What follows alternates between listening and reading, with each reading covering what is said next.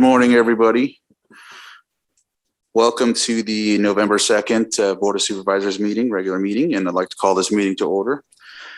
Today I'll be taking over as chair, as Supervisor Sabatier is he's going to abide by the COVID protocols today. So we'll start. Does anybody have a moment of silence? No moment of silence? Well, let's do a moment of silence for any ideas? Actually, let's do a moment of silence for Shirley. Last weekend, our last meeting on Tuesday, we all received an alert that she was missing, and she was actually found deceased a couple days later. There you go. Thank you.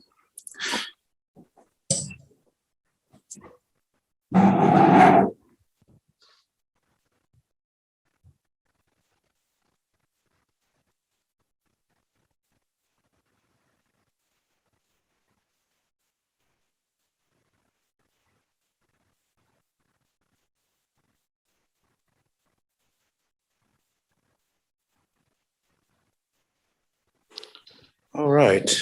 Tina, would you lead us in the pledge, please? Ready? Begin. I pledge allegiance to the flag of the United States of America and to the republic for which it stands, one nation, under God, indivisible, with liberty and justice for all. Thank you. I'm so used to kindergarten still when we used to sing My Country 'Tis of Thee right afterwards. Yeah. All right. So with that, we would be on item number 4, any consideration of extra items not appearing on the posted agenda. Does anybody have anything they'd like to add? I mean, we could probably fit it in. I mean, just kidding.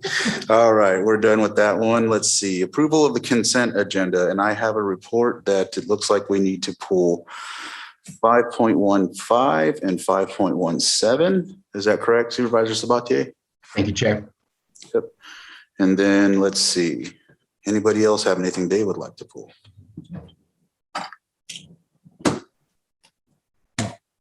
All right. Anyone from the public or anyone on Zoom that would like to pull anything from the consent agenda? If you do, please raise your hand, press 6, I think it is, to. There is one hand up in the Zoom room, Mr. Vice Chair. Okay, well, let's see. On 1113. All right. Press *6, and I think you can unmute, and there you go. No, I don't want to pull anything from the consent agenda. Thanks. Thank you. Okay. All right. Not seeing anyone get up or anyone else raising their hand, we'll go ahead and bring it back to the board for action.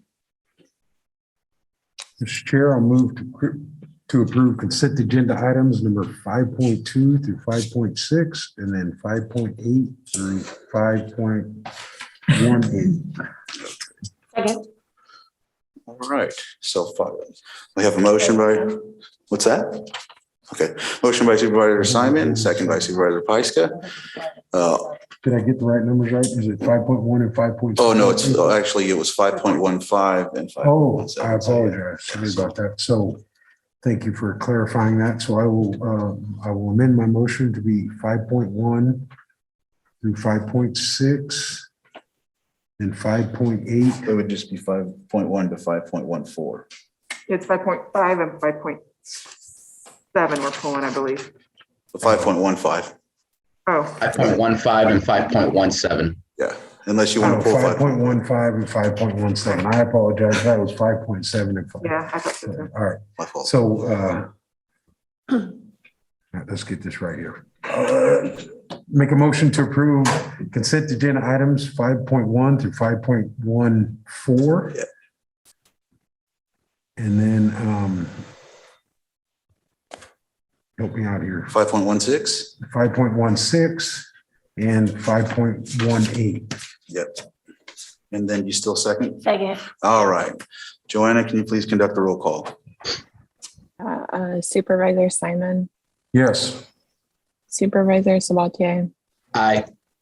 Supervisor Scott, Aye. Supervisor Pyska, Yes. and Supervisor Crandall. Aye. Thank you. So Yeah, so we are at 9:06, but I'm going to go ahead and conduct, I think it is, you think that 5.15 would be done pretty quickly? Yes, assuming representatives from Public Works can speak to that. 5.17, I understand it was merely a change in the indemnification clause. Mike, So yes, assuming Public Works is here to speak to 5.17, I think it can be taken up quickly. It's my understanding it was just a correction to the indemnification clause. It looks like Director De Leon is here. Okay, so I guess we'll go ahead and start with that one, 5.17, since he's here. All right. Do you want to introduce the item, Mr. Chair? Yeah, let me go to it. I'm sorry, that's what I did wrong. So 5.17, sitting as the Board of Directors of Lake County Watershed Protection District, A, waive the formal bidding process pursuant to Lake County Code District 38.2, as it is not in the public interest due to the unique nature of goods and services, and approved agreement with the Ramble Consulting Energy Group for AEM survey services not to exceed $50,000 and authorize chair to sign. All right, Scott. Well, good morning. It's my understanding that there was some concerns about the indemnification clause that got modified yesterday, and I believe County Council agreed or approved that to form.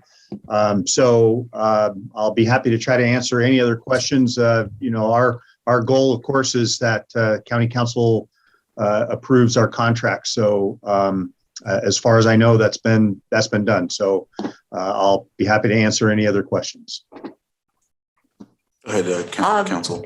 Thank you, Mr. Chair. Anita Grant. I did approve it as to form. I did caution them, however, that it has changed now from available insurance to applicable insurance. And the department perhaps can speak to exactly what that means, because there's nothing that I saw in the amended language that indicates exactly whether and to what extent they may limit the recoverable insurance coverage. For that, is there anything you'd like to add to that, Director De Leon, or does that sum it up? Yeah, I'm afraid, well, I see William Fox from Water Resources has joined us. He's been working with a consultant, and perhaps if he has a better explanation for that, I'll defer. Okay. Mr. Yeah, Fox. Ramble has stated that to clarify the applicable minimum as refers to the avoidance of doubt, and because Ramble deals with a lot of other construction and jobs that they have their minimum insurance clause. For this case, it would be $1 million aggregate for professional liability, but for other cases, it's much more than $1 million. But because of the going back and forth, we had to put it as this language for this contract for this specific case. I hope that clarifies it. Oh, thank you, Mr. Fox. Is there anyone from the board that has any questions? I think that covers it. Okay. Go ahead, Ms. Grant. I guess I'm still somewhat at a loss. It says available coverage. What the contract requires is that $1 million. So applicable still seems like a strange choice of words here. However, if the department feels that this is a minimal risk and your board agrees, then certainly, again, I approved only as to form on this. Supervisor Sabatier. Yeah, I'm just to kind of clarify and discuss it to better understand. It says minimum insurance coverage on our, and then it says as required in section 9 herein. In section 9, it says the $1 million. So from what I understand is the minimum is 1 million as we request, but it could be more depending on what insurance they bring to the table for whatever for the job and task that they're doing. Is that the understanding? Correct. Yes. Okay. Okay. Well, do we have that? It's written that way, or? That's Yes, the way in that I section read 9. it as is. Yes. The one thing I can suggest is in the future, the language should be really tight and clear, because again, there's always a difference between available coverage And available modifies the requirements that your board has approved for insurance for these contracts, as opposed to applicable, which is a subjective term. I see. So it seems as if the department is comfortable that this is sufficient coverage, and your board is certainly entitled to rely on that. I'm just pointing out that the distinction in words is not necessarily without a difference. And what people talk about, oh, this is what I mean, isn't really helpful unless it's within the four corners of a document. So here it appears that Water Resources is comfortable. So, you know, as I said, your board's entitled to rely upon their assurances. All right. Supervisor Sabatier, it looks like you have another comment. Yeah, I do have a question. I don't see where it states available. I only see applicable. I'm just kind of curious where that term is. No, it's changed. It's been changed from available to applicable. That's the point. Okay, and from what I understand, you're telling us as a board that that's a stronger term to use, applicable, than available? No, I'm telling you it's less defined. Okay. Applicable is more subjective. Available is what they've got. And the contract sets limits. Since the contract only requires certain things, I understand what the contractor is asking for. It's just normally you don't change it with just one word. But again, the department's comfortable in their discussions with this vendor. So again, your board's entitled to rely on this. I'm just raising it as, Right. I wouldn't make it a common practice, is my point. Thank you. Anything else to add there from the Department of Water Resources here? No, I appreciate council's clarification and certainly her opinion. Pretty unique contract here with the consultant actually working for the state. So it's a unique situation, and I think our risk is minimal. We have some our standard insurance requirements, and they've agreed to meet those. So, but we will certainly make sure that we're future contracts are not as ambiguous. Thank you. Is there anyone else from the board that has anything before I open up to the public? No, anyone from the public that wants to comment on this for public input? Okay, not hearing anyone. We'll bring it back to the board for action. Mr. Vice Chair, sitting as the Board of Directors for the Lake County Watershed Protection District, I waive the formal bidding process pursuant to Lake County Code Section 38.2, as it is not in the public interest due to the unique nature of the goods and services. And can I keep going, Anita? And approve agreement with Ramble Consulting Engineering Group for AEM survey services not to exceed $50,000 and authorize the chair to sign. All right. Second. A motion by Supervisor Scott, second by Chair Sabatier. Johanna, please, can you conduct the roll call? Yes. Supervisor Simon, Yes. Supervisor Sabatier, Aye. Supervisor Scott, Aye.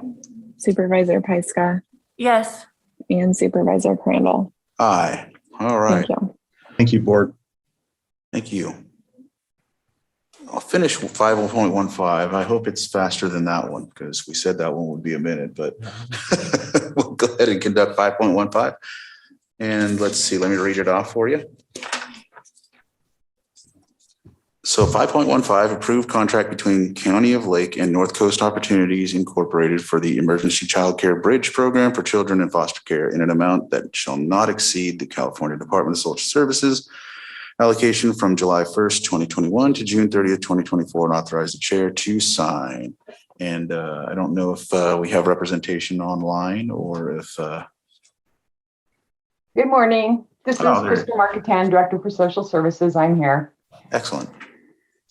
We understand why the contract was pulled. There was, in looking into it further after I was first notified that it may be pulled, I found that there was miscommunication that created between program and our contracting staff that created an abnormally long process and failure to comply with some parts of the new purchasing ordinance. And so we will go back and correct that and bring it back to the board. Thank you for that. Anybody from the board that has anything they'd like to add or no? I'll go ahead and open it for public input just in case. All right, hearing nothing. So we'll just bring this back at a later time then? Okay. Yeah. All right, Crystal, thank you very much. And with that, Thank we'll you. close this item and move on to the timed items, public input. It's a 9:05 item. We're a little bit behind schedule, but we'll go ahead and open it for public input. Anybody that wishes to speak for 3 minutes or so to express something that's not covered on the agenda, please come up to the mic or raise your hand in the Zoom room so we can address the topic you would like to discuss. Just know that we aren't trying to limit your speech. We have to allow other time for other people to speak for 3 minutes. And the other thing is if you can keep it concise, because someone else may need to speak as well. And we may not respond because if it's not on the agenda, we're at liberty to respond to that. So is there anyone that would like to come up to the mic and speak for a public input? Do you see any hands in the Zoom room? We do have one hand, Mr. Vice Chair. It is phone 1113. All right, if you could unmute and you can speak for 3 minutes and express what it is that's on your mind. Yes, thank you very much. This is Dr. Will Tuttle. I'd like to just bring up to the board again, given the extraordinarily coercive COVID vaccination program, let's give it a little bit of thought here. What explains the emphasis, even the use of very coercive methods to force vaccination on populations when even big pharma and the corrupt medical establishment only claims a short run and steeply declining protection from this vaccine? According to the medical establishment itself, double vaccination is no longer a protection. Booster shots are going to be needed every 6 months for the rest of your life. This is especially puzzling when we consider the known facts. Number one, that mortality of COVID is very low. It kills mainly those with comorbidities and those who are untreated or wrongly treated. Number two, the vaccine reduces our natural immunity. Number three, the vaccine causes a large number of adverse reactions, including deaths and lifelong disabilities. The CDC and the WHO admit that the adverse reactions reporting system vastly underreports the deaths and adverse reactions from the vaccine. No vaccine or medicine ever before in history has been kept in use that produced even a tiny fraction of the reported deaths and injuries of the current vaccines for COVID. The vaccine causes variants that are immune to the vaccine and to the weakened immune system of the vaccinated. New vaccines are needed to deal with the new variants, producing even more new variants. Number five, the medical establishment has blocked, to the extent of its ability, the treatment of COVID with two known, safe, effective, and inexpensive medicines, ivermectin and hydroxychloroquine. Doctors who have saved lives with these medicines have been fired for using them. Number six, distinguished and renowned scientific and medical experts, including Nobel laureates, have been censored and deplatformed for warning about the dangerous vaccines and advocating effective treatment instead. Number seven, the media speaks with one deceptive voice that vaccination is the only hope. Number eight, evidence from a number of countries demonstrate that COVID cases and deaths rise with vaccination, that the majority of cases and deaths from most age groups are vaccinated. Number nine, the science is clear that the vaccinated spread the virus just as easily or more easily than the unvaccinated. And number 10, indeed, the evidence is clear that the unvaccinated relying on natural immunity are better protected than the vaccinated.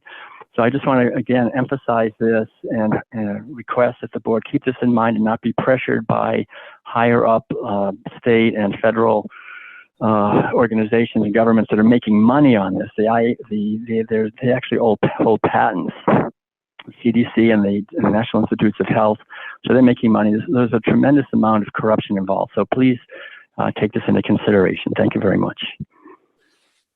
All right, thank you for your comments. We appreciate it. Is there any other, any other public input that anyone would like to? Mr. Vice Chair, we do have, just a moment, we do have two more hands up. The next hand up is Eileen Anderson in the Zoom room. All right, Eileen, if you could unmute yourself, and when you start, we'll give you 3 minutes. As you said, my name is Eileen Anderson. I'm here today to strenuously urge the Board of Supervisors to end all COVID restrictions. We are no longer in a state of emergency with just 12.4 cases per 100,000 people in the state of California, according to COVID19.gov. That was when I looked it up yesterday, November 1st. In Lake County, we had four cases last week with one death all month. I also would like to talk about the coming mask and vaccine mandates for school children K through 12. First of all, though, I'd like to give a pre-buttal because I've been on these things, these Zoom meetings before, and it's a tragedy that the Board of Supervisors can say, oh, that's just a conspiracy theory, and we're not going to follow that. When in reality, the difference between a conspiracy theory and the truth is about 6 months, as we have been finding out.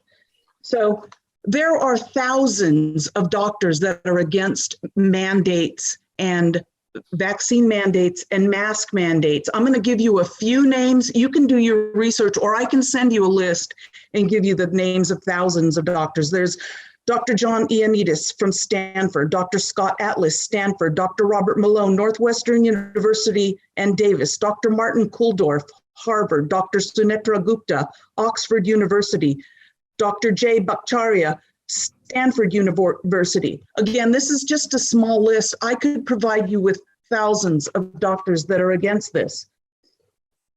The recovery rate in children is 99.97. Why are we mandating a vaccine that honestly, if you look at all the facts, has not gone through enough testing?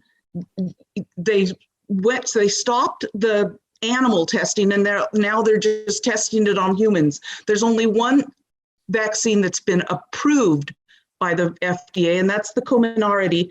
And this is not confirmed. I've researched, but it's very hard to come by in the United States of America. And so they're using other Pfizer vaccines that I cannot confirm. I've researched, but so just wanted to make a note of that. Also, I'd like to point out that who is funding these doctors that are mandating this? Big Pharma. Why would they kill the golden goose that is providing their funding for these vaccines? It doesn't make sense. Also, I'd like to note that there is no science behind the mandates. You know, you guys sit there with your masks on. If you were in a restaurant sitting at a table with a beverage in front of you and a plate of food, you wouldn't have to be wearing a mask right now. What is the science behind that? Comments, please.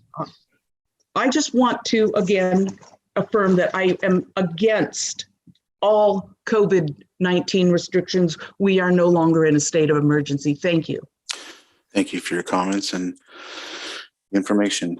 Mr. Chair, the next speaker with hand up in the Zoom room is Swimmy. Okay. If you can unmute yourself and please state your name so we can put it on record, and you have 3 minutes. Thank you. Good day, everyone. I am Amanda Rose, and we, the Soul and Body, have repeatedly presented to direct our public servants to fulfilling their duties in ways that satisfy we, the people. Today, I attempted to enter my courthouse and was told by private court agents that they were not going to permit me to enter without covering my face, which violates my constitutionally protected rights. So today, having driven an hour to be able to deliver to you living testimonies from men and women serving as OPP police officers and world-renowned doctors, I have given my evidence package to a woman named Susan Parker to deliver to you, the Board of Supervisors. They include extremely important And included in the extremely important docket is a collection of FOI requests from over 20 public health offices and agencies, proving that around the world, the alleged virus being used to justify these harmful, irrational, and non-consensual mandates, which aren't law, simply has neither been purified nor isolated, and therefore has not been proven to exist. I also present to provide notice that today's vote puts each of the people serving as board members of this county in full commercial liability to perform according to their oaths of duty. Ignorance of the law is no excuse, and now plausible deniability no longer exists. Any law made that violates the Constitution for the United States of America is null and void. As we have the right to life, life requires oxygen.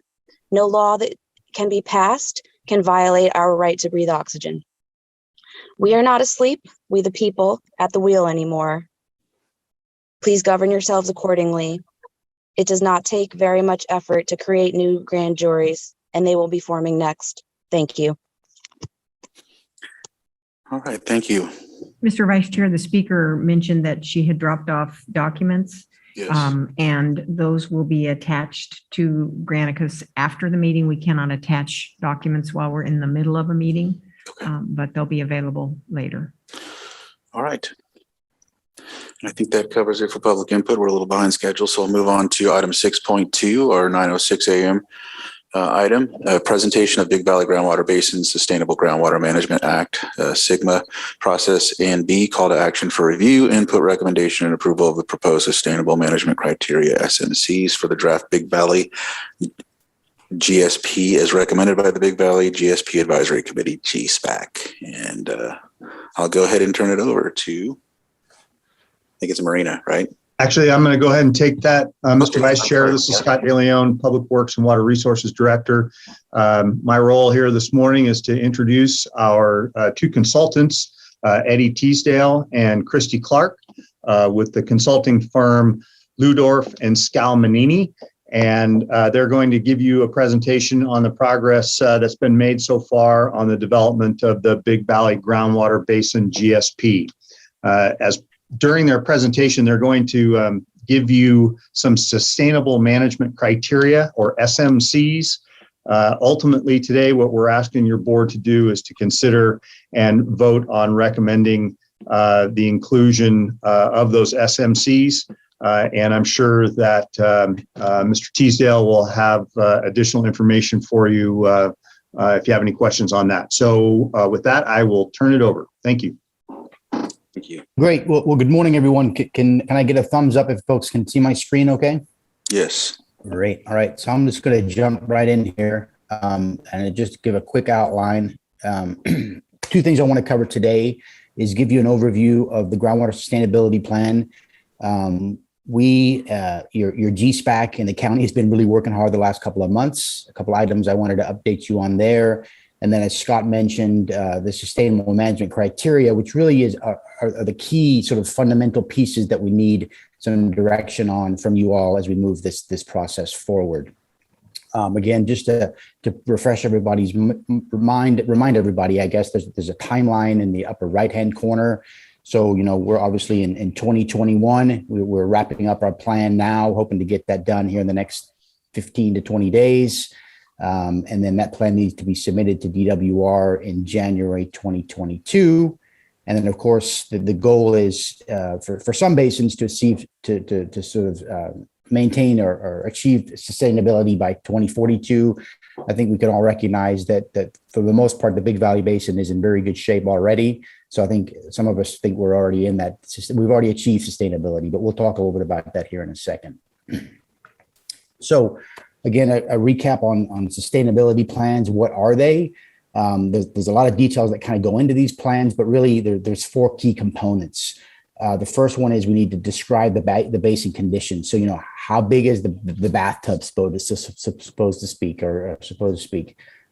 Who's using water? Where is it being used? What are the entities that are in the basin?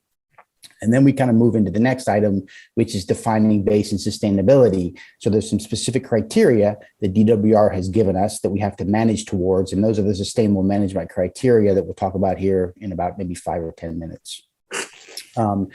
And then another item that comes out of these plans is sort of developing projects and management actions. So in some cases, in some basins, if they're not sustainable, there's certain projects and or management actions that have to be implemented to become sustainable. So again, we've addressed some projects and management actions in the plan.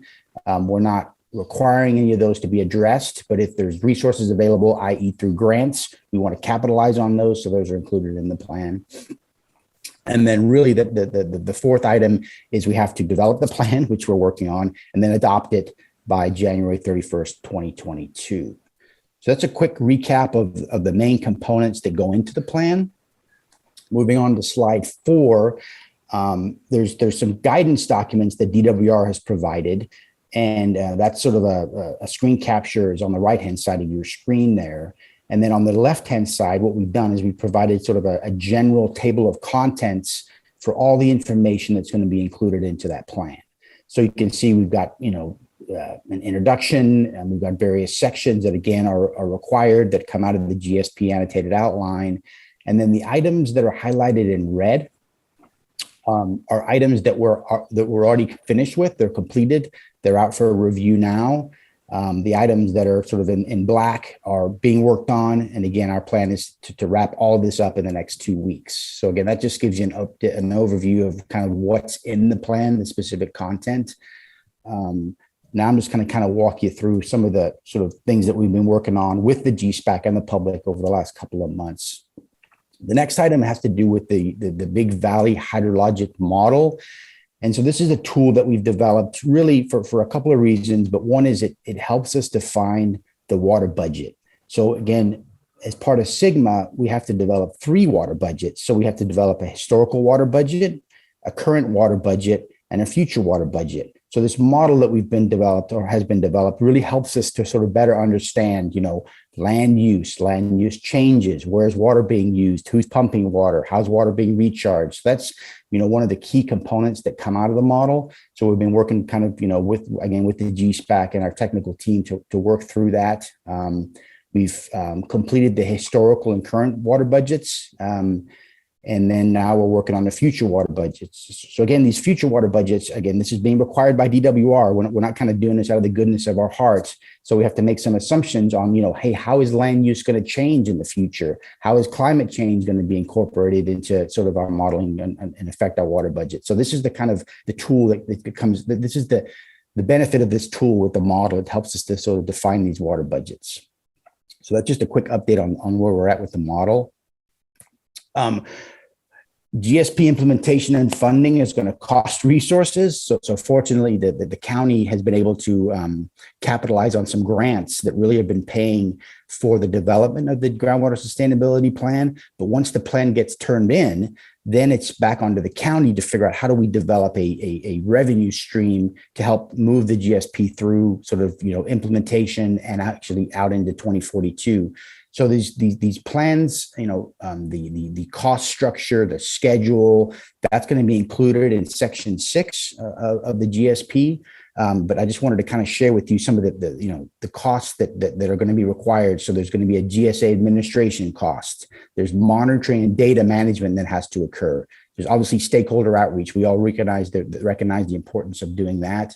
And then also GSP implementations and updates. So there's certain requirements that DWR has, annual reports, 5-year updates that have to be funded. So again, we're working sort of with Scott and his team to try to figure out how do we sort of develop a revenue stream. And again, this will all be run through the GSPAC before we make any decisions and presented to you all. I guess one other thing is we really want to make sure that we have grants available or we can capitalize on grants when they are available. So that's really important. And then I've just clipped a text from the Sigma legislation that does allow the GSA to actually impose fees if needed. So I just wanted to share that with the group. And again, there'll be more details on this as we kind of move through the process. Gsp schedule.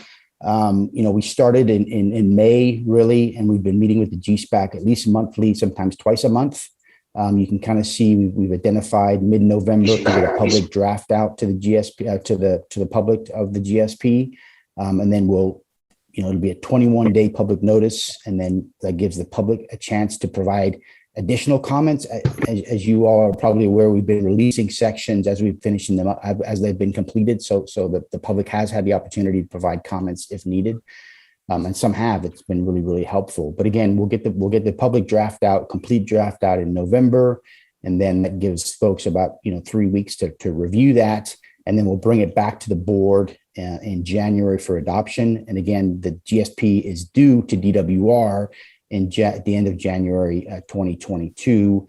Again, I want to clarify for the public that there's not only the public draft that's available to provide comments on. Once it's submitted to DWR, there's 75 days that are allowed for the public to provide additional comments. So after the GSP has been submitted in January 2022, there's an additional 75 days that will be available for the public to provide comments directly to DWR.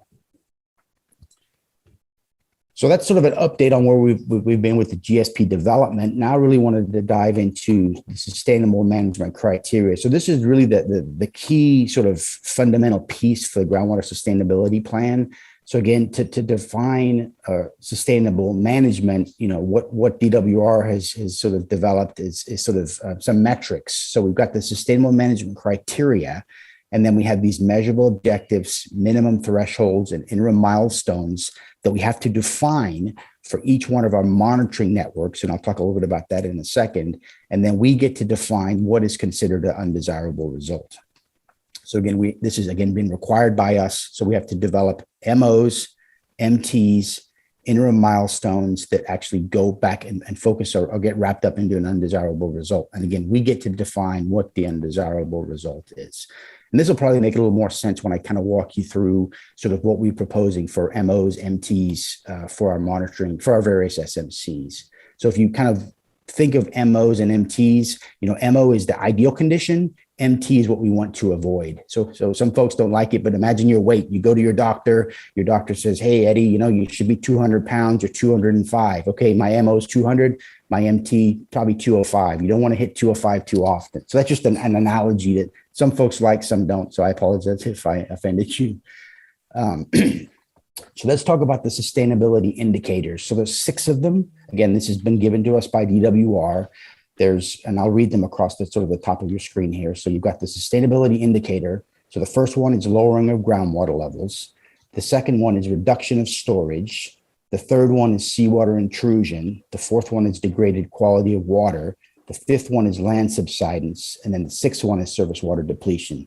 I think we can all recognize that we're far enough away from the ocean that seawater intrusion is really not an SMC we have to deal with here in Big Valley. And now let's talk a little bit quickly about the metrics. So the metric for lowering of groundwater levels is groundwater elevation, right? So we know we've got lots of wells within the Big Valley area. So we watch those water levels and they're going to fluctuate seasonally, but we have to define MOs and MTs for water levels. Reduction in storage, it's kind of similar to water levels, right? We want to make sure that we're kind of keeping the storage in the aquifer sustainable. So if we can keep water levels sustainable, generally we're not having a huge impact in the reduction in storage. So in a lot of cases, the SMC for reduction in storage, we use groundwater elevations as a proxy. Degraded water quality, we're going to utilize a monitoring network, and we're going to collect water quality data from those wells, and we'll utilize a total dissolved solids as a proxy for sort of understanding the health of the water quality, groundwater quality. Land subsidence, again, it's not an issue in this basin. Some of the basins in Southern California have big issues. So again, all these metrics are in relation to groundwater extraction. So if we're extracting groundwater that's resulting in subsidence, we've got an issue. We're not seeing that in Big Valley, but we recognize it's important, so we want to monitor it. And then the surface water depletion SMC, that's sort of a volume of rate where we're looking at, if groundwater is pumped near a creek, near a stream, if it's having a negative impact on surface water, we have to set up an MO and MT for that specific SMC as well. So I'm going to move to slide 10 briefly, and this is the monitoring network. So remember, for these SMCs, what we have to do is we have to develop a representative monitoring site. And then at that site, and generally it's a well, we set an MO and an MT. So we've got two networks, sort of monitoring networks in the county. We've got a broad monitoring network, 50 something wells. That's going to continue. That's what William and his folks have been working on the last couple of years. That's going to continue. But then we've got a subset of the broad monitoring network, which we're going to represent what we're calling as a representative monitoring network, or the representative monitoring sites. These are the RMS wells that we're going to utilize to set the SMCs. Okay. And in some cases, we have different wells that represent different SMCs. So as an example, recognizing the importance of water quality, we've added a couple of wells that maybe are not included in the water level SMC or the RMS network. And then also for the surface water depletion SMCs, we've tried to select monitoring wells that are closer to surface water, right? If we're trying to monitor the impacts of pumping near surface waters, we want to monitor wells that are closer to the creek. So there's a bit of a shift in the RMS network, but generally there's 6 to 7 wells for each one of the SMCs. So, we've worked with the GSPAC. I think we started our initial meetings on the SMC factor or SMC task probably back in early August. And I think we counted with the meetings we've had with the GSPAC, and then we've also had meetings with individual GSPAC members because they all represent different stakeholders, have different concerns. I think we've had about over 20 meetings over the last couple of months to talk about specifically SMCs. So recognizing, that everybody has different interests, what we decided to do, and this is Christy Clark with Stantec was sort of instrumental in sort of setting this up, is what we did. We had a sort of a ranking system, and I've sort of illustrated that on the right-hand side of the of your screen here, where we have a ranking system from 1 to 6. And 1 would be a vote where the GSPAC fully endorsed the MO-MT SMC, and 6 they would outright reject it. And so again, if we had folks, and we had some that were sort of on the 5 and 6 range, what the question was, how do we get them back down, ideally below 4? That's what we're looking at. So when you kind of look at the sort of the distribution of the GSPAC members, 10 members, I think most of the votes came back in that 1 to 3 range. We did have some outliers, and we're kind of working through those now. But I just wanted to share that with you, that this is not being done within a vacuum. So last slide, I promise. This is the key slide. So what I've tried to do here is I've listed the sustainability indicators on the left-hand side of the column. So you can see sustainability indicator, and then we've got the 5 that are listed. We've got chronic lowering of groundwater elevations, reduction in storage, degraded water quality, land subsidence, seawater intrusion. I included it, but it's not applicable. And then we've got the depletion of interconnected surface waters. And then what we've done is we've sort of worked with the GSPAC, and we've identified MTs, MOs, and undesirable results for each one of the SMCs. I do want to note that when these plans are submitted to DWR, what we've been told is we're going to be sort of judged on the MT. So again, I mentioned the MO is the ideal condition. That's where we want to get to, but we're not going to be judged by DWR on that. We're getting judged by the MT. We want to avoid hitting that MT. So let me kind of walk you through these. I know it's a lot of information, but the chronic lowering of groundwater elevations, let's talk about the MT. So this is what we want to avoid. So this is going to be, the agreement has been, or the county's recommendation is, it's the lowest historical spring groundwater elevation plus an operational flexibility margin at each RMS for groundwater elevation. So that's the MT. Let's talk about the MO. The MO is the average historical spring groundwater elevation at each RMS for groundwater elevation. And then it's really important to understand the undesirable results. So what is considered undesirable? This is a local decision. What we're saying is considered undesirable is when 33% or 2 out of the 6 RMS wells fall below the MT for 2 consecutive years. So if that happens, there has to be a management action occur to bring that water level back up above the MT and ideally headed towards the MO. And then let me just kind of walk through these, and I'll open it up for questions. Reduction in groundwater storage. I mentioned the sort of the bathtub analogy. So if we can keep water levels stable, then we're not seeing reductions in storage. So for the reduction in storage SMC, and again, we're required to set these, we're saying it's going to be the same SMC as groundwater levels. So the idea, again, the analogy is if water levels are not changing, we're not seeing changes in storage. Degraded water quality. We're very fortunate in Big Valley. Water quality is extremely good. So what we're utilizing is total dissolved solids as a sort of a proxy for the overall health and water quality of the groundwater in the basin. So total dissolved solids of 750 milligrams per liter is the MT. The MO is 500 milligrams per liter. So that's sort of the MO is set at the secondary drinking water standard in California. And then recognize the importance again of water quality. We added an additional RMS well. And so in this case, we're saying when the undesirable result would be when 2 out of the 7 RMS wells exceed the MT for 2 consecutive years. So just to give folks a sort of an understanding right now that the TDS, the average TDS, and we had just done some recent sampling with DWR, is around 350 milligrams per liter. So we're not even at the, we're in this case, we're well below the MO already.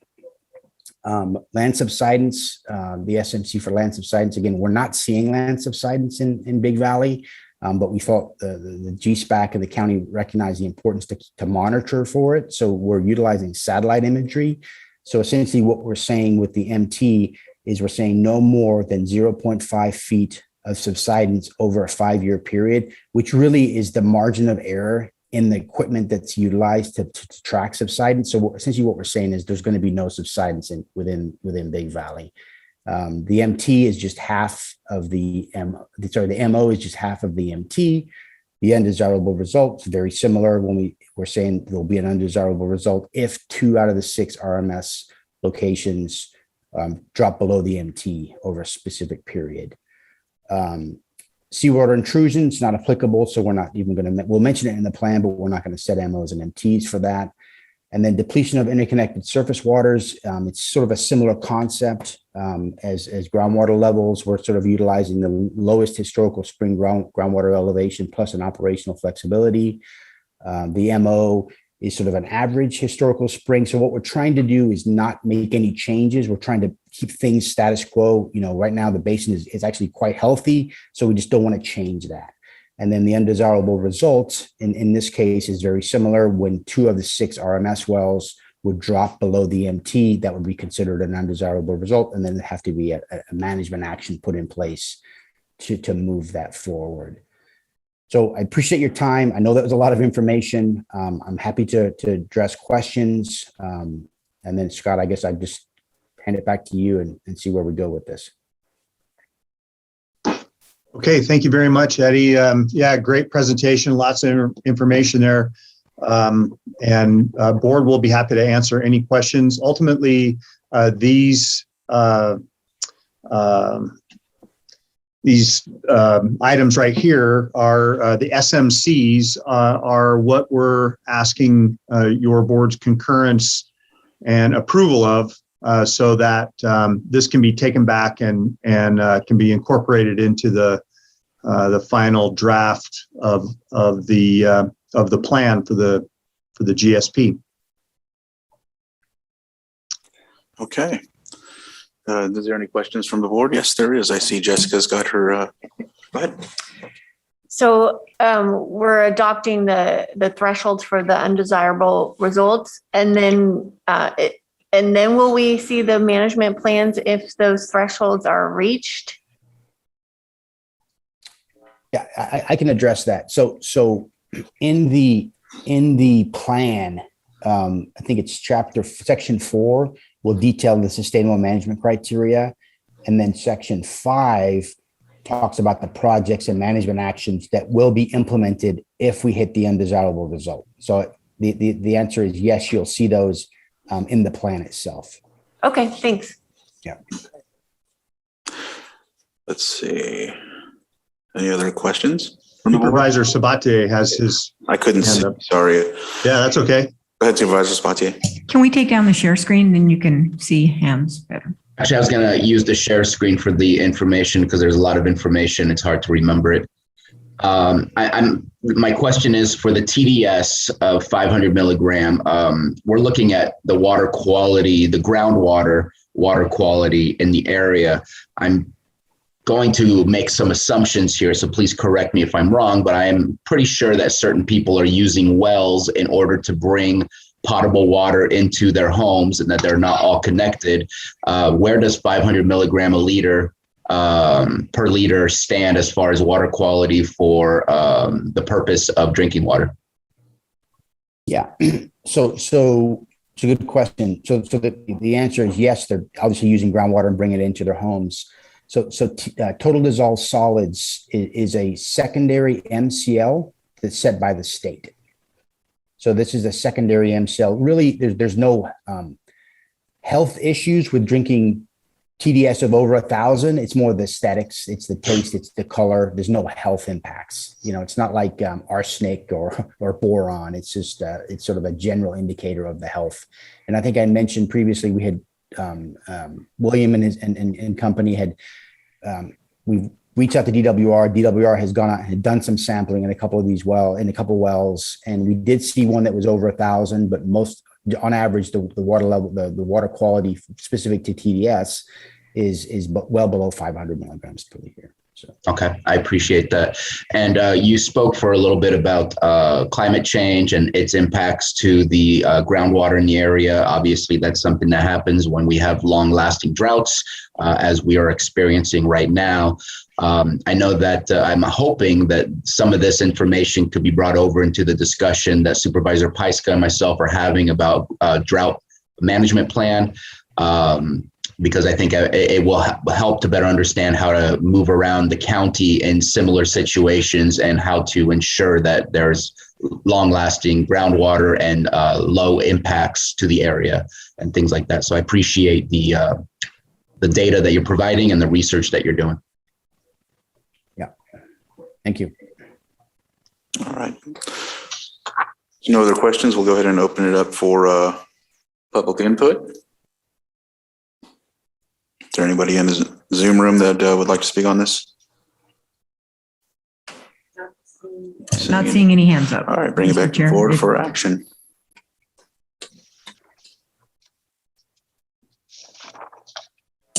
Mr. Vice Chair, sitting as the Board of Directors of the Lake County Watershed Protection District, acting as a Big Valley Groundwater Sustainability Agency, I consider and approve the proposed SMCs for the draft Big Valley GSP as recommended by the Big Valley GSP Advisory Committee.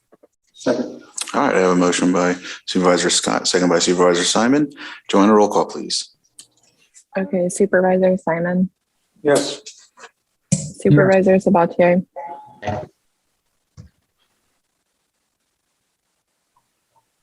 Supervisor Sabatier. Aye. Okay, Supervisor Scott. Aye. Supervisor Pyska. Yes. And Supervisor Crandall.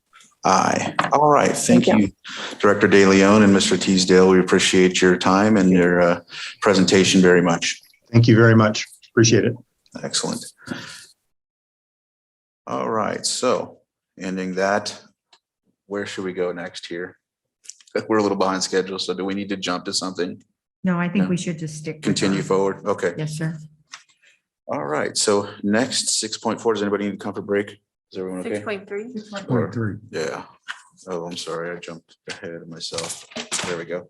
6.3, 9:20 a.m. Sitting as the Board of Directors in-home supportive services public authority. Consideration of memorandum of understanding between in-home supportive services public authority and SEIU local 2015 union. And so go ahead and so it looks like Director Marquitan is in the room. I assume she's presenting this to your board. Director Marquitan. Mr. Chair, you may want to, it looks like she is here, but may have just stepped away. I'm here. Okay, she's great. There we go. Yes. So today we have the agreement between SEIU 2015 and the Department of Social Services for the next 2 years and 2 months. And this gives the IHSS providers a 65-cent an hour raise.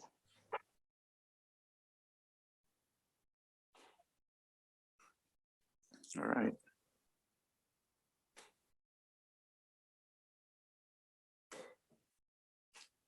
Is that? Okay. Yeah, I mean, that basically is the essence. The term.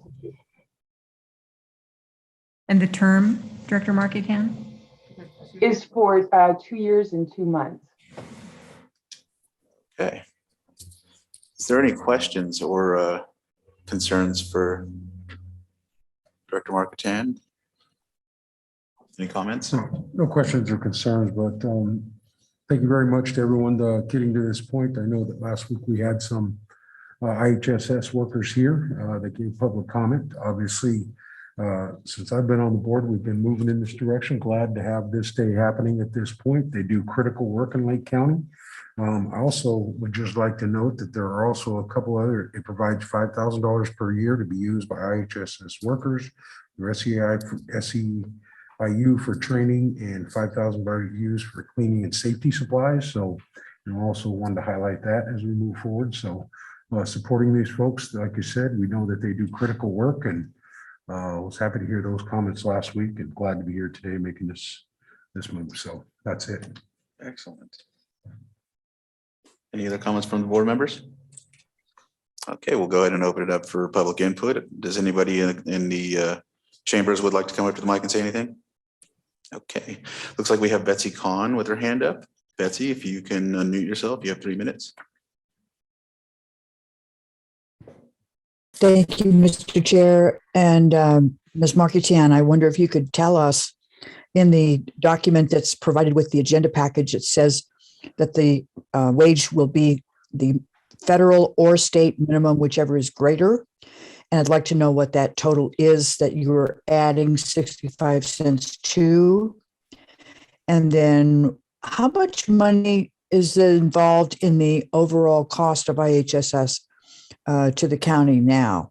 And where can we get information about those facts about the IHSS workers?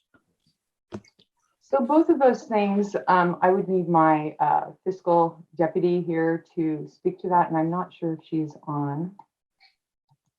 Nikki Dolby.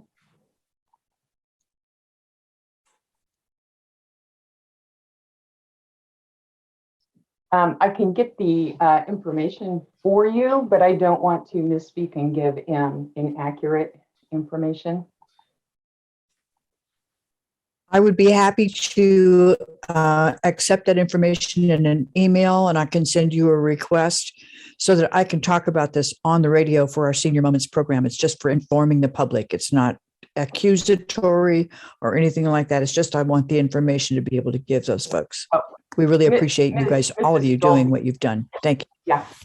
I would just like to add that we are really pleased that we have reached an agreement as well. And I see that Mickey is here.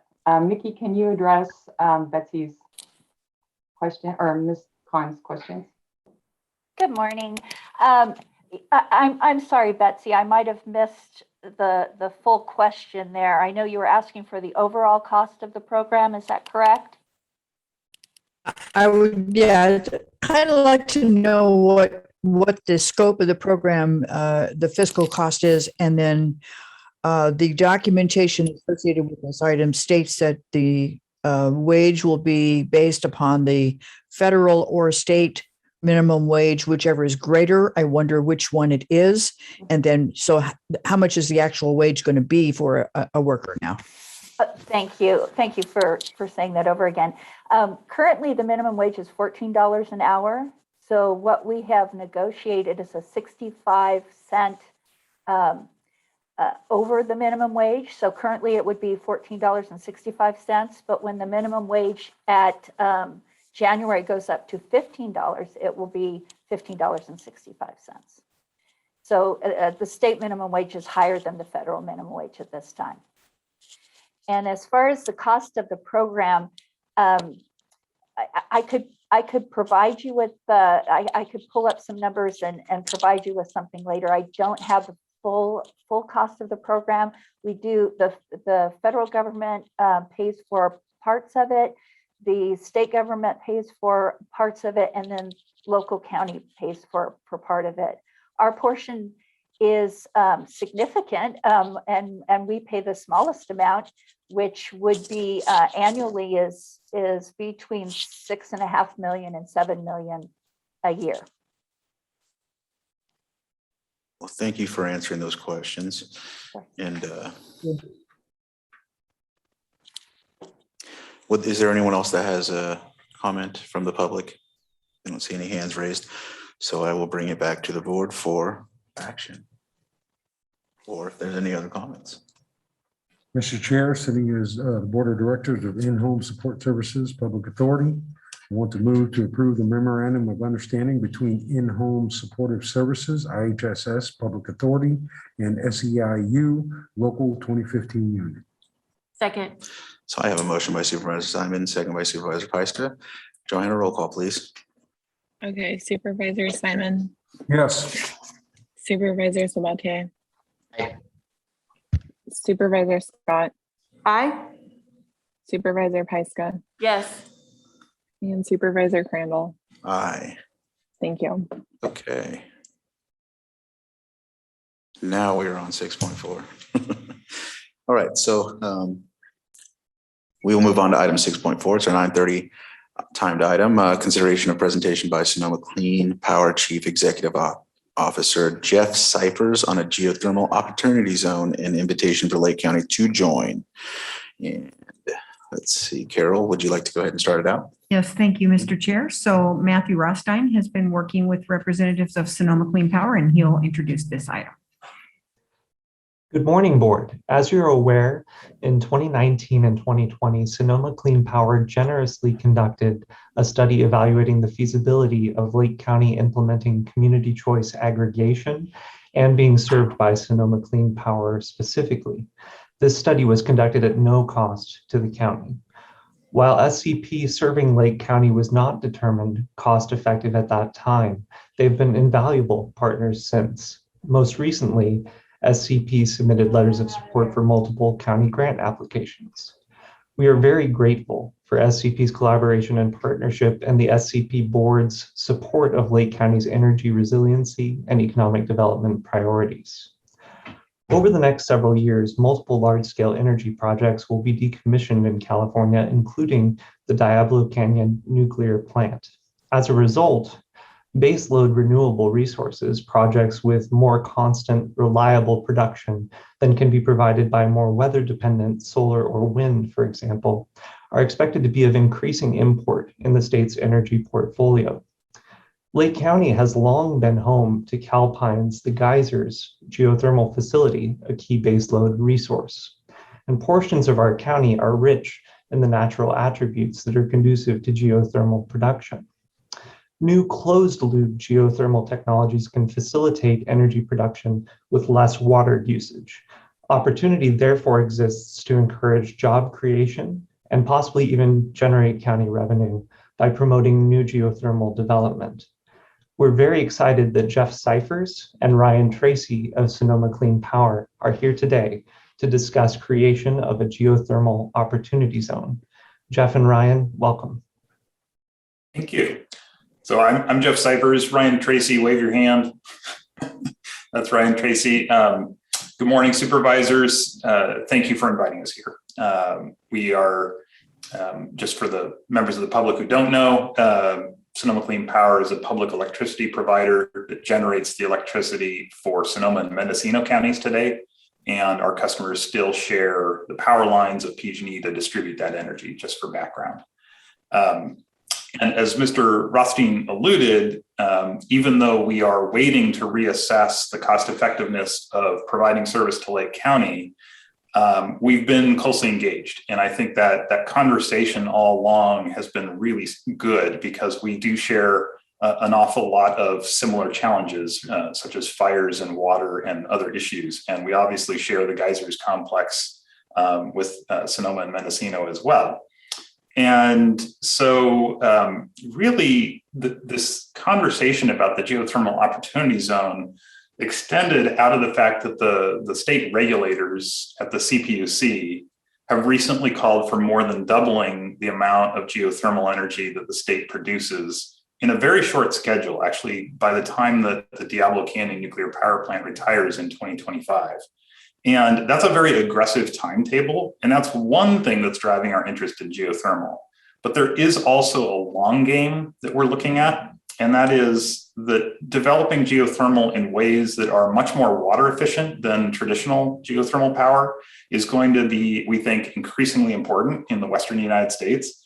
And also, looking at technologies that use much less land than traditional geothermal, so that you don't have the long flow tubes and other things that are needed for the geysers type of power generation.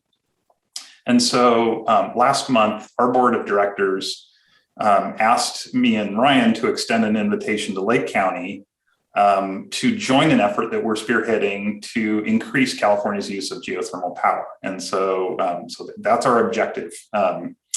And further kind of reinforcing the need for 24/7 clean power is the fact that California is not just closing its last nuclear power plant, but it's also phasing out the use of natural gas power. And in fact, the state has a law, Senate Bill 100, that requires no gas plants to operate in the year 2046.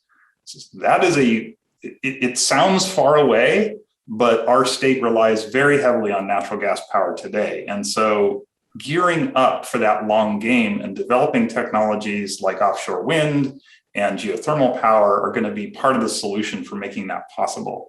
And so part of what will also make it possible are creative energy storage solutions like the Flashes grant that you are pursuing as well with the closed loop tanks of water. And so I wanted to, let me see if I can share my screen.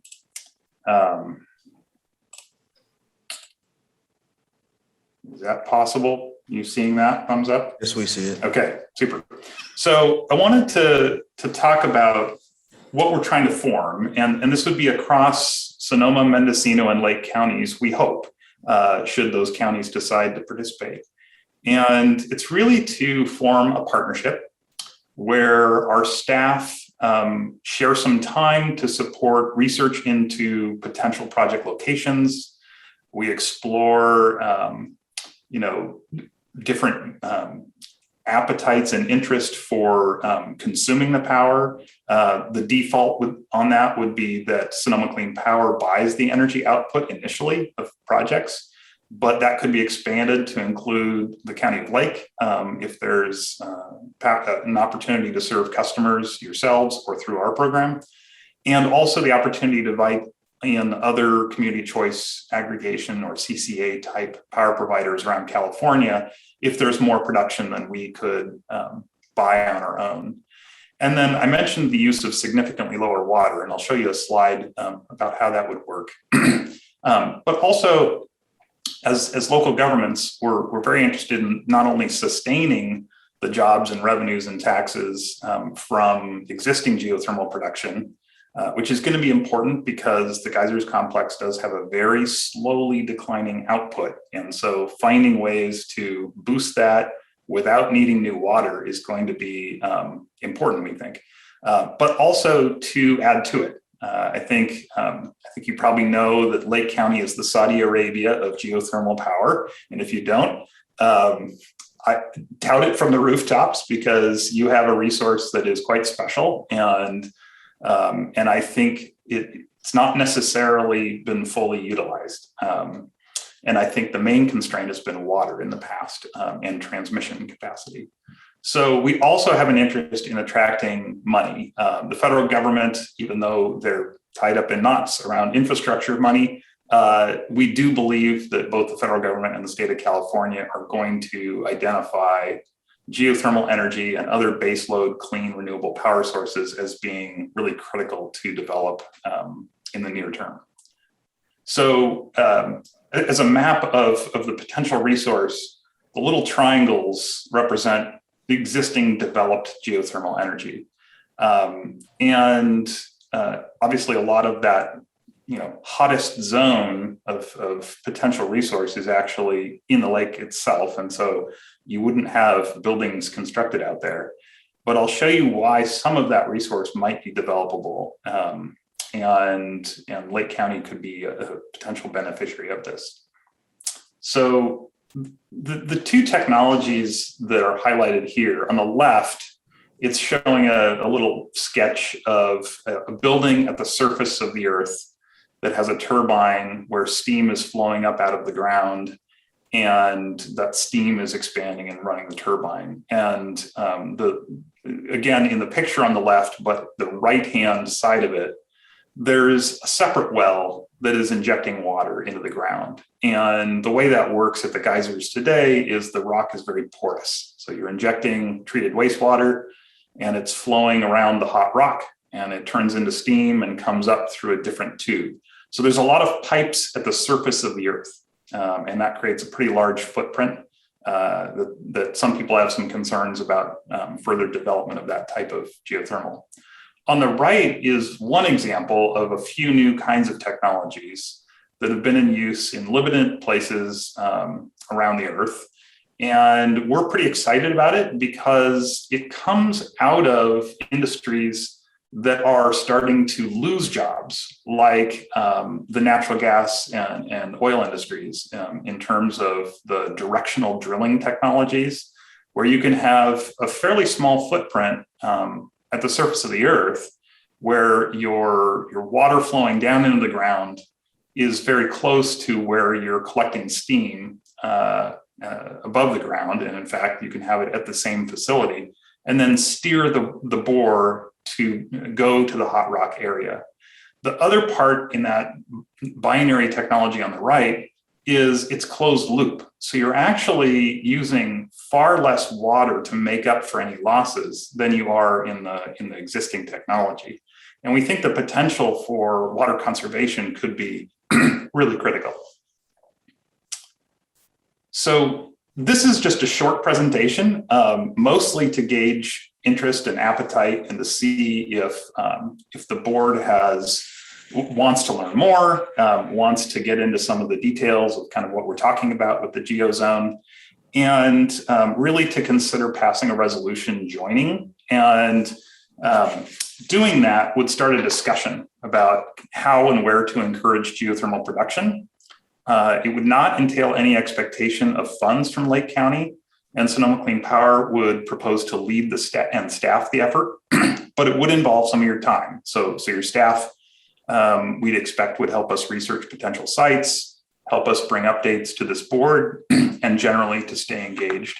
And with that, Matthew, maybe we could see if there's questions on this and go from there.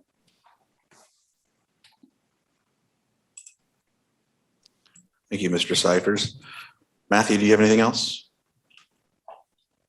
I don't have anything further to add at this time, but we'll look forward to your board's questions and questions or comments from the public. Excellent. Supervisor Pyska. Yeah, I appreciate this conversation, and I think we're interested in some exploration, but are you looking to expand out of the geyser complex in other parts of the county? We are, and with very small footprint technology. So the idea is, instead of having relatively massive buildings with giant concrete pads and lots of tubes, we're looking at trying to use technology that each individual plant might be relatively small in terms of its output, but also small in terms of its footprint as well. So we're considering opportunities to site projects on public land, private land, potentially tribal properties if the tribes wish to own these assets and sell to us. And so I think there could be a number of different kinds of places to place it. So it would all be new infrastructure.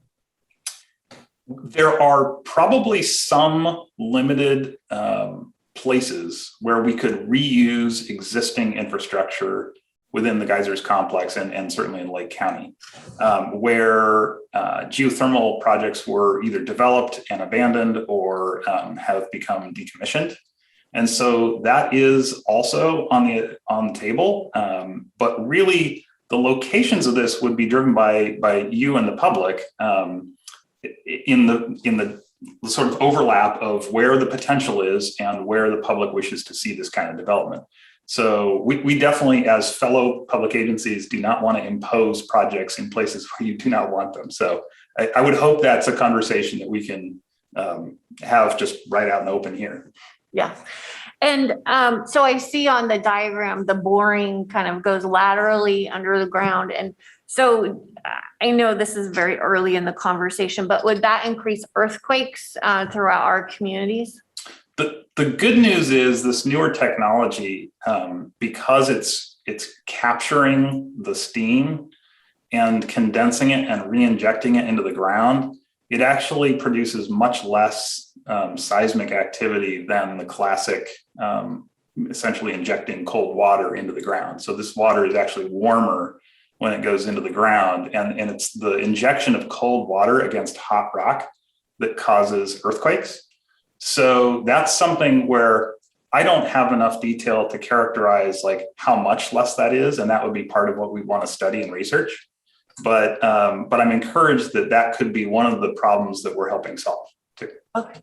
And I know geothermal is often touted as a very clean energy source, and there are byproducts, and it's not as clean as maybe some people think if you've ever worked on a power plant like I have. And so I'm just wondering if we're like, what kind of waste you would see throughout our communities with these smaller little plants. The other good news about, so there's bad news too, which I'll share after sharing the good news about closed loop. But the other good news, to your point about using closed loop and binary type systems, is that you're not getting the leakage of hydrogen sulfide gas and carbon dioxide or methane from essentially an open well that's open to the atmosphere, because that should any come out, it's condensed and re-injected into the ground. And so from an air quality and a human health standpoint, we think there's some really significant advantages. I want to be full disclosure that the downside is these units are slightly less efficient, or at least some of the early ones have been slightly less efficient at producing a megawatt of power out of a certain unit of heat. And so that would be something we also want to explore, is if there are ways to improve the efficiency, the energy efficiency conversion of these new systems. And there are some solids too after condensation. Yes. Yeah. And Ryan, I don't know if you can speak to that. Yeah, and also from drilling, if there's Right. drilling new well bores. But those are all things that we want to keep in scope when we're engaging developers and looking at their plans to mitigate those types of issues. Okay, well, I really appreciate this conversation. I think it's exciting, but I do have a lot of experience in this field. So, there is a lot that we'll still need to talk about in the future. But thank you. All right. Are there any other questions from members of the board? Yeah. Just a question on, obviously, like you said, new technology and those types of things. I've never worked in geothermal fields, so Jessica, you obviously have an upper hand on that. But obviously been up there and understand exactly what we have in our backyard here in Lake County with our geothermal partners that are here. When it talks about production or minimal external, the lowering of the water usage, do you guys have an idea, or it's just, you think it does, or is there a percentage of less water usage on these binary plants than the current geothermal fields that we have in Lake County? Ryan, do you have something specific on that, or? I mean, theoretically, some of these technologies are close to operating without any net water input. I think there's some water to feed the system initially to fill it up, but much lower. And we can certainly get better numbers on that, but drastically lower water input than what we've seen. I also think there probably in most cases, if we're near any sort of porous rock, there will be some net input into the ground, some essentially water that gets diffused out into the ground. But I think it is exciting to see this potential significant decrease, and we're certainly aiming to maximize that, because it's not just Lake County; it's Sonoma's and Mendocino have both dealt with some pretty severe water crises, and even the flows to the existing geysers have been questioned in public meetings, and so we definitely want to get ahead of any potential conversation about how that water gets used and make sure we can use it very efficiently.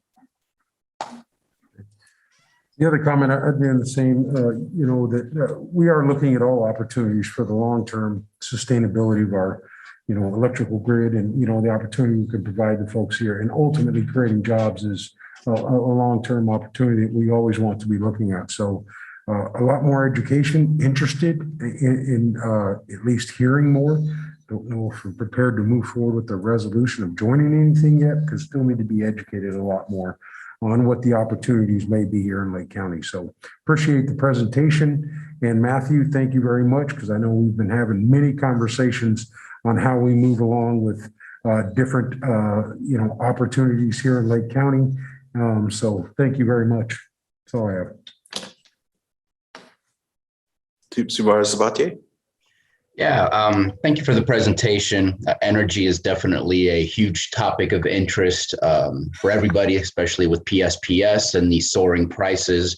I have a couple concerns that I want to share. One is you showed us the map of where the geothermal footprint is, and pretty much it's Lake County, as you suggested, though I don't know if I'm happy with the analogy that we are the Saudi Arabia of geothermal. It represents the fact that this is where the base is for the area. And my concern is, and I guess I'm using history to kind of be concerned about something, is we have Calpine, we have the geothermal, but do we really benefit other than jobs on a very personal level with energy coming back into Lake County? No, we don't. We don't see a reduction in costs. Yes, we do see some revenue coming into the county, but on personal level, in our households, in our community, there's not a huge benefit other than the jobs.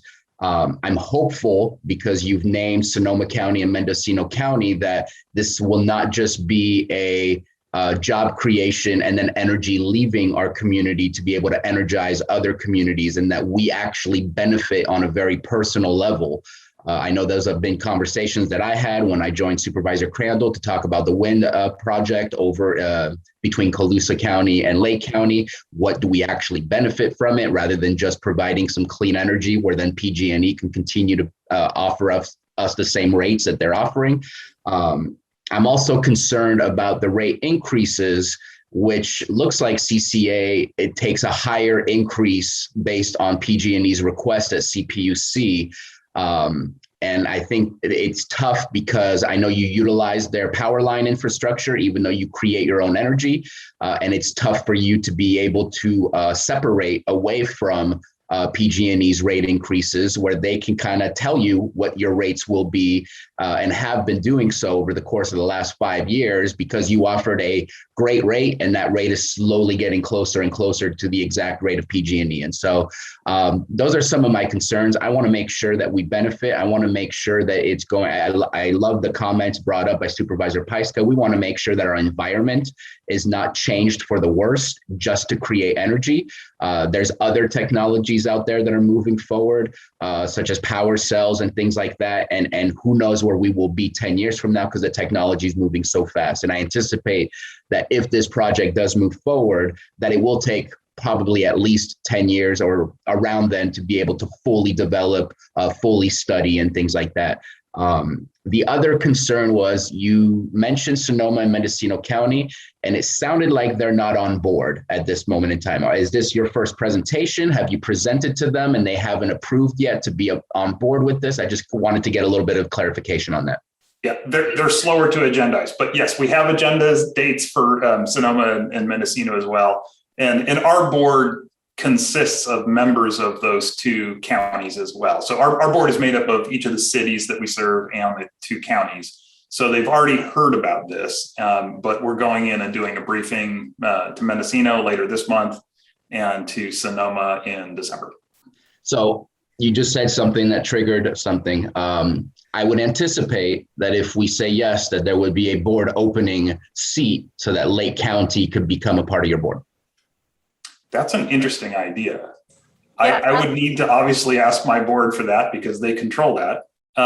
But that's an intriguing idea. And you've also thrown down some excellent challenges about what are the individual benefits in Lake County. And I've taken a lot of notes. I also think we could use this as an opportunity to explore eventual service to Lake County using resources that we might finance, but then serve load in Lake County. And all those things sound good to me. The seat on the board wouldn't be allowed by our existing governing documents, so they would have to be modified. So that might take some time. And one thought to address another concern is if any sort of declaration or resolution could be drafted in a manner that made no commitment whatsoever to development, but just to exploring this opportunity, that may be helpful in us going to the federal government to see if money could be available to aid in this effort, while there's a longer, much more detailed conversation as well. And so it's something to consider as we go forward to not bind in any way the project development, but to allow us to essentially call and put our hand out and say to Mike Thompson and others, can you help? Right. And I'm absolutely on board with the idea of exploring this with no further commitment. I know that you're going to have to go through CEQA. Most likely you'll have to go through NEPA if you get some federal grants out of that. And those are the most important documents to really understand what the impacts will be. And so I'm okay with the resolution of exploring. I don't believe that's what's in front of us at this moment in time.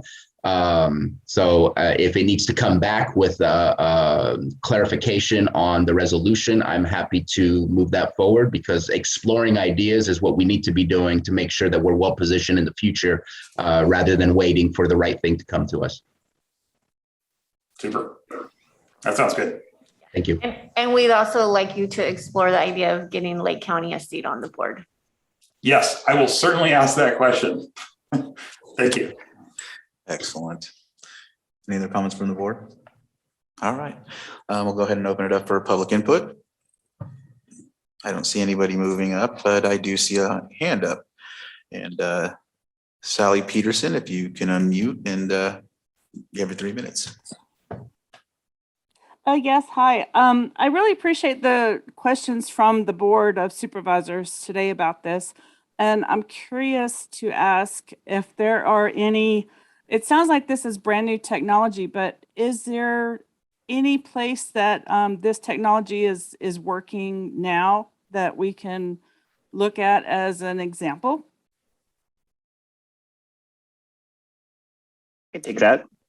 And this is actually one of the reasons that really there's a catalyst for creating this zone, is we're seeing technology development happen a lot elsewhere in the world and elsewhere in the country. A lot of new geothermal development is happening in Nevada. A lot of it's happening in Europe, including there's many of these binary operating plants that are currently in operation.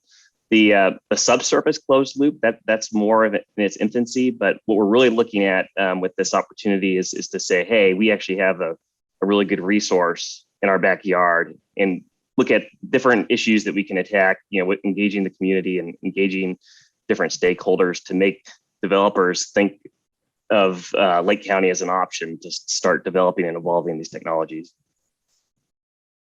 Thank you for that. Okay. Next we have Betsy Kong. You have 3 minutes.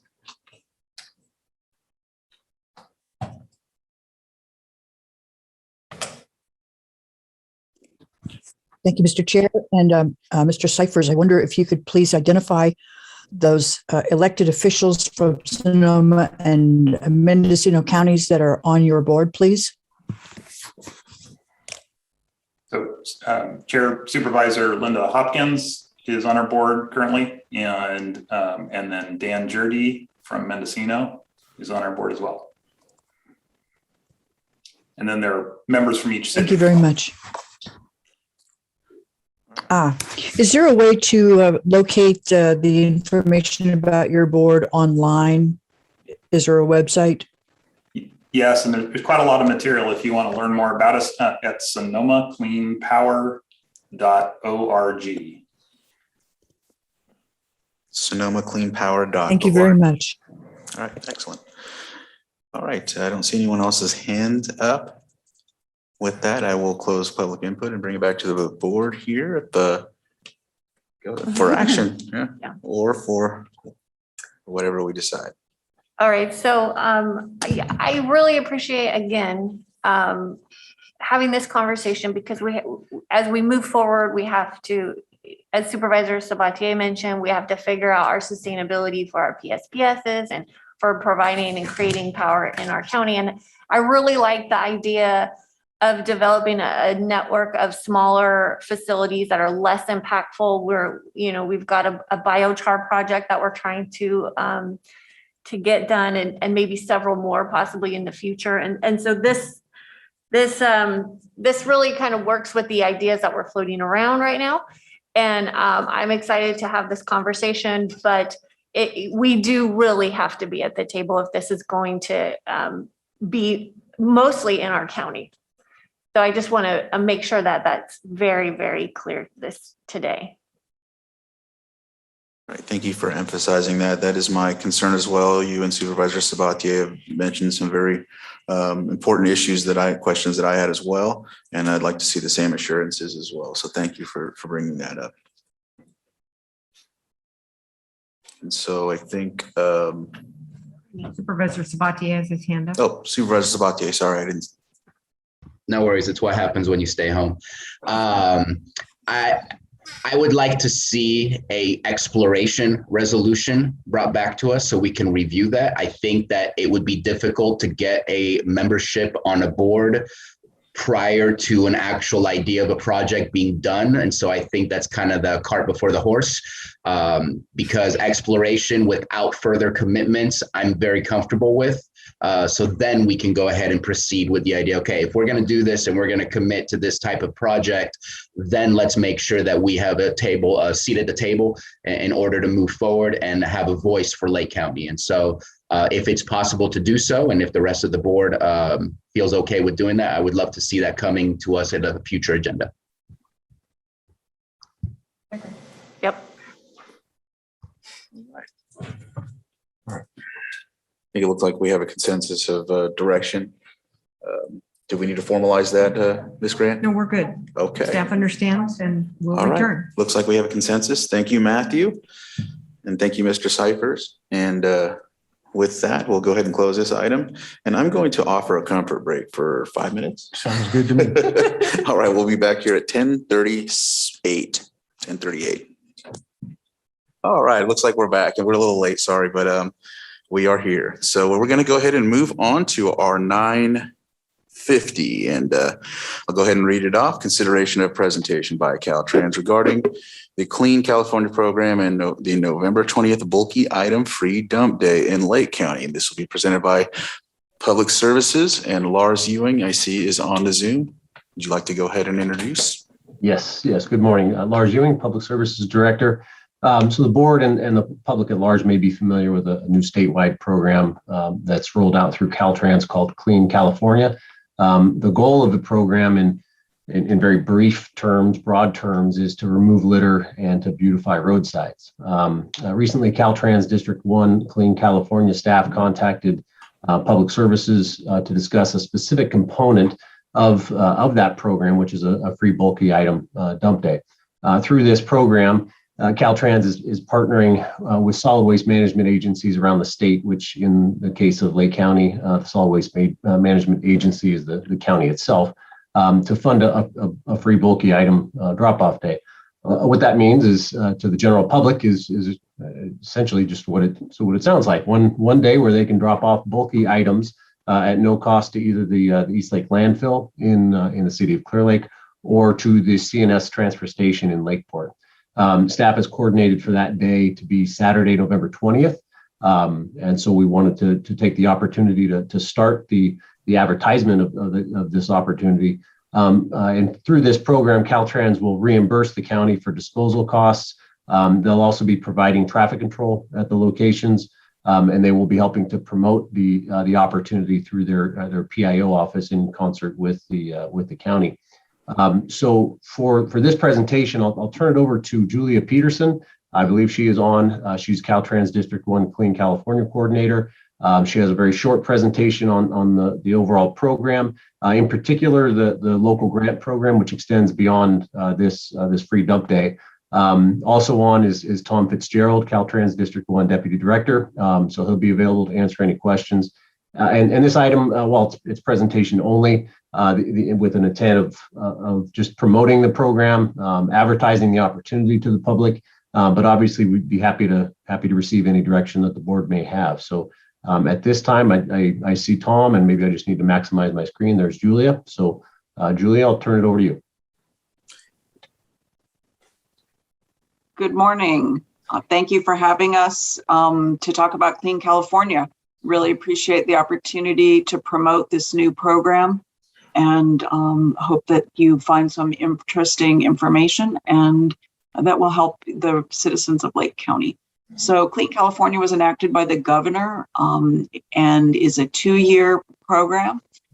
Some parts go 3 years, but most of it is 2 years. The main goals for Clean California are to remove litter, create jobs, and to beautify California. I think there's pretty universal approval of removing litter, creating jobs, and beautifying California. So this is really a fun opportunity to be part of Clean California. So there's a fair amount of money attached to this project. Caltrans has $418 million for litter abatement. And the dump day that we're scheduling in Lake County at 2 locations are part of this litter abatement. We're trying to remove litter before it hits the roadways. And so we'll be sponsoring dump days, among many other things. Caltrans has $287 million worth of beautification projects. That includes one project in Lake County, and we'll talk about that a little bit. It is, we're planning to put gateway monuments. So in the idea of beautifying Caltrans, we're planning to do gateway monuments and 2 decorative type artistic bus shelters. So the gateway monuments will be for Clear Lake Oaks, Lucerne, Nice, and Upper Lake. So that's the current plan. We have a very rough or preliminary design that is not yet approved by the state, but this is a rapid project. And so it's going to move a lot faster than many Caltrans projects. The anticipated ready to go out to bid is next April, and all of the construction will be complete by December of 2022. So you'll be hearing from us more soon as the project moves, because it will be moving very quickly to add those gateway monuments. The next component of Clean California is $296 million, and that's a local grant projects. So you may have heard of this grant. If you haven't, I'd like to let you know the call for projects will begin on December 2021, and Lake County is more than welcome. It's actually, we're inviting you to work with our local assistance branch and put in a Lake County beautification and litter abatement project. We've got a lot of support and resources to help Lake County. These are competitive grants. They are competitive throughout the state, but there are many reasons that Lake County would be considered could have a very viable project and could possibly have it funded. And again, these are very rapid turnaround projects, and all construction needs to be completed by the end of 2024. So you'll see your litter removal and beautification happen very quickly. There's a little bit of additional funding for public education. The idea being to introduce or confirm with the public that the idea of littering is not a good idea in order to continue to have a clean California. And then finally, some support. Here's a little information about the local grant program, and I'm more than happy to provide Lars or anyone else some information about that. It is designed to restore pride in public places. I know Lake County has many beautiful and wonderful spaces. If you feel like you could use a little bit of beautification to restore pride, then that might be a good candidate. It includes local streets and roads. It does not include the state highways. Caltrans is using our funding for state highways. So all of your local streets and roads, tribal lands, parks, pathways, and transit centers. So again, that call for projects will come out in December. Applications will be due in February, and you'll find out next March. It's, 4 or 5 months from now, whether you've received an award. So there's quite a lot of money for local grants available. And then going back to litter removal, I just want to explain some of the ways. Sorry, I didn't mean to interrupt. I think I'm pretty certain that you're sharing a screen, but I'm not seeing it, and I just want to make sure that the supervisors are seeing what you're trying to share. I think you're trying to share your PowerPoint, correct? I am trying to share my PowerPoint, and it is not showing. It's not showing. Well, then I'm just talking. Yeah. All right, thank you, Tom. You're welcome. Yeah, I just matched up your dialogue with your PowerPoint, and I thought she thinks she's sharing that. So I do think am I sharing? Yes, I think. Yes. So. Okay. Well, I have a nice little presentation for you, which I won't repeat, but Clean California, yay. We're going to remove litter, create jobs, and beautify California. There's the money I just talked about.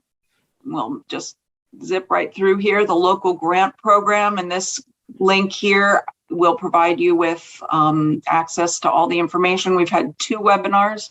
There's another webinar coming up later this month to help our local communities apply, and our local assistance division will help as well. So back to where I thought we were, and I thought you were, now we're all caught up.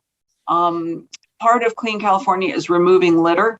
And that's going to include an Adopt a Highway expansion. So there are a few areas in Lake County where we have openings for Adopt a Highway, and we'll be adding a few more and expanding the Adopt a Highway program. That expansion will actually come with a stipend. So we'll now provide a modest amount of money, enough that if a business wanted to sponsor and Adopt a Highway, they could perhaps buy pizza for their workers.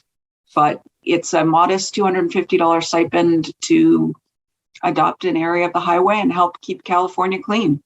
The next component of removing litter is the free large item dump day.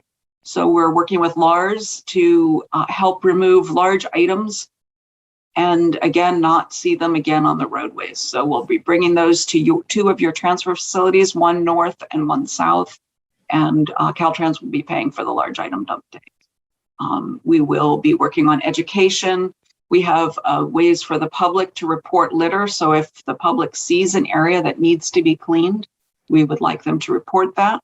We're also working on encampment litter services. You may have seen our staff out doing that.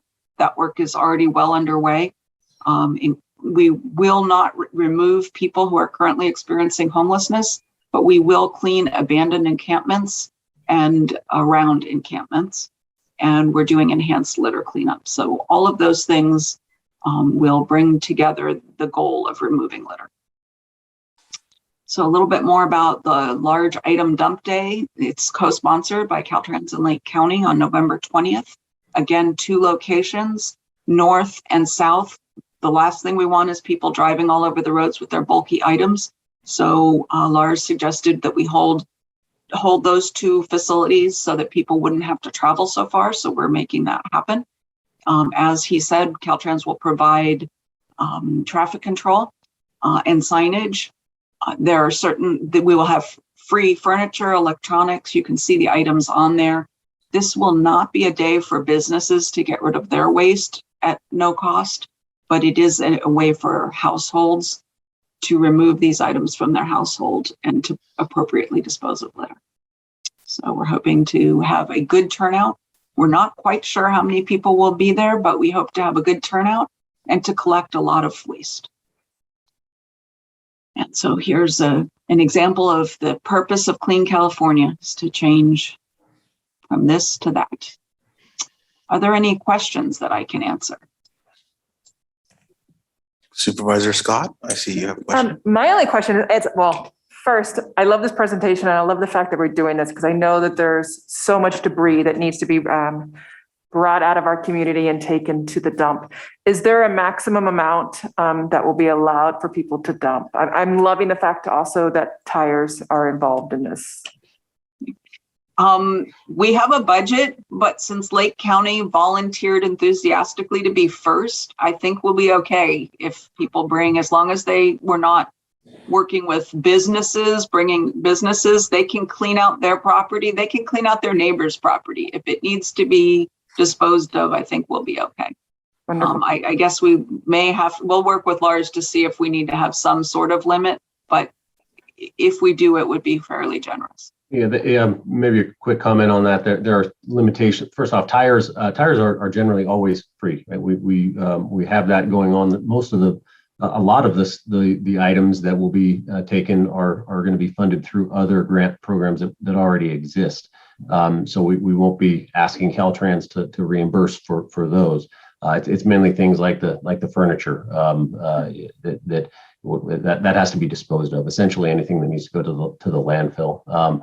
But on tires, there are limitations on quantities of tires that can be hauled with DMV regulations there. But hey, as much as we can get disposed, let's get that outreach going. Thank you. So because the facilities already accept many items free, Caltrans will be paying for the items that would have been charged to the person dropping them off. And then we're going to provide traffic control. A few other districts have had this type of an event and have ended up having a very significant amount of traffic. So we want to provide traffic control and a lot of publicity. So our public information officer will help with publicity as well. That's excellent news. Thank you for that. Supervisor Sabatier, I see you had your hand up. Yes, I did. I know that I spoke to Director Ewing about this earlier. I'm sure that Supervisor Crandall as well, since we're both on the Solid Waste Task Force. I know he wanted to include us on this conversation early. I think it's great. It's something that a lot of people have been asking for, but we always we're always unsure as to what the actual cost will be, and we're always unsure as to will people just be holding on to stuff rather than bringing it because it's open. And I know that's been past experience that when we have done free dump days, people stop dumping and waited till that last day that day arrived. And so I'm happy to hear that Caltrans is going to work on helping with the traffic flow. Want to make sure that they're contacting the city of Clear Lake to work with them on the traffic flow as the landfill goes right through the city. And also thinking that it would be a really good idea for the Director Ewing, when we have the publicity, the flyers, or whatever the literature will be to advertise this, to make sure that it goes to our code enforcement so that code enforcement can send that to some of their properties that they have cases, where maybe that can help them alleviate some of the trash and garbage nuisance that they have in their yard. Granted, large, bulky items, but that could possibly be helpful for them. And then also providing that to both the city of Lakeport and the city of Clear Lake so that they might be able to do the same thing. I want to see us be very successful with this. I know that I've asked Director Ewing, and he said it was already going to happen in the first place, is to collect the data to know what is the actual cost of doing this, to see if it's something that we can do maybe through a CAN grant or some other type of process in the future, because a one-time thing is great.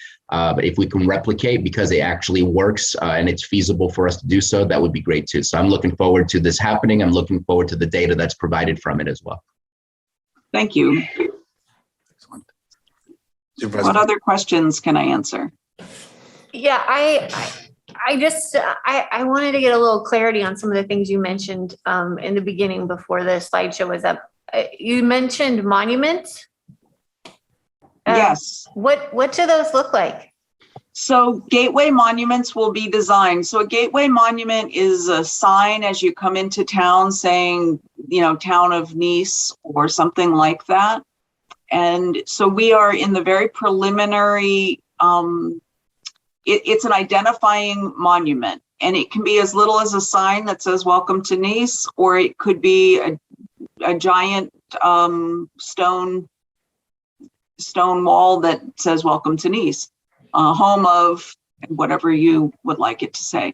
And so right now we're working with the state to have final approval on the project. And then we'll also work with the community. So what we put up in terms of what does that monument look like is going to depend a little bit on some of the state requirements for right of way. If it's near the traveled way where the public is driving, then the sign would need to be on breakaway posts for safety, because we don't want anyone driving into something unsafe and causing injury. If we can move the monuments off the right of way, a little bit further, then they can be more substantial and they don't have to be breakaway, and it'll open up some other options. So we're still working with the state and headquarters on what is possible. And then we'll have a lot of public improvement. We're not going to just decide what you get. We will be working with each community to figure out what's best for that community.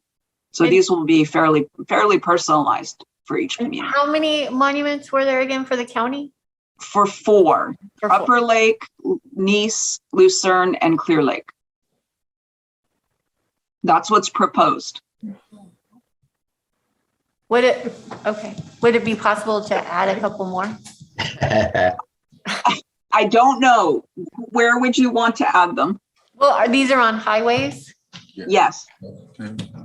Yeah, I'm going to follow up on that about, Supervisor Simon. I know they are working on one. The Middletown Area Merchants is working on a gateway sign in Middletown, in the south of town, obviously South Lake County. We're the gateway to the Bay Area. So I know the Middletown Area Merchants are currently working on and designing a sign that would be great as you come over the mountain. I'd like to make sure that we add that in there. I know they're planning on applying through this program, but it just makes sense. So I definitely would like to have some more conversation about that and get those folks in touch with you. We are currently, like I said, already doing some homework on there on the parcel that is going to set down by Perry's Deli. So it's an interesting opportunity, I think, as we move forward. So definitely would like to have some more conversation and get you in contact with the Middletown Area Merchants and also the Middletown Area Town Hall, because they're not only talking about monument signs, but also some other opportunities for murals and some other projects that obviously would all be visible from the road in South Lake County as you come from the Bay Area over 29. So I definitely appreciate that opportunity. As we were talking about trash too, I know each and every one of our small communities, our business associations look to have trash cans along the roads for our city centers. And I think that's another unique opportunity. It might only be for a couple of years, but looking at something that could be done with Caltrans with these funds would be a great opportunity as we move forward. So I know there's a lot of ideas out there, being on the Caltrans Deal Committee and other things. We know this is rolling out, but definitely have some projects that are in line in South Lake County because I appreciate the ones on the north side that are always happening. But, just as we said, we're naturally the gateway from the Bay Area coming over in the South Lake County on the south side of our community here. So thank you very much. Yeah, and I'll just add with the highway expansion on 29 and then trying to encourage the traffic to come that way over the the next few decades as that project develops. The town of Kelseyville and the Kelseyville Business Association is also working on some signs on 29. And so it would be a really great opportunity for collaboration with them as well.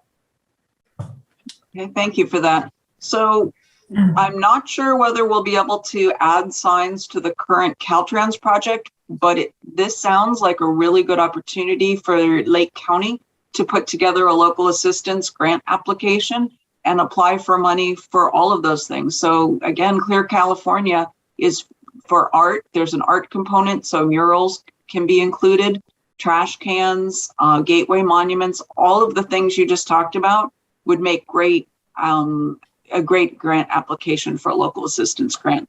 We will look at ours as well, but I think you have enough ideas just already that it would be a good grant application for the county.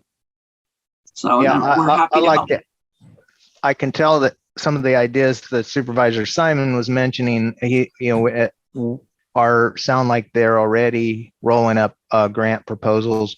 And that's really where the big money is, to tell you the truth, in Clean California. There's 200 and plus million, almost $300 million in local grant projects that they're going to roll out in Clean California. And we're ramping up to help support the local governments with putting those grant proposals together. We're bringing on 7 full-time positions in Caltrans, one of which right in our local assistance office. And one of those 7 is Julia's position. She's the Clean California lead. So anything Clean California that you need to get to Caltrans, Julie is the top tier person. She meets with executive staff weekly. So certainly if you have any questions or ideas, Julie is the contact person, and we're super happy to have her on board. And we're ready to support, all these ideas and getting them through the process to take full advantage of Clean California and what we can do with it in District 1. Supervisor Sabatier? Yeah, I appreciate the fact that there's multiple buckets to pick funds from. Some may be more competitive than others. I also appreciate the idea of the signs. And I'm not saying that we shouldn't do the signs. I know that we already have signs at every entry point of most of our townships, and then the cities have done their own. What I would like to at least put on the table, and maybe we need to have a greater discussion as a board as to what we want to submit over to Clean California.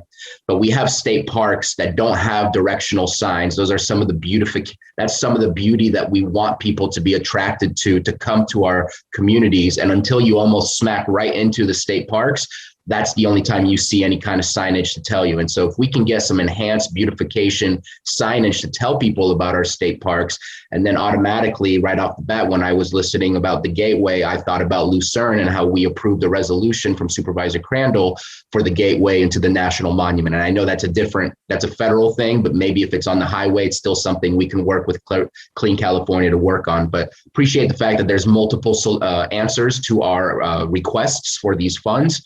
I know that I reached out to Lake County Rural Arts Initiative. They've been working on a proposal to Clean California, and we'll be submitting that as quickly as possible. And that's for around the city of Clear Lake.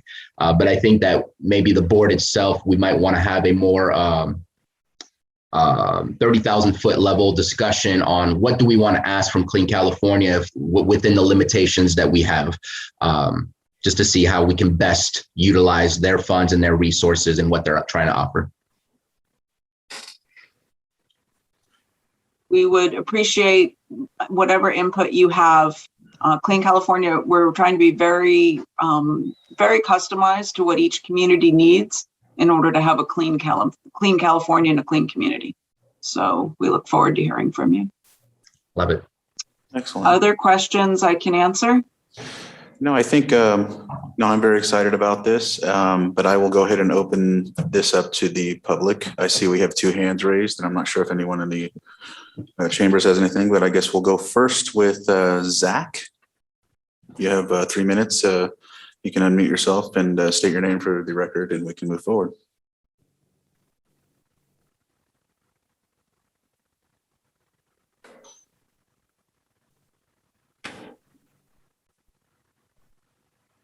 Can you hear me? Yeah, we can. I think we can hear you. Okay, so my question was if there's any consideration for a requirement for waste management services at all residents in Lake County. I think that might be a question for Director Ewing. Yeah, and there is no mandatory garbage service in Lake County. Most unincorporated areas of rural counties do not have mandatory garbage, if I understood the question correctly. So correct. I'm up in Loch Lomond, and we have a lot of litter in the area, and I feel like some of that can contribute to the fact that there's a lot of people up there who don't have a garbage service. I think some people are definitely responsible enough to be able to take it into the dumps themselves once a month or once every other month, but there are a lot of people who aren't doing that. Sure, but hopefully that answered your question. I mean, has consideration been given to it? Certainly in the past, it's been a conversation that's been ongoing and still is ongoing. But it's not something that at least through the solid waste task force that we're actively pursuing.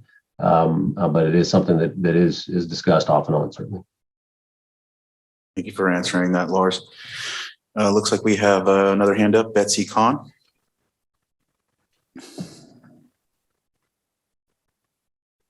Thank you, Mr. Chair. Thank you, Ms. Peterson. This is all, it might seem like it's not really trash related, but we have a monstrous problem preventing those large semi-tractor trailers from going up over Hopland Grade, getting stuck, dumping their vehicles off the side of the road, being rescued, blocking traffic. The signage that we have apparently does not work. I wonder if we could possibly get help to put good signage that would stop that from happening. Thank you. Where is this happening? I'm going to assume that's 175 you're talking about. Yes. Yeah, we actually That's have correct. a project. 175 from. Yeah, I have to check on the schedule, but we actually have a project initiated currently to enhance the signage for oversized loads for that route. You're correct. We have had a number of issues with overturned vehicles that shouldn't have been on the route at all. We do have a project in the works. I can't report on exactly the what we call ready to list date for when that will be constructed, but it is it's a minor project and it is moving forward. Okay, thank you for that. Well, there doesn't seem like there's anyone else with their hand raised. We'll go ahead and bring it back to the board. And I think this is just a presentation. So thank you again for your time, Julia and Tom. We're very excited about this. Anytime we can ensure that there's a cleanup or, opportunity for us to bring anything to, reduce the blight, we're excited about that. And so thank you. Thank you very much. We Yeah, look forward thanks to for working having with us. you more in the future. And Lars, thank you as well. Absolutely. Thank you. All right. So it looks like we are going to move on to our 8.1 item, as it is our 10 a.m. Item. It is a consideration of timeliness of assessment appeal 03-2020 through 10-2020 Earthways Foundation. And let's see. We're sitting as the Board of Equalization. And I think, is there anybody, do we need to swear people in, Ms. Grant? We do, Mr. Chair, and then we also need, we need to make sure we have the right people in the Zoom. There's someone with their hand up that says Moore and Associates. I'm guessing that is someone that needs to come in. So I'm going to invite that person in. Okay. Anyone else in the Zoom that I see is Dave. a party to this, if you could raise your hand, we'll bring you in. Yes, there's Okay. Dave. Hi, Ms. Deutsch is currently on finishing up another hearing. What do you suggest we do right now? I know it's finishing up. It should be done in about 5-10 minutes. Yeah, Sam, can you turn the volume up? We really couldn't hear that. So the question is, she's tied up in another hearing. Yes, she should be done in about 5 or 10 minutes. Well, I see that we have another person on there, Andrew. I think he might be a party to this situation as well. I think we can get into the beginning of this before that person can be ready. That way we can move forward, or should I? It should be pretty quick. If Andrew's on the line as the owner, that's basically all you need. I think this is more procedural. The assessor view on this is neither for or against. It's whether the board accepts their filing on the tax bill. Mr. Vice Chair, you should swear anyone in who's actually giving testimony, so not the lawyers. I believe the attorneys for Earthways are also present. So in terms of the information they want to present to your board today, they may want to weigh in on the timing, et cetera, so your board can make a decision as to what order you want to take information in. But I believe they're asking for a slight delay this morning. Or going ahead. And that's what I'm saying. I don't think we've heard from the attorneys as to whether the going ahead is even viable given whatever they're presenting. So perhaps Mr. McDonald, if he's on the line, could speak. Mr. McDonald, are you on the line?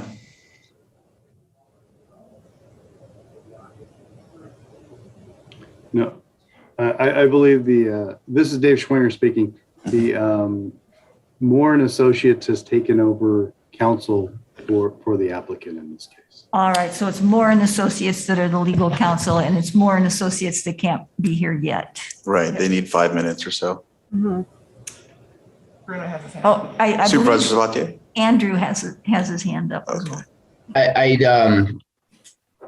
just want to offer a compromise. I know that we did receive some emails about this while we were in session, which makes it really difficult to read through those emails, and maybe providing them that 5 to 10 minutes right now to finish their other hearing while we go through those emails in regards to this item, and then come back. That way we have all the information we've been provided and able to hear from all parties. Just an idea. How does the board feel about that? I'm fine with that. I believe, Mr. Vice Chair, that someone named Andrew was waving his hand. Andrew, if you can, I've seen him in there. He does not have his speaker on. Okay.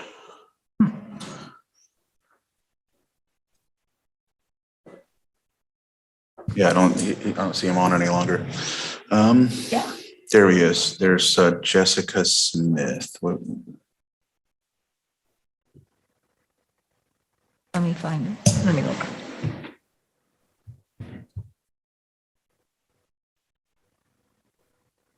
Oh, I have one email. And Supervisor Crandall, I'm not seeing the emails that Supervisor Sabatier is talking Yeah, I'm not about. either. Yeah, I don't have any emails either. I'm looking for it. I just had it. It's from me. It's from Johanna. There's an email at Oh. 9:40 today, That's why. Clerk of the board. from the Assistant Clerk of the Board. Yeah. Thank you, Johanna. Mr. Chair, there's another individual that may need to be brought in as a panelist by the name of Smith. Is that someone who is a party to this? Mr. Smith or Mrs. Smith? Matthew, where do you see Smith? It's Jennifer Smith, but she had her hand up and seems to have dropped out of the Zoom meeting. Excellent. Now. Thank you.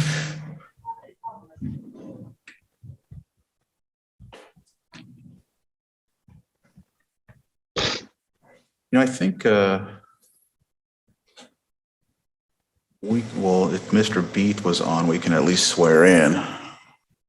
Mhm. Mr. Beat is Andrew, is the one who's Yep. listed as Andrew. I can you hear me? Yes, okay, there you are, sir. Okay, I'm not sure why I wasn't being heard.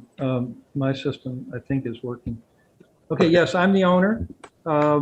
I do need the attorneys present because they did the research, but if there's Right. something we can start with, we should, because I don't want to lose the time slot.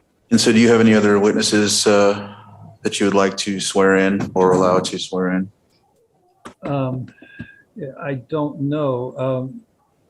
Moore and Associates would know that. Are there other witnesses? I'm checking in with her right now. Yeah. And it's a very technical question, everyone. And I'm not the one to answer if the attorneys have done the research. It's all about dates and where the documents were mailed and whether they were mailed to the correct addresses or not. And we feel like that the assessor didn't do everything they needed to do to communicate and get the notices to us properly. Mr. Beat, what we're going to do is we're going to go ahead and just put this on pause so that way Moore and Associates can be present for you, because it seems like we need them. And we're going to go ahead and continue on to 7.3. Would that be enough time to take? Yeah, thank you. Can I request something before you move on? Well, we're going to come back to this after Yeah. 7.3. That way you can move. That way we can have everyone present that you need present. The thing I want to request is I'm only here at the meeting to authenticate my signature on a document, which I reviewed, which will be presented. But this meeting's, much longer than it was scheduled to be, and I've got another appointment. So can I just say I am authenticating that document that will be presented? It's my signature based on the dates that the protest letters were sent. He's not yet under oath, Mr. Vice Chair. Also, the attorneys, he's represented by counsel who's not yet present. So, and it is his counsel who is late. Your board's not delaying these proceedings. It's because his counsel is on another matter. So Right. what I would suggest is that everyone just hang tight on, your board take up another item, and hopefully by the time you're done with that, council will be present for this because your board can't continue agenda items. So, Mr. Beeth, we're taking up an item that should take about 5 or 10 minutes, Okay. hopefully, and that way you could still have time to be present. Okay. If not, then we, Yeah, yeah. that's fine. Thank you. Okay, thank you.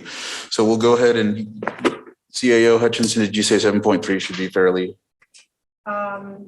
I'm not sure 7.3 would go quickly. Okay. 7.4. Let's do 7.4. So we'll move on to 7.4 and then come back to 8.1 after 7.4. And hopefully Moore & Associates will be present during this time frame. And so 7.4, consideration of proposed 2022 Board of Supervisors regular meeting calendar. And this is presented by the clerk of the board. So thank you, Mr. Chair, and thanks to Carolyn Purdy for drafting this proposed calendar for your board for 2022. As you know, it was reviewed by you and the chair with hope that we got most of the dates right. So for the most part, this is the routine type of schedule that you see every year where we go ahead and pre-populate all of your regular meetings, your budget hearings, and mid-year budget as well. Typically during the weeks that have a holiday in them, your board has not met on those Tuesdays.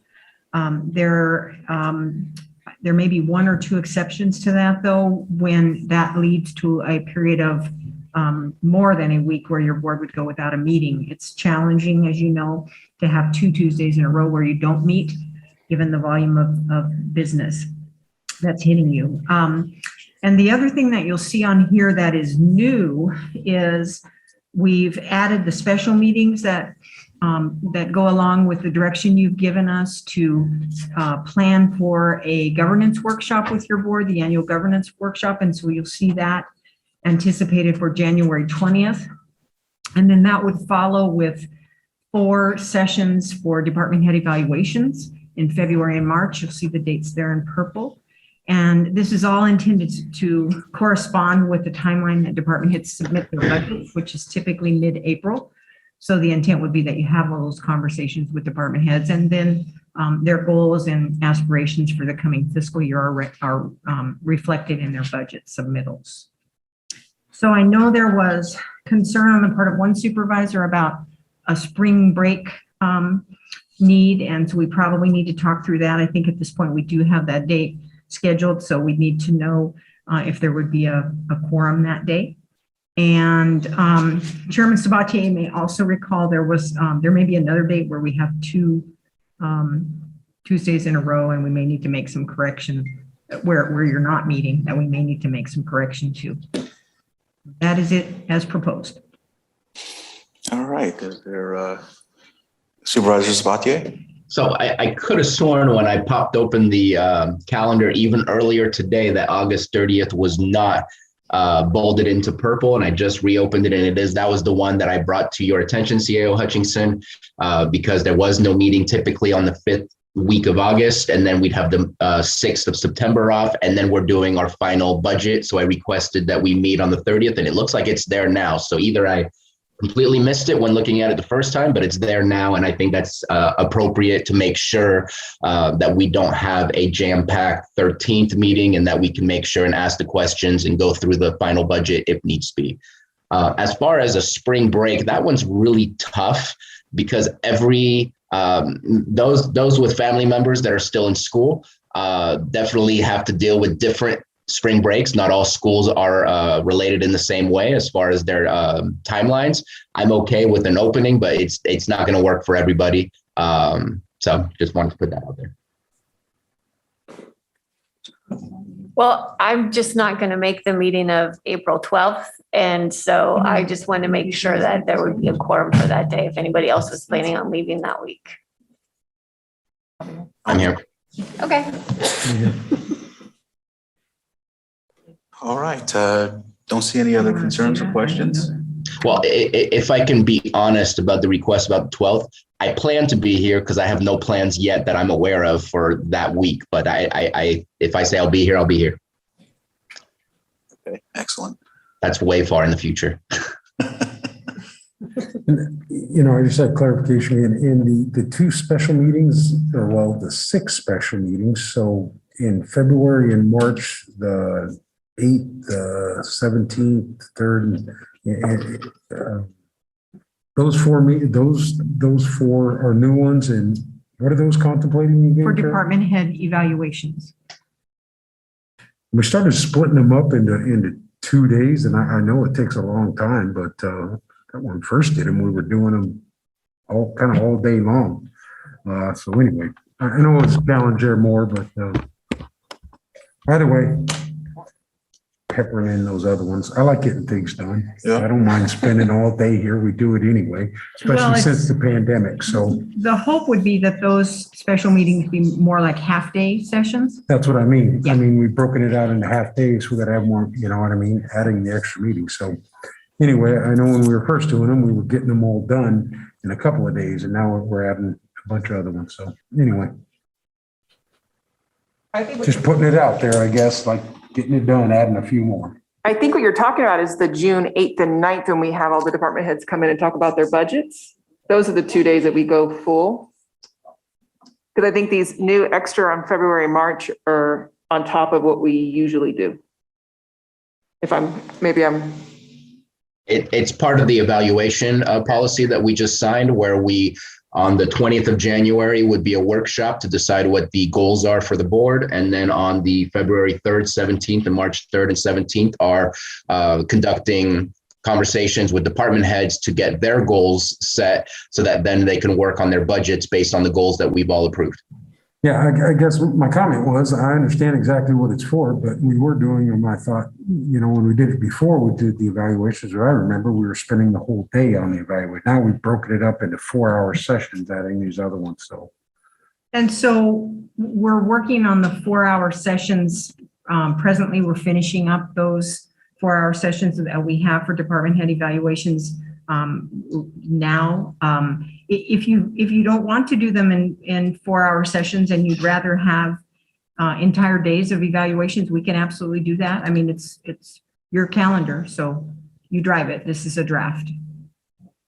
You know, just getting clarification on there, so. And I'm okay either way, whether it's a 4-hour day or an 8-hour day.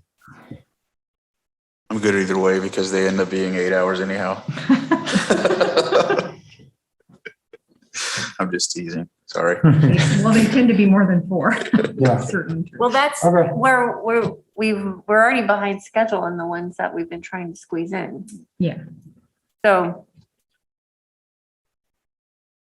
Yeah. So are we gonna schedule these at 9 a.m. then and see how long they go? Or are we gonna schedule them for after lunch? Yeah, I do like the 9 a.m. instead of. I think 9 a.m. so 9 a.m. ones for sure. it'll give us more time if we run To run long. over. Yeah. Okay. Just as a suggestion, keeping all 4, but going with the idea that we can go all day, but that way we make sure to have those days set up in our calendars just in case there's an overflow and we do take longer than similarly to what we've been experiencing with our latest evals. Yeah, this year they shouldn't go long because it's only been 2 or 3 months. Right. But next time they could be much longer.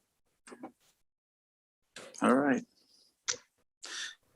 Any other comments or questions about the calendar before I open up to the public? And I don't see anyone coming up in the boardroom, but I see a hand up, and it's Debbie Deutsch. If you have a comment about this item on the agenda, please unmute yourself, and you have 3 minutes.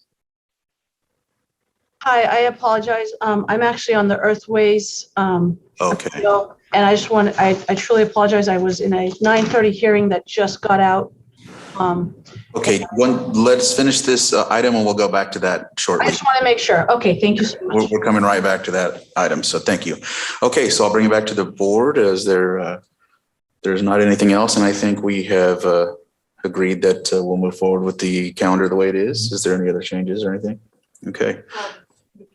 Is Chair, if I Yes. may, with regard to October 11th, I see it's on here now. Shortly, that would be just simply a county holiday because it's my understanding the state is moving the holiday and changing its point and scope to Indigenous peoples, but moving it to November because it had already had a slot in Okay. November for that purpose. So if your goal is to keep it constant with state holidays, then the October 11th may not be something that you'll want to continue. I see. Shall we address that now or? You may just want to keep it in mind as you move toward the first of the year. Excellent. Do you know the date in November when they're proposing to move that to? Isn't it this week? Yeah. It was should be this week. Monday. Yeah, this Monday. Native American Heritage Day. And that will be a state November holiday. 16th. Okay. Yeah. Okay. Okay, well, we'll watch that and when that becomes official, come back to you to make an adjustment to your calendar. That'll work. Okay. Looking for action? Move to approve the calendar as presented. Motion by Supervisor Sabatier. Second. Second by Supervisor Pyska. Joanna, please take the roll call. Okay, Supervisor Simon, Yes. Supervisor Sabatier, Aye. Supervisor Scott, Aye. Okay, thank you. Supervisor Pyska Yes. and Supervisor Crandall. Aye. Thank you. Excellent. Thank you. And we will now go back to our 8.1 consideration of timeliness of assessment appeal 03-2020 through 10/2020 Earth Waste Foundation. And before we get started, we're going to go ahead and allow anybody that's pertinent to this case or situation, assessment appeal, that they be sworn in. And so I'll go ahead and ask Johanna to please, if you're here in public right now, you would stand and raise your right hand. And if you're in the Zoom room, you'd raise your right hand and stand if you want to, or you can just raise your right hand. Johanna, it's all yours. Okay. With your right hand raised, do you solemnly swear that the testimony you are about to give will be the truth, the whole truth, and nothing but the truth? So help you God. I do. Thank you. Excellent. Thank you. And from there, I think we will hand it over to Mr. Schwinger, or how does this work? You can, that's fine. The assessment appeal, we sent out supplemental notices to the Earth Waste Foundation. With a notice date of 12/16/2020. They were filed, there was no, they have under property tax rule 305, they have 60 days to file an application for changed assessment if they disagree with that supplemental. None were filed before April 16th, 2020, which is the 60-day limit. They did file based on the tax bill. And then under property, under Revenue and Taxation Code 1605, at the very bottom of it in one of the emails that we sent out, if the taxpayer does not receive the notice of assessment described in section 75.31 or 53534, at least 15 calendar days prior to the deadline established in the foregoing sentence, the parties affected or his or her agent may file the application within 60 days of the date of mailing printed on the tax bill or postmarked therefore, which is ever later, along with an affidavit declaring under penalty of perjury that the notice of assessment was not timely filed. So Mr. Breath has filed that with his application, and it's to the board whether to accept the tax bill as a timely appeal. Based on that, the notices weren't. So we're asking the board to either accept the assessment appeals, and then we can go and deal with them at a later appeals date. But right now it's just to determine whether they are timely and they are valid appeals. So. Thank you. And let's see, Mr. Beath or his representation, would you have a comment? Yes, Debbie Deutsch for the applicant. As Mr. Schwenger noted, the law does provide that if the notices are not received, then the 60 days runs with the tax bill. In this case, Mr. Beath, as the president of the foundation, did file with the appeal a declaration stating that the tax notices were not timely received. In fact, they were never received. The only copies of the tax notices, the notice of tax that was ever obtained was through the assessor's office later. If necessary, and when we present evidence, there's also an email chain that was undertaken with Mr. Schwenger back in May of 2020 that reflected that the applicant only then even heard that there was a notice and a time. And at that time, Mr. Schwenger indicated to them that, okay, well, you have your tax bills, you're still within the 60 days, and you can file that appeal. And he suggested making sure they filed the declaration. So that's what they did. On June 10th, 2020, the appeals were filed, and they are timely based on the tax bills, which were mailed out on April 16th, 2020. So in this instance, for some reason, whether it was based on the mailing address of the tax bills or a mail issue, this was right in the height of COVID and the pandemic, those notices were never received by the applicant. And so we ask that the board allow them to be timely based on the fact that they are timely and filed within 60 days of the tax bills, given the fact that the notice was never timely received. In fact, it was never received. And so the only notice that the applicant had of the supplemental tax was the supplemental tax bill, and an appeal was timely filed therewith. And if necessary, Mr. Beath is here to testify and provide testimony of that fact and the fact that he did not receive any notice prior to the tax bills. Mr. Beath, would you like to elaborate or? You're on mute. Okay, can you hear me now? Very lightly. Hello? Is that all right? Hello? Yes. Yes, now we can hear you. Okay, no, that was stated correctly by Debbie. So, I agree with all that. And that's what I remember happening. And that's what the affidavit that I signed says. Okay, excellent. Thank you. All right. Next, I would say, Mr. Schwenger, do you have anything else to add to that, or? No, I think we're on an agreement. We're not contesting whether they got them or not. If they didn't get them, they didn't get them. The board just has to make a motion to accept the tax bill as timely, and then we will move forward from there. Excellent. Supervisor Sabatier? Yeah, there's something in the email that I'm asking both parties to clarify. On June 1st, 2020, there's an email from Mr. Schwenger to, I don't know who it's to, but it's to George McDonald, saying that it must be filed before 60 days, which is on June 13th, 2020. Can you describe, is that? Oh, yes. Was that a typo, or is that in a new filing period? I'm just kind of curious as to what that date means for what we're discussing today. No, so what that refers to is that I was trying to give them a sense of urgency at the time that they had not filed on their notices, and it was with Denise Rushing was the original conversation, and saying after that date that's beyond the tax bill, and you have no standing. There is no standing with this. At this point, you can still, you still have the opportunity, the code to file on the tax bills if you didn't have notices. But after that 60 days from the tax bill, which is that date in that email chain, you have no standing. So that was to get those in now before there is no standing at all for the applicant.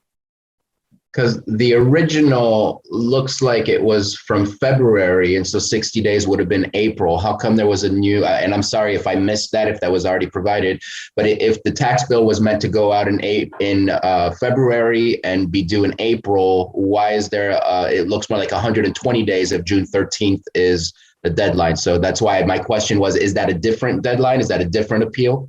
May I speak to that? The notice of supplemental assessments were dated February 16th, but the tax bills themselves are dated April 16th. And so the 60 days is running from the tax bill because the applicant never received the notice of supplemental. Okay. Mr. Vice Chair. Yes. Absent your board's deliberation on this issue, having received testimony from both parties, with the assessor recorder making no objection to accepting this, and given Revenue and Taxation Code Section 166 and the liberal construction in favor of the taxpayer that's applicable to all filings related to property taxation, your board can make a decision unless you require further evidence. What you have now is the taxpayer saying the notices weren't received. Again, the assessor recorder is notably not challenging that and deferring to your board's judgment. Excellent. So then there's no need to open it for public input since we swore everyone in. This is a property tax matter, so public comment is not required. If there are other people who were sworn in to testify, then yes, you can take that testimony now. There is no one else. I think that's all that swore in. So with that, I think we're looking to deliberate. I know it's in my district, but it's fine if someone wants to deliberate. If your board wishes to allow it, you would just move to find that the filing is timely as pursuant to the evidence presented today. If there's no deliberation, I so move. Second. So I have a motion by Supervisor Scott, second by Supervisor Simon. What did you move to? What Anita said. Oh, to accept it. That's timely. And it was filed with timeliness. Yes. Yes. Okay. All right, Johanna. Okay. All right. Director Simon, Yes. Director Sabatier, Aye. Director Scott, Aye. Director Pyska, Yes. and Director Crandall. Aye. Thank you. Thank you. Thank you, Mr. Schwinger, and thank you, Counsel for Andrew Beat, Mrs. Deutsch, and excellent. So we will move on now to. Thank you. Thank you very much, and I appreciate your accommodation for my time. Thank you. Thank you all. Excellent. Thank you, Mr. Beat. All right. So moving back to the agenda. 6.6, the 1015 item, consideration of either A, urgency ordinance establishing a moratorium on the syringe exchange program approved by resolution 2008-42 for 45 days, or B, resolution amending resolution 2008-42 establishing new guidelines for the syringe exchange program. And so Supervisor Sabatier, you brought this forward. I'll go ahead and let you turn this over to you. I'm going to share my screen real quick, and I just recognized that it's going to be a little difficult to read. I should have used black font. Please let me know if you want me to change that or if you can read it. We got it, I think. Okay. And so let me get rid of my windows here.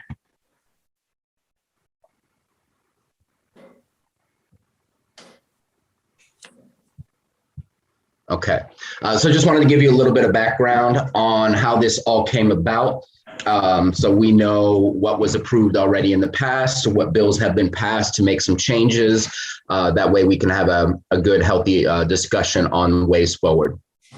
So in 2008, Resolution 2008-42 was approved by the Board of Supervisors on February 26 to allow the syringe exchange program. This was based on AB 547. 547 allowed through approval of cities or counties or both to have a syringe and needle exchange program.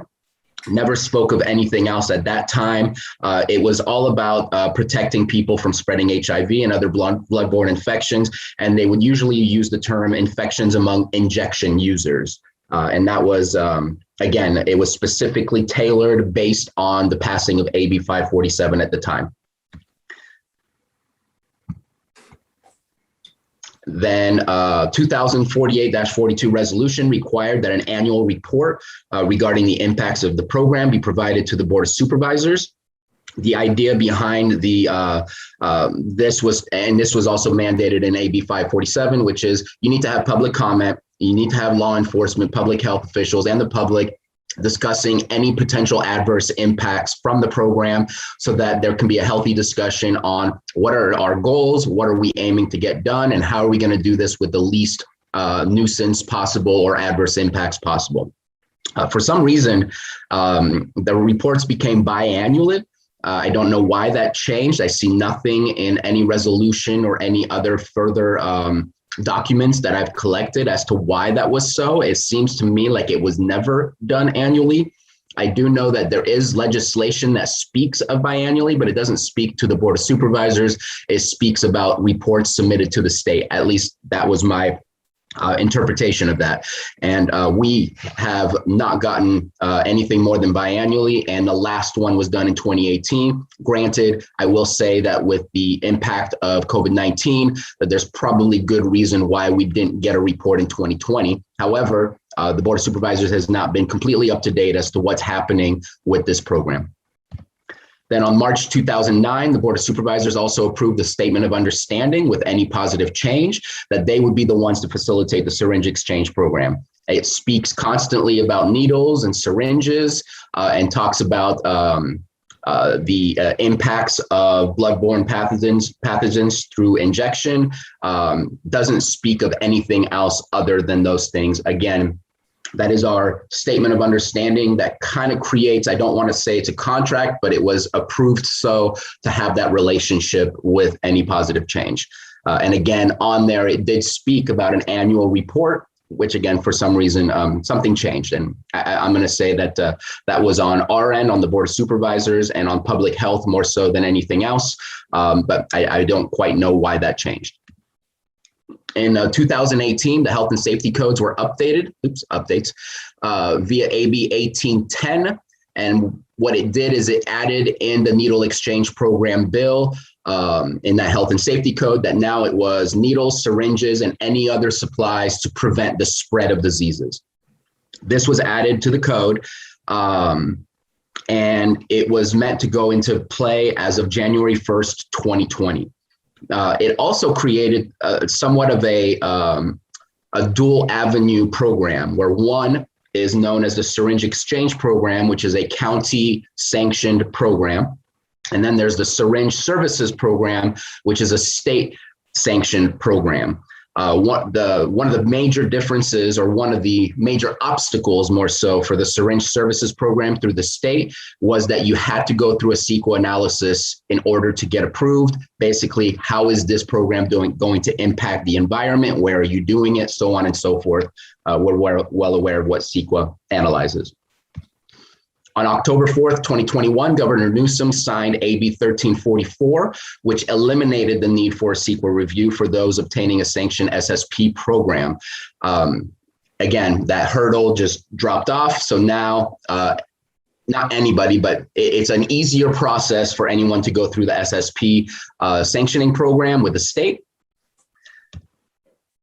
And then comes now to full circle as to the issue that we're discussing today. On October 16th at the Health and Safety Fair, the sheriff was made aware by any positive change that they were now handing out glass pipes. On October 18th, 2021, any positive change did send an email to all the Board of Supervisors. I know that I missed it. I'm not sure if other Board of Supervisors missed it as well. And it was resubmitted to us, I believe, either 3 to 4 or 5 days ago, something like that, just to make sure it was at top of our email chain. And then in late October, Clear Lake PD was alerted to glass pipes being handed out via the syringe exchange program. And this was done at a local church who was hesitant but supportive of the syringe exchange program, but they were also not in the knowledge that glass pipes were being handed out. At this point, the local church has decided to stop their relationship with any positive change. And Clear Lake PD has also requested that any positive change not continue business in the city of Clear Lake at this moment in time. The two areas that do have that service available is Lower Lake and Lucerne. At least I believe those are some of their main hubs that they go to in order to access the people who need their service. And so Clear Lake has been taken out. I just wanted you to know what the health and safety code itself was, the most up to date. This is health and safety code 121349.1. And I'm saying it's part 1 because I couldn't fit it all on the same screen or else nobody would be able to read it. The State Department of Public Health or a city, county, or a city and county with or without a health department that acts to authorize a clean needle and syringe exchange project pursuant to this chapter shall, in consultation with the State Department of Public Health, authorize the exchange of clean hypodermic needles and syringes as recommended by the United States Secretary of Health and Human Services, subject to the availability of funding, as part of a network of comprehensive services, including treatment services to combat the spread of HIV and bloodborne hepatitis infection among injection drug users. And this is where things somewhat changed based on the bills starting in 2018. Staff and volunteers participating in an exchange project authorized by the state, county, city, or city and county pursuant to this chapter shall not be subject to criminal prosecution for violation of any law related to the possession, furnishing, or transfer of hypodermic needles or syringes or any materials, and here's the part I'm highlighting, deemed by a local or state health department to be necessary to prevent the spread of communicable diseases or to prevent drug overdose, injury, or disability during participation in an exchange project. Program participants shall not be subject to criminal prosecution for possession of needles or syringes or any materials, again, highlighted by me, deemed by a local or state health department to be necessary to prevent the spread of communicable diseases or to prevent drug overdose, injury, or disability acquired from an authorized needle and syringe exchange project entity. I know that Chief White spoke with me. He contacted California Department of Public Health. I contacted California Department of Public Health as late as yesterday. And both of us received word from CDPH that the syringe exchange program is not sanctioned by the state, but it is sanctioned by the Board of Supervisors via Resolution 2008-42.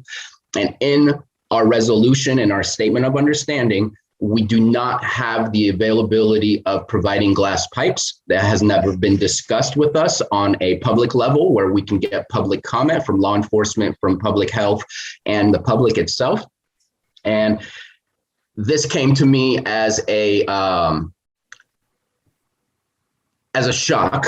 I am not in favor of it right off the bat. I think I understand some of the reasons that I've been given, as you have been given many emails. You've received many emails about this subject matter over the course of the past half a week since the agenda item popped up. But to me, I understand the syringe exchange. You're putting something inside your body and sharing it with someone else. I don't understand the glass pipes. I mean, in my opinion, let's just give out free joints to everyone, because if you know people who smoke joints, they pass it around. So what's a safer way to do this? At what point are we going too far? I also feel that we haven't gotten the report. There's been some changes and we are not in full control of what's happening within our community. And so I would like to, let's look at the next steps, either one of two things. And so I apologize. I know that our county council was absolutely bombarded with a whole lot of stuff to do last week. So no fault to her at all. I decided to take this up on my own. And I created an ordinance for a moratorium, but that needs to be changed to a resolution. I do have that change and I have spoken with our county council on those changes. But I have two resolutions to offer in front of you. One is approve a resolution pausing the syringe exchange program until a report can be provided informing the board on how effective the program has been in reducing the spread of HIV and or other bloodborne diseases. That was the main reason for starting the program. I know that I did receive some data from any positive change, and that data doesn't necessarily provide that level of information. It provides the level of information of how many syringes have been handed out, how many syringes have been taken back in and disposed of properly, how many clients or patients, not quite sure what the right terminology would be, that they've encountered, things like that. But in my opinion, there needs to be a more overarching public health perspective of are we actually seeing progress? Are we actually seeing assistance in decreasing the potential spread of these horrible diseases? And then, of course, once that report comes back, a discussion can be initiated on how best to move forward with this program, or possibly the expansion of the program. But again, at this moment in time, looking to see if that would be a moratorium, pausing that syringe exchange program. That is my personal opinion, that's the direction we go. The other resolution, and I wanted to be prepared today for either way to go, is to say continue the syringe exchange program, but there's new rules. No more glass pipes being allowed. Jurisdictions outside of the unincorporated areas need to approve the activity within their jurisdictions. And I forget what, and that we need to go back to reporting as well. So both of them make the statements of reporting on how effective the program has been in reducing the bloodborne diseases. And I believe that's all that I have. I will go ahead and stop sharing, and hopefully that was enough background information and enough current information on what is happening in our community that I feel it came from left field. I was not prepared for something like this to be occurring without our acknowledgement. It was something that we had previously discussed as a board, as a prior board, but still as a board, and that things were taken in their own hands rather than brought back to us to see if any expansion or changes would be approved. These changes have been made into law, but that law is only appropriate if they have an SSP. And again, with my conversation with CDPH, as well as the conversation Chief White had with CDPH, there is no SSP in the County of Lake. There is only an SEP, which is sanctioned by the county, which means we are in control of what this program is doing and how it is organized for our community to the best of the outcomes we're looking for. And open for any question or comments. Supervisor Scott. Well, Supervisor Sabatier, I thank you for bringing this to our attention and for a discussion. I have to agree, I'm disappointed that we didn't receive the reports to further understand the data that goes along with the exchange, but I don't believe it's in our best interest to suspend the program.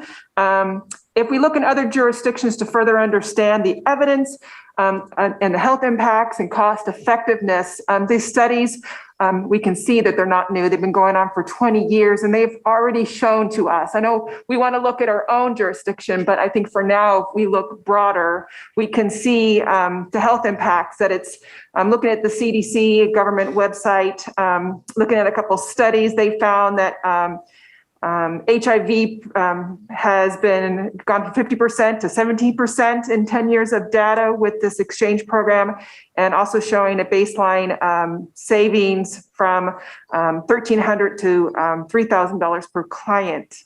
And another cost-effective analysis estimated that expanding access to clean syringes through additional U.S. investments of $10 million would result in a return of investments of $7.58 for every dollar spent. I think we must look at the myths when it comes to the exchange programs. I've received a lot of emails. People are very upset that we're doing this to begin with. But I think we must look at the myths when it goes along with this. Data and research has shown that needle exchange does not increase drug use. I know many people are saying that we're handing out these syringes and it's causing our kids to do drugs because we're giving them the tools to do so. Data is already showing that does not happen. We need to look at our communities and our neighborhoods, and we're already struggling here. We have high rates of overdose and disease here in Lake County. So we need to be putting every tool possible to try to help our individuals that are suffering. And we also have to know that data has shown that these exchange places are also pathways for recovery. When clients are ready to receive treatment within the exchange programs, they have somebody that they've already trusted, built that relationship, that is ready to hand them off to somebody that is licensed to get them the treatment necessary. And I think right there, that's the biggest tool that we need, is we need to build those relationships to help our community no longer suffer. I would have to admit, at one time, I too was very ignorant when it came to the exchange programs and harm reduction. I did not fully understand harm reduction, and it wasn't until years of college classes, working with our community, and looking at data to fully understand the need and the success of these programs. We cannot eliminate or stop these programs because promise reports have not been provided, but I do agree that we need to make them accountable. And out of all the emails I received, I would like to share just one story, and I received permission to share the story. I'm not going to share her name. But I think it's important when we talk about this, that we're keeping in mind, these are not widgets, these are people that we're talking about. The email starts, I used to live in Clear Lake, California. I was a street kid. I started using methamphetamines when I was 11 and had my first child at 13. I started injecting drugs when I was 15. There's a lot of stories like mine here in Lake County. It was common when people lived, this is common when people live in poverty and in desperation. In the 90s, we didn't know much about HIV and hepatitis C. I remember how terrifying it was as people in our circle started getting sick. I watched my friends slowly die of AIDS, and even more died of hepatitis C. Even though people were dying and we were all afraid, we didn't stop sharing needles. I think that people who have not struggled with addiction don't understand the desperation. No one is going to use just because they don't have a clean syringe.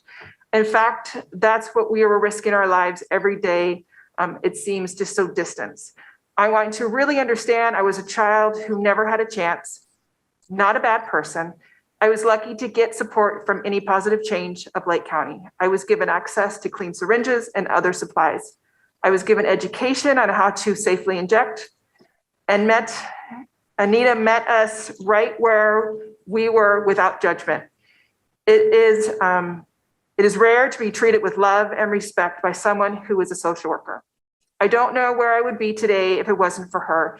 She also gave me the opportunity to help others in the community. Even as an addict, I was able to help educate and facilitate people learning how to live healthier lives while they used.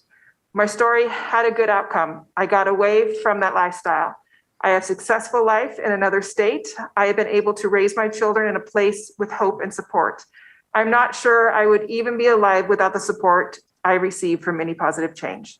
There are many other people who can tell you how valuable their services have been. I want to share my story with you before you make the decision about what should be happening to Any Positive Change. I want you to understand the value that they have put into the community for many years. I want you to understand this program is about love, hope, and that is something we need more of.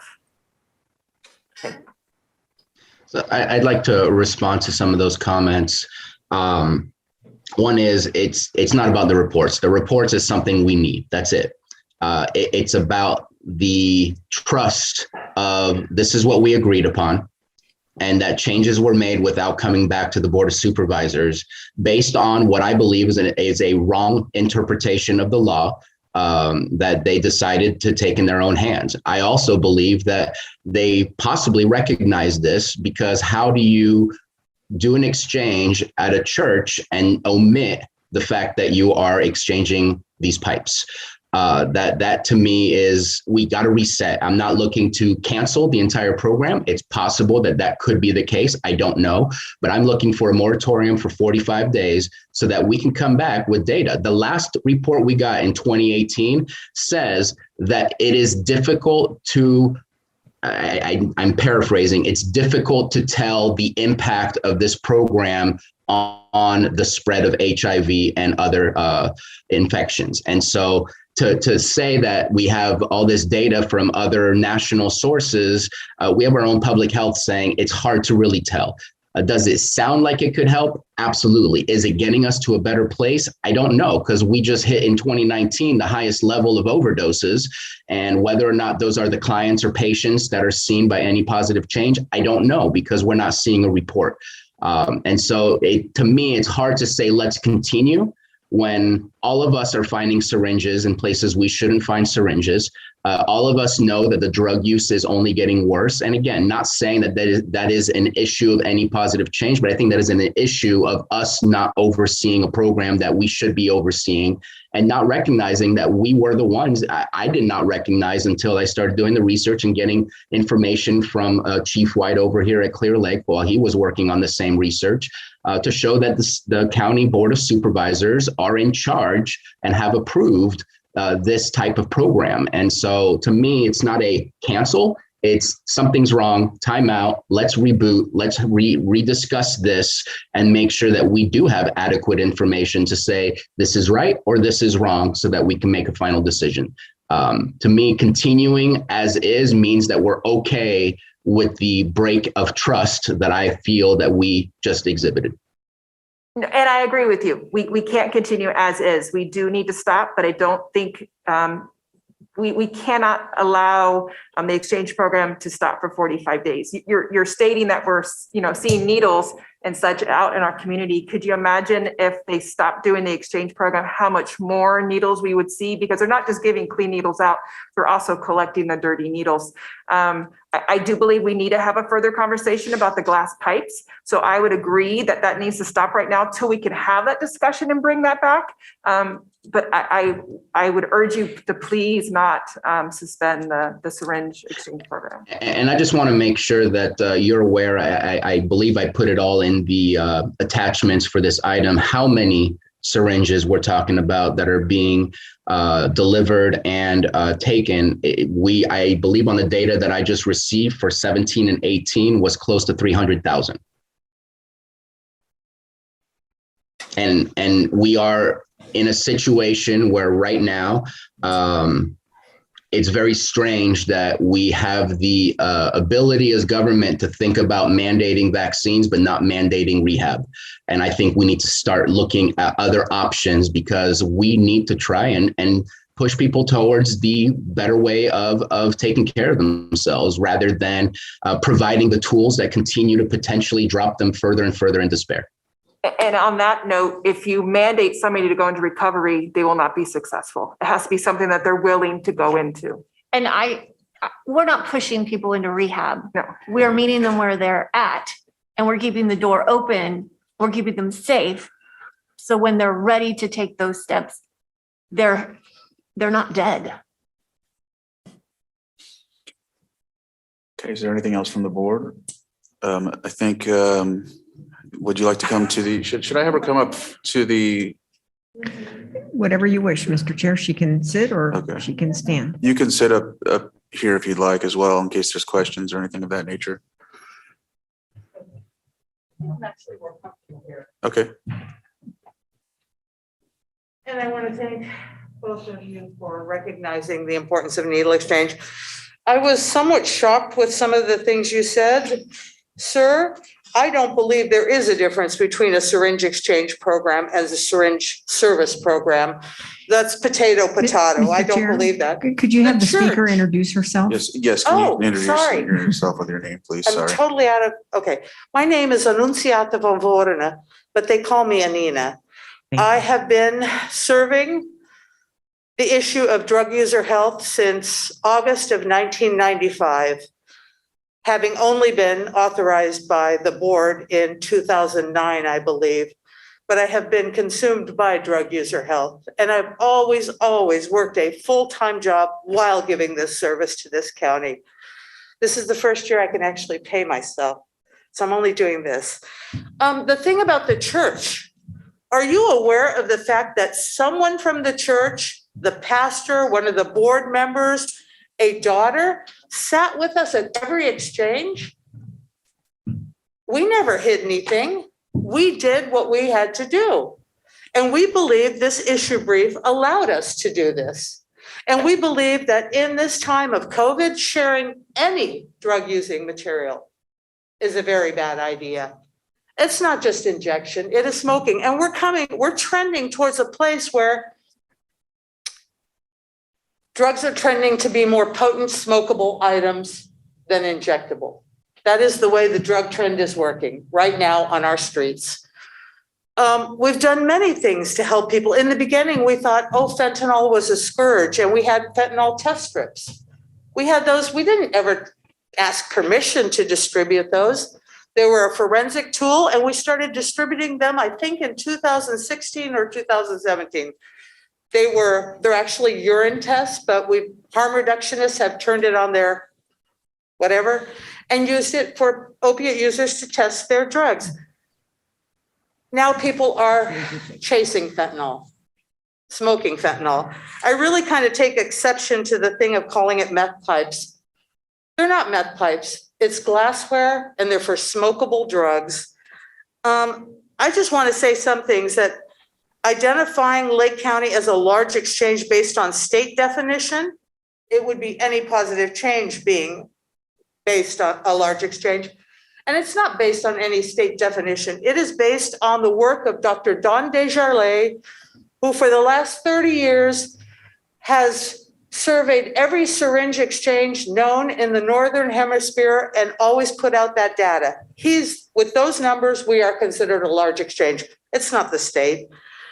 I think that the public health statement in their 2019 report, I think that line is kind of taken out of context. It is very difficult. It is very difficult to see that HIV or Hep C. Right now, we are still a Hep C hotspot.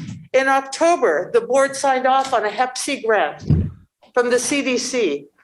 And any positive change was to be the contractor. We were stonewalled. We got the lab requisitions from public health 3 weeks before the end of the grant. And yet, we managed to test, and you can ask the state, the chief of viral hepatology, we tested more people than counties that had the grant for a year. And we have a very big Hep C problem, as you know. We also have the support of a hepatologist. So glassware. You keep talking about the annual report. I have the health and safety code that says the health officer will present biannually. And I can give you that information. Anytime any health officer ever asked me for information, I provided that information. Dr. Tate was very, very good about it. But there were times when she was late because we had a wildfire or some emergency. And that's just kind of the way it went. So I do not believe that, no, I didn't ask permission. I did drug user health. That was the task that I accepted when the board in 2009 gave me the task of this. They believed that we were the best organization to do this. We're operating under a California Harm Reduction Initiative grant. I have employees.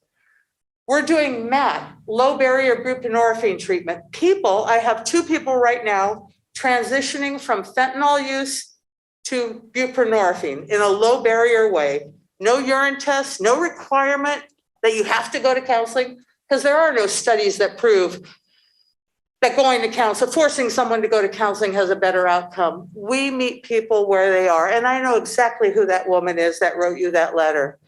And I have known her for years, and what a lovely letter. I don't know. Since 1995, we've exchanged close to 3 million syringes, which each of those syringes represents the aversion of a possible viral transmission. We have given out 2,000 doses of naloxone. We have documented over 188 reversals, people that are alive today because their peers, fellow drug users, saved them. Drug users truly I think that we are looking at this from the wrong perspective. This is a health perspective. This is a medical issue. Somebody mentioned cost benefit. It costs 10 cents to exchange a syringe, and it costs how much to provide Hep C treatment for the rest of someone's life, not HIV treatment for the rest of someone's life, or Hep C treatment, just the drugs alone for the Hep C treatment, very costly. I don't know how we transitioned to this place. I want to say that I did what I thought was the right thing to do. I have fentanyl test strips.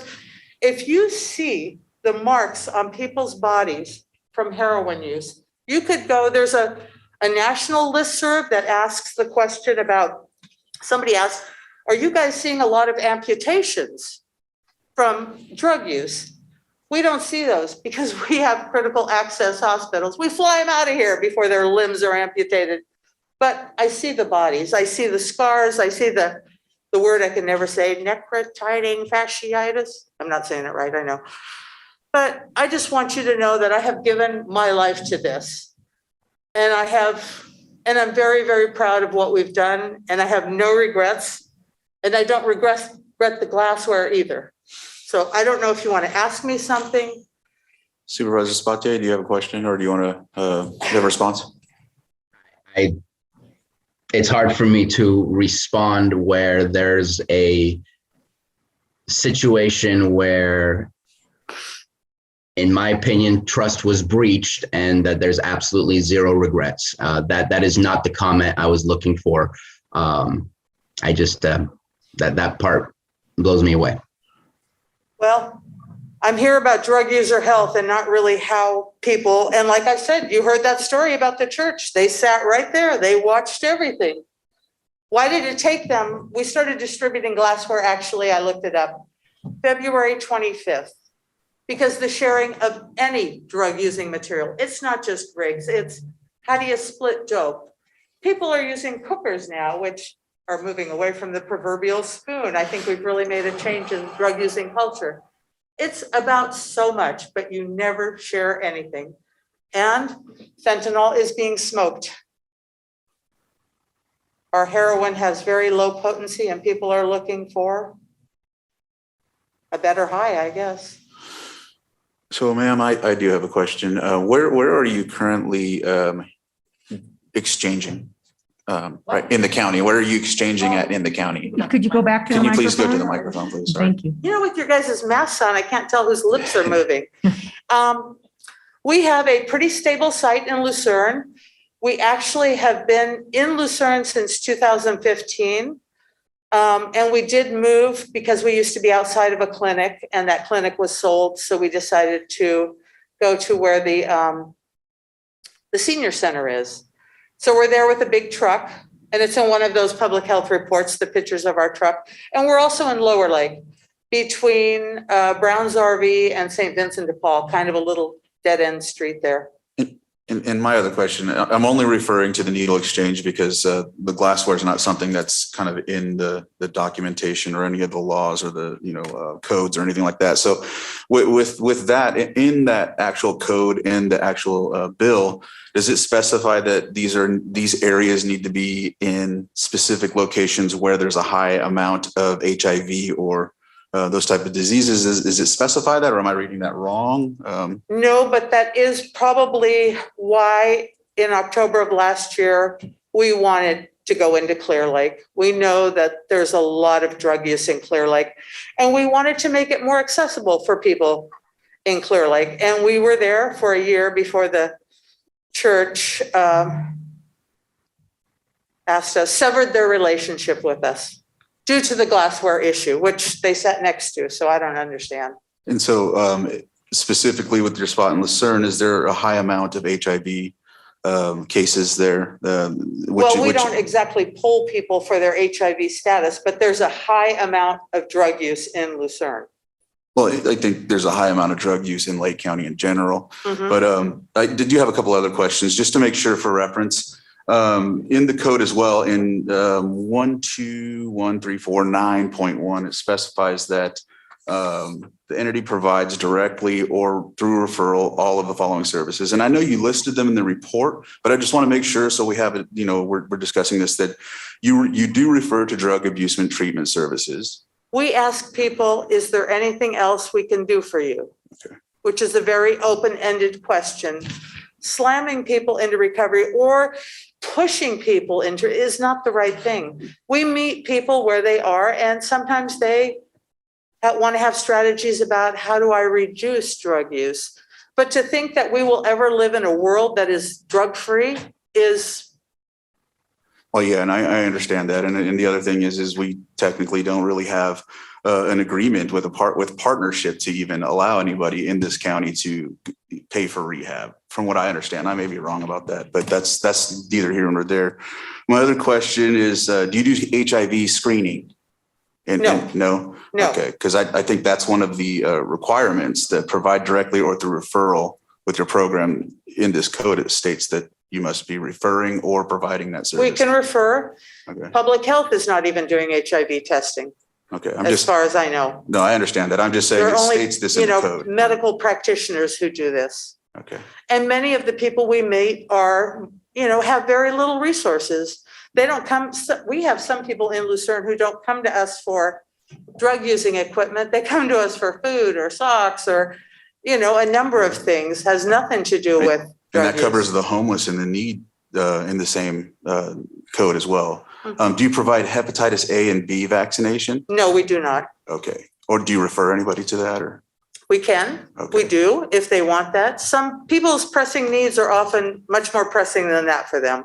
Okay. It's not something they go to. Right now, we're putting a lot of energy into our buprenorphine, our low barrier buprenorphine treatment. If people want it, we have a way for them to. It's a different approach than medical providers. We do it via telehealth.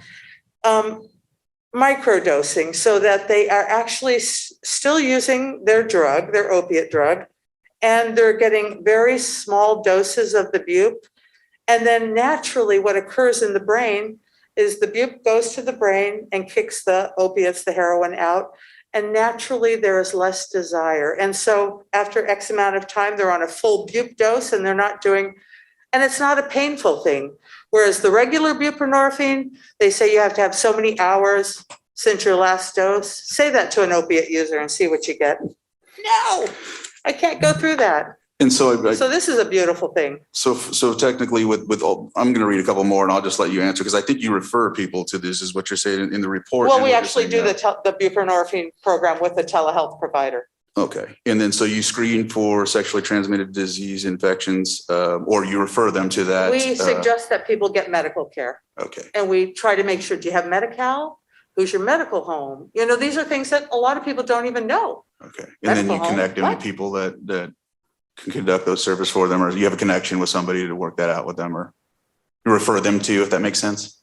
No, I'm not sure what you're asking me. Like, for example, if there's a somewhere like the Big Oak Center in Clear Lake Oaks, do you refer them there if they need help with housing services or things like that? Sure, Okay. absolutely. Just making sure. I'm a social worker and I've been a social worker in these parts for many, many years since I came to this county in different things. Our wonderful local end of life organization, I worked there for 10 years. I worked in our schools for many years. I worked in child welfare in Mendocino County for several years. I am a social worker. Okay, thank you for that. Okay. Yeah, and the thing too for me is that I find, I find that we've talked about the needle exchange before, and I understand that aspect of it. But I mean, regardless of that, on each of the areas in the district, for sure, in my area, and I'm pretty sure in your areas as well, there's still dump sites with thousands upon thousands of needles that are dumped regardless. And so I anticipate the same thing with glassware. I anticipate the same thing regardless for that. I think that's where I draw the line with glassware. I understand the needles because they're already kind of in effect, and I get that. Glassware, you can tell me anything or anybody that gives that, but I just can't get on board with that. So I understand that people are having a visceral reaction to glassware, but if they were to sit back and actually look at this, on the way up here to the courthouse, we walk past a lot of broken beer bottles on the street. Nobody's closed down any liquor stores or grocery stores. So, I mean, if you put it into context and look at it differently. right. And I'm not standing between people And the in bars needles. sharing beers We're or in making out with each exchange. other after they You have drink to or give us smoke or something to whatever. get So I mean, something, right? when does it end for me is what I'm saying when it Well, comes to that. but those syringes that everybody is finding, we're in exchange. You have to give us something to get something, right? That's a conversation, a negotiation, whatever you want to call it. But we do have pharmacy access. The unfortunate thing about pharmacy access is if you look like a drug user, you're probably not going to get any. You go to Walmart, you have the perfect right, but there's something called pharmacist discretion. So if Ms. Scott walks in there and says, I'd like a pack of 28 gauge, she'll probably get them. But some of the most disenfranchised people, if they scrape together the money, are not going to get them. What is the majority of the substance that's used for the glassware? Well, there is methamphetamine and we're smoking fentanyl. Okay. Lake County folks are smoking fentanyl. If they can get it, of course, a prescription, if they can get it, of course, because prescription would need to be given to somebody that does that illegally and whatnot, right? Or is there other ways to get it? Prescription? What did you say? People get prescriptions and then they sell it or give it out, or people are, No, how do they fentanyl get is in fentanyl? our drug supply. That's what I'm saying. They have to Yeah, get it yeah, from- there's no prescriptions, I don't think anymore for fentanyl. I mean, not that our drug users are getting, no, Right. that's a whole different Yeah. black market. Right, and that's what I'm getting to Yeah. is there, yeah, but with meth, it can be created. It's a substance that has no prescriptional type of value, and I'm not about big pharma or none of that stuff, but for me, meth is where I draw the line. I know glassware isn't all about meth, but I just see it as the same thing, like with cigarettes. I mean, are we going to collect butts and exchange them for cigarettes from here? I have a problem with that, and I just am making that connection, and I apologize. Well, I would encourage you to look at that. Why? I think our premise will be drug user health always, and the not sharing of any drug using supplies, for lack of a better word. Go ahead, Jessica. I think you have something. I would much rather people use glassware than syringes. End of story. I've seen way too much damage to bodies for what needle using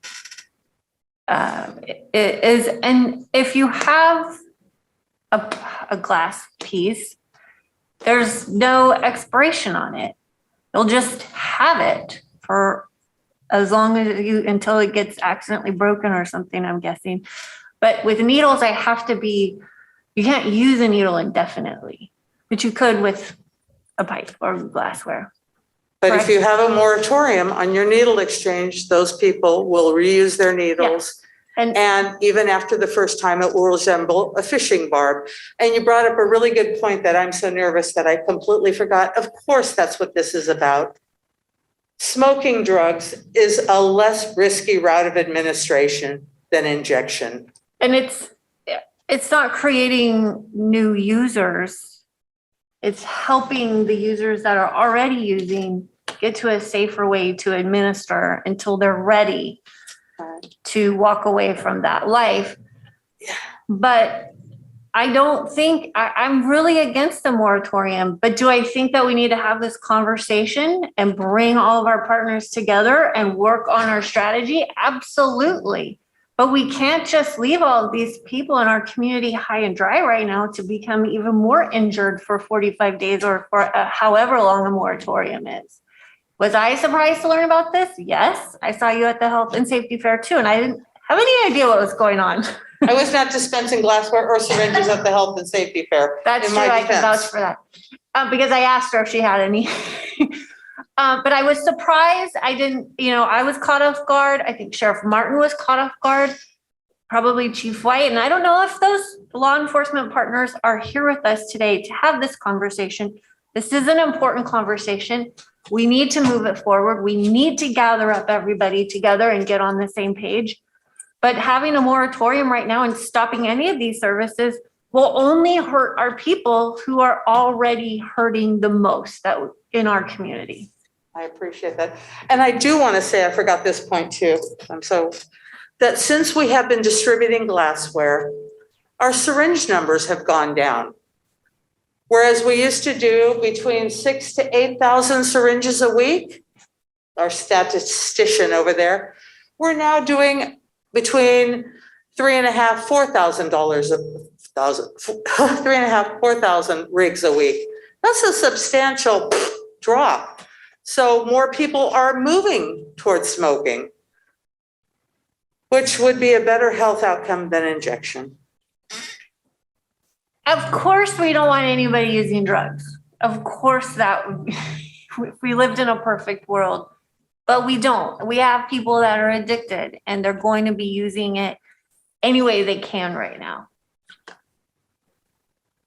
Yes. Thank you. Supervisor Simon? Yeah, obviously, hearing all the conversation, where I stand is the needle exchange program, I think, is a viable program to be happening in Lake County. I think as we move forward in this discussion, at this point, I'd need more data myself on the handing out of the glass pipes. Not saying I'm against it, but need more information as we move forward. So a moratorium, I'm not in favor of on the needle exchange program. I think it's a viable program here in Lake County, but I would like to see a conversation happening between all the stakeholders if we're going to do the glass pipe exchange here in Lake County.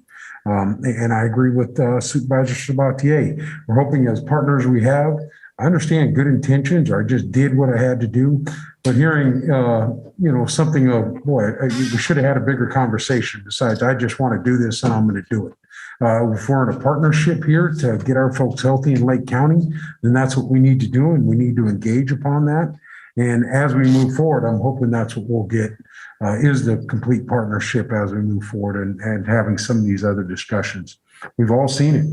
Every one of us has been out doing something in the community, whether it's on March for Meals Day or other things where we've come across a needle on the ground or other instances. So clearly understand where it's at.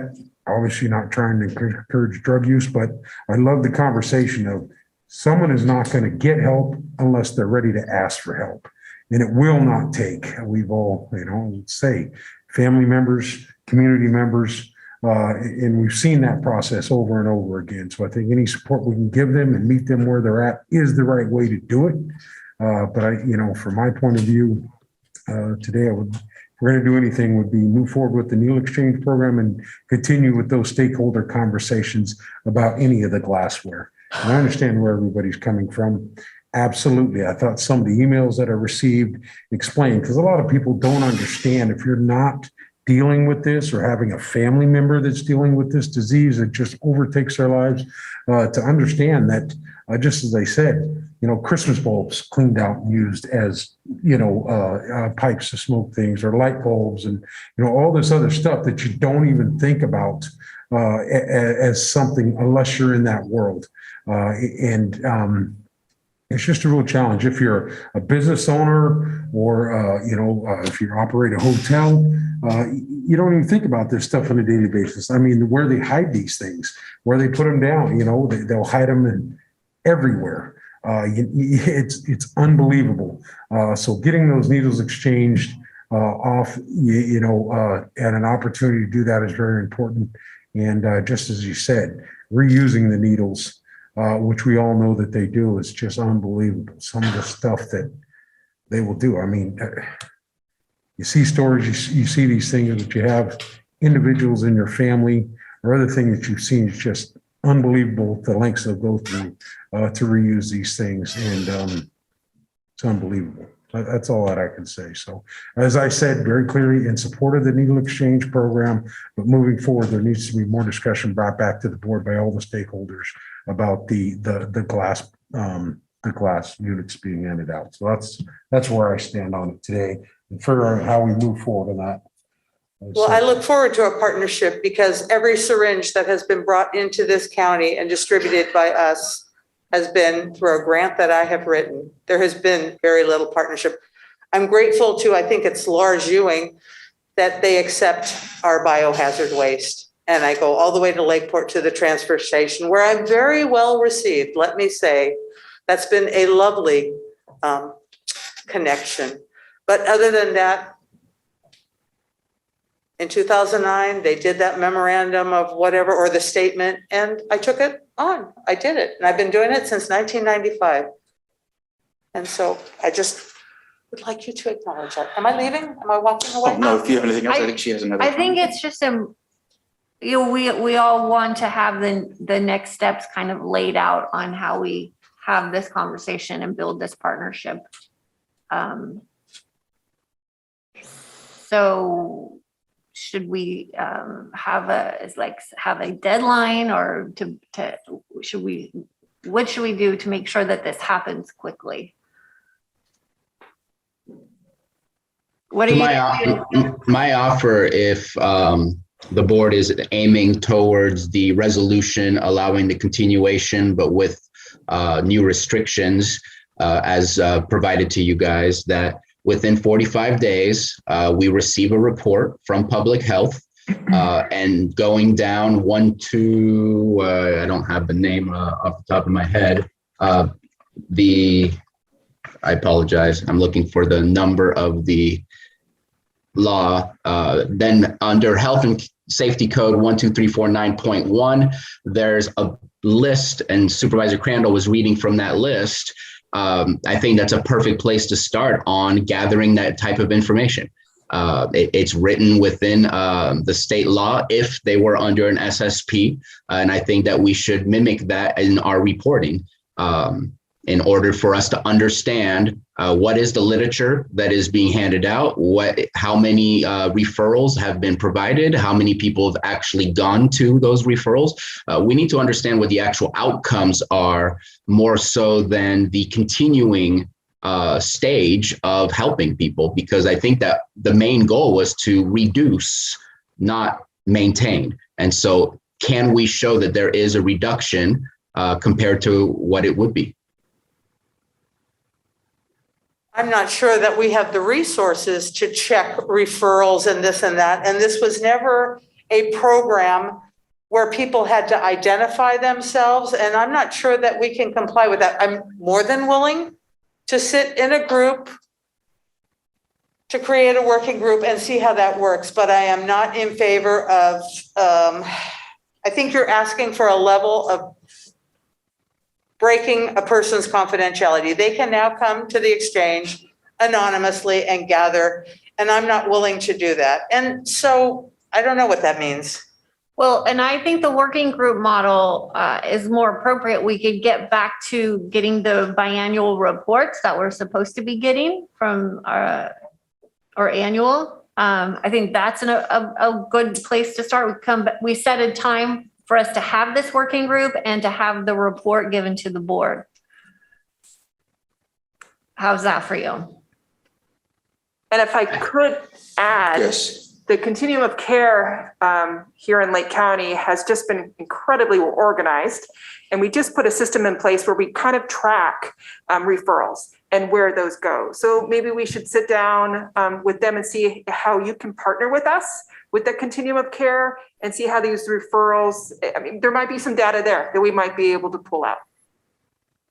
But I don't know if in 45 days we would have that, because this is a new system that we just put together, but it could be a piece of it. I think we need to sit down within 45 days and have these pieces put together, how we can get this information. So I know that within the. 1 second. Ms. Grant, please. Thank you, Mr. Vice Chair. I was just going to say, if a majority of the board want to continue the syringe exchange program as it exists with no changes, but does want to require a report or wants to create additional work for an existing committee or create a new subcommittee, the latter two are going to have to be on a new agenda item. That's not what's before you today. So you'd have to put that on and put together a time frame. If you want to continue the needle exchange program, but not allow the glassware, then I can fix this resolution that would allow you to do that. That would be my preference of the latter at this point. All right, if you look at the resolution, amending resolution 2008-42, what I'd suggest then is where it says, now therefore be it resolved, the Board of Supervisors of the County of Lake continues to authorize a clean needle and syringe exchange program, and be it further resolved, and then delete the remainder on page 1 because you're not leaning into a moratorium. Well, except for number 1, you begin then, and further resolves, the Lake County Health Officer shall present an annual report. The syringe exchange shall obtain permission to conduct its services within city jurisdictions. And you can eliminate any of these as you wish. The county does not have jurisdiction over tribal land, therefore any activity shall need to go through the appropriate tribal leadership. The exchange program shall obtain approval from the board of any of its changes to services prior to initiating. And then the syringe exchange program shall not be allowed to distribute any glassware used to smoke drugs.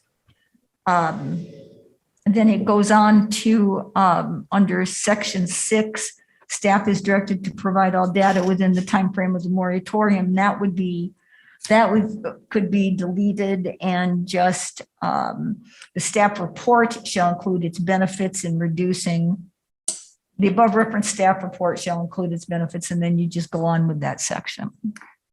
If I could say, I don't think we need to, on number 5, the syringe exchange program shall not be allowed to distribute any glassware used to smoke drugs. I think it's just glassware. Okay. I don't think we need to use drugs. I think that would be a loophole. If that's acceptable to your board, you can make those changes on its face as I've recited them and adopt that resolution today. Or as I said, any of those 5 choices, you don't have to allow them all. You can decide which of those 5 you feel comfortable with. Supervisor Scott has suggested used to smoke drugs under number 5 be deleted. I agree with that.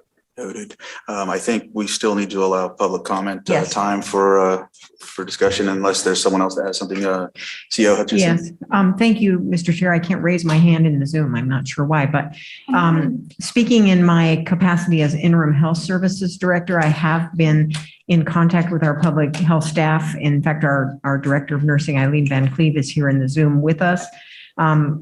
We're totally agreeable to working with some kind of work group, which Anita is saying would need to be designated at a future meeting. But I am a little concerned about a 45-day timeframe in light of the fact that that we have some key vacancies in the health department right now, and we also have the holidays upon us. And so 45 days would hit right around mid-December. I'm not sure that's a realistic timeline, but we would be pleased to work with Anina. Once we have her data, we could certainly shoot for doing it as fast as possible, but just a little concerned about a 45-day timeline.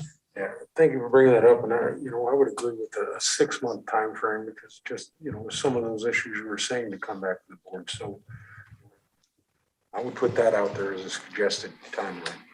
Within 6 months. Within 6 months. Well, I think the concern with 6 months might be that, if it's a disservice to not have the glassware available, that's a long period of time for the glassware not to be available. And so. Could it be stated just within 6 months? It could always come No sooner. later than, I mean, it would be our desire to work with it sooner than that. The next 45 days is the tough period, but Eileen, do you want to comment on the timing of this since you would be our point of contact here? And board, let me introduce to you Eileen Van Cleve, our new director of nursing. Hello. Good to be with you all today. Thank you, CAO Hutchinson. I agree that 45 days is likely a tight turnaround time. And I would ask Anina, since we are relying on getting her data, what she feels that she would be able to have as her timeline so that we can better predict ours. Again, I share the same concern that having the timeline too far into the distance and not having clean glass pipes available to the community, especially during the holidays when we know in healthcare, that's when alcohol and drug abuse increases, mental illness, suicide, all of that goes up. So we're looking at that window too. So I want to just be really mindful of the time frame that we're creating here. Mr. Chair or Vice Chair, a reasonable compromise might be 90 days. And I don't know if Anita wants to go back to the mic and comment in terms of, how fast she could have the data available for public health. Supervisor Sabatier, had a question real quick. And then the other piece, I know you still have the public you want to hear from, but if you want an agenda item to follow at your next meeting to form this work group, hopefully 1 or 2 of you would want to be a part of that as well. So I think that 3 months is depending on what kind of data that we're looking at. And I would also ask that the resolution be amended to take out meth pipes and say glassware, and identifying Lake County to say any positive change, because Lake County is not a large exchange, it's any positive change. And it's not on the state definition, it's because of I'd just like that corrected if possible, if we're going to be correct. She's talking about the recital, the last whereas. Supervisor Sabatier, yeah, I think are we okay with that? Because it says glassware in the actual sections where the new amendments would be. It was just in the recitals that it said meth pipe. Okay. Yeah. I think that just like anything else that we do, if there's a need for an extension, it's always possible. And I think that just, bring it up as a point of interest to let us all be aware that it's taking longer than necessary. But I get it. Capacity is always an issue no matter what. And at the same time, I think this is something that we need to figure out how to implement, because I want to see an annual report about this. And so we're going to have to figure out how to implement that annual report so that it can happen. I believe the law actually says biannual, you know. Yes, the state law, but you are under a county contract. So unless we want to change that as well, which we can. But at this moment, the county contract says annual. There's no contract. I do all the work. The agreement. So you did mention that you were going to be able to get staff soon or something like that? No, I have staff. You have I staff? have staff. They work the exchange. Can you go to the microphone or we can't hear you? Yeah. I thought I was loud enough. I have staff. Steve is the driver and he works the truck, really doing the, exchange with people. Wendy is doing, working towards the buprenorphine program. And Kat, she's the all-around gal. We have 5 people at exchange every occurance. Okay, and so you would probably have a little more resources to conduct. Yeah, well, I reports would and be whatnot. doing the. Okay. All right. That's all I had. Did anybody else have anything or? No, I do agree with the yearly annual report to come in November. Absolutely. I think it's something we need to, keep the pulse on it. So I do agree with keeping it at the 1 year. Ultimately circumstances, just like we said, we didn't expect a pandemic. So understanding if there's situations or other disasters, but I think sticking with the yearly report would be, I would be in favor. Okay. And so with that, any other comments? Public input? Yeah, there's a lot of public input. Well, 5 hands, I think 6. Okay. So is there anybody in the chambers here that would like to speak on behalf of this public input? I'm open it for public input. Okay. If you can come to the microphone and state your name for the record, and then you have 3 minutes once you start. I'm a licensed psychiatric technician who worked at Sonoma Developmental Center for 15 years, and I live in the city of Clear Lake. I have to say that I have heard about syringes on the street since I moved here because I read Facebook. I can tell you every place they found them, at the park and everything. And I can also tell you there isn't one disposal site that's available to any drug user, except for the exchange, because we don't have any at the pharmacies, anywhere, at the police department, at the library where they complain about the syringes, at the park where they complain about the syringes. There's no place for anybody to put their syringes in that's safe, that people won't lose them, find them on the ground. I can also say that this is a service that helps change our community. And to me, that's the most important thing. I have been involved personally with this, but for a year. I can tell you though, in my job as a psychiatric technician and in my years of experience of just living in the community, this is what helps make your community work better. It helps make my community in Clear Lake work better. It helps make Lake County work better. And it's an important asset to our community. Ma'am, you referred to yourself quite a bit, but you didn't state your name for the record. Patrice frowned. Thank you very much, Patrice. Okay, is there anyone else in the room that would like to speak on behalf of this? Okay, if not, we'll go ahead and go to the Zoom room. And I think I'll just go from the top. We have Soma Snake Oil, if you could state your name for the record, and you have 3 minutes.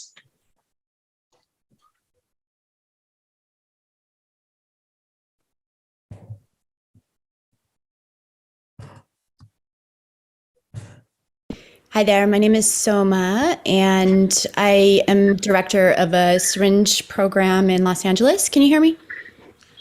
Yes, well, what's your last name? My name is Natasha Vanderhoof. I also go by Soma, and I'm I'm here to support any positive change because of the critical work that they've been doing in Lake County for 25 years.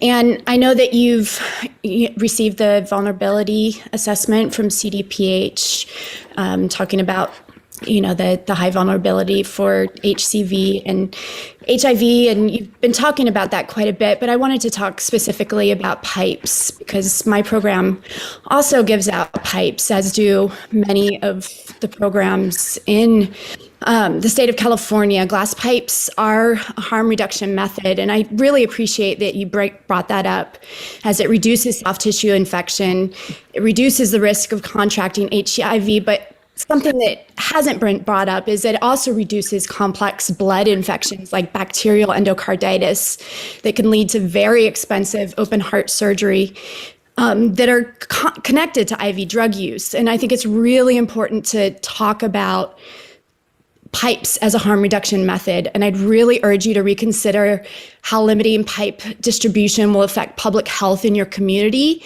and what the medical costs will be to you.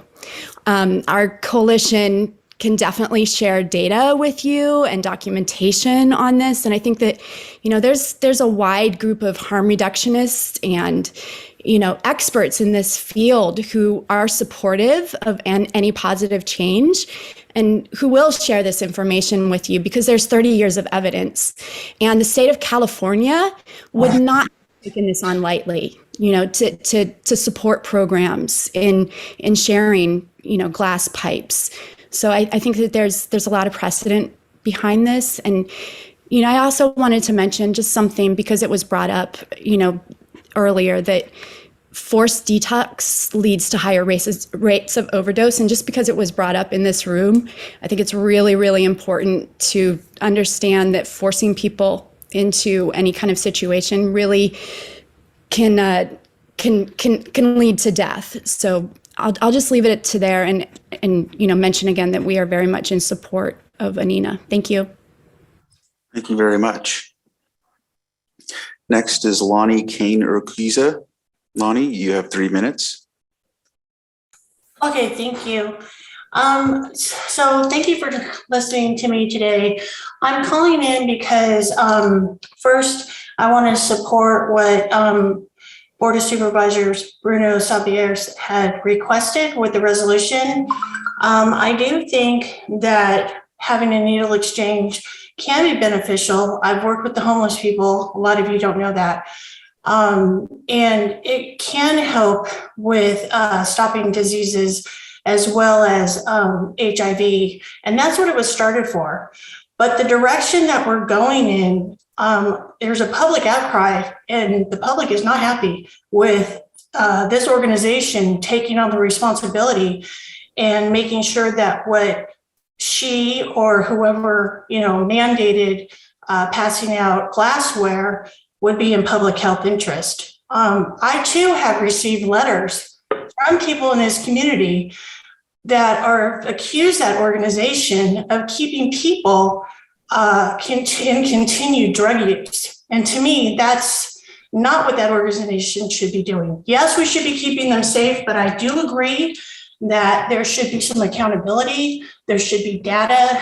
It also concerns me that Bill 1344 that prevents the CEQA from reviewing this type of program that's in place is also concerning to me, as well as not being reported to the Board of Supervisors annually. So I do hope that you will, do what you say, have the committee, have the public hearings, get your community involved, because you are also accountable to your constituents and the taxpayers that are funding these programs that help people with disabilities. And it is a disability because, drug use, like alcohol abuse, those are disabilities that people have. So that's all I have to say. Thank you. Thank you. Next is Jessica Smith. Jessica, if you can unmute and you have 3 minutes. there. Thanks so much. My name is Jessica Smith. I am the Capacity Building Manager at National Harm Reduction Coalition, which is a national advocacy and capacity building organization. And we work very closely with syringe service programs across the state, across the country really, but my work specifically is in the state of California. I work very closely with ANINA. I am part of the CHEERY grant making team, so we provide funding to any positive change.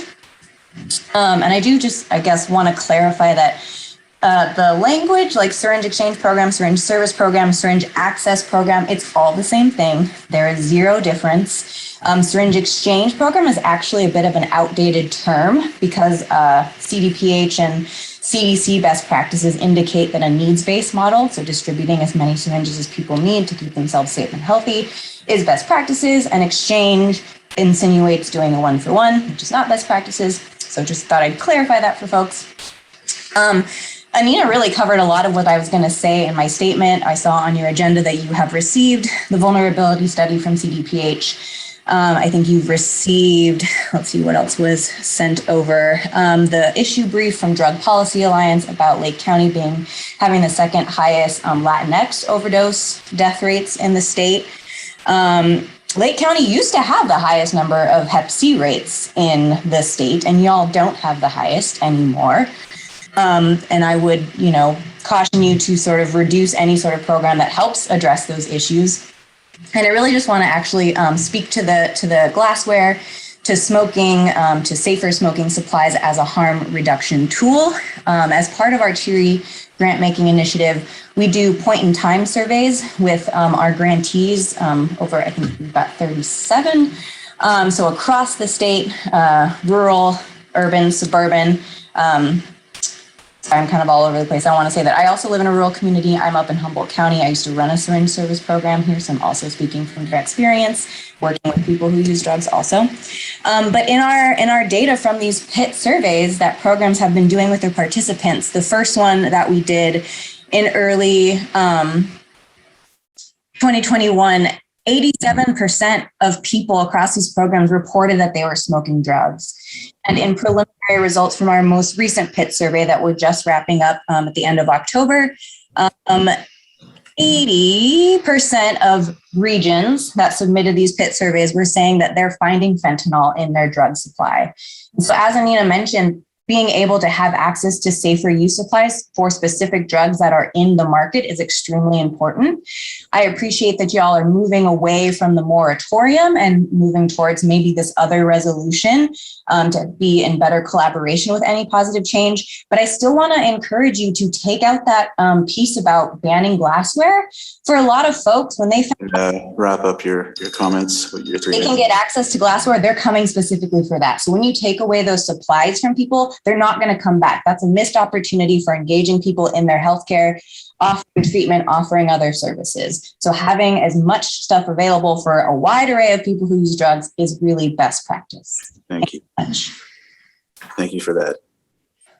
Okay, next, Jeremy Rarick. If you can unmute. You have 3 minutes. Can you hear me? Yes. Okay, yeah, I'm just one of your constituents. I would suggest anyone go up to the park up in Clear Lake and look around. There's crack pipes all over. There's needles all over the ground. I mean, when do us law-abiding people, when do we get a better community?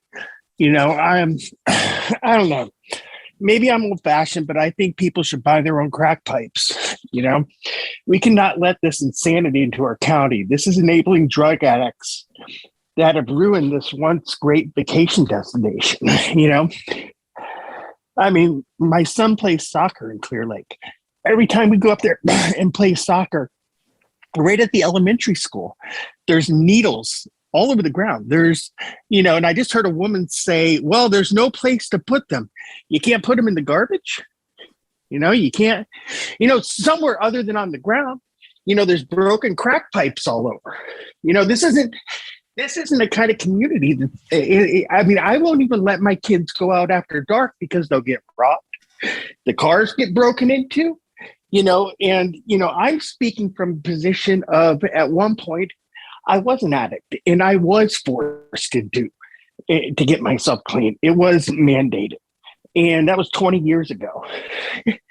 And I mean, that saved my life, and at this point, I mean, Clear Lake is awful, and there's needles literally everywhere. I mean, go down by the water, there's needles next to the water. I mean, everywhere.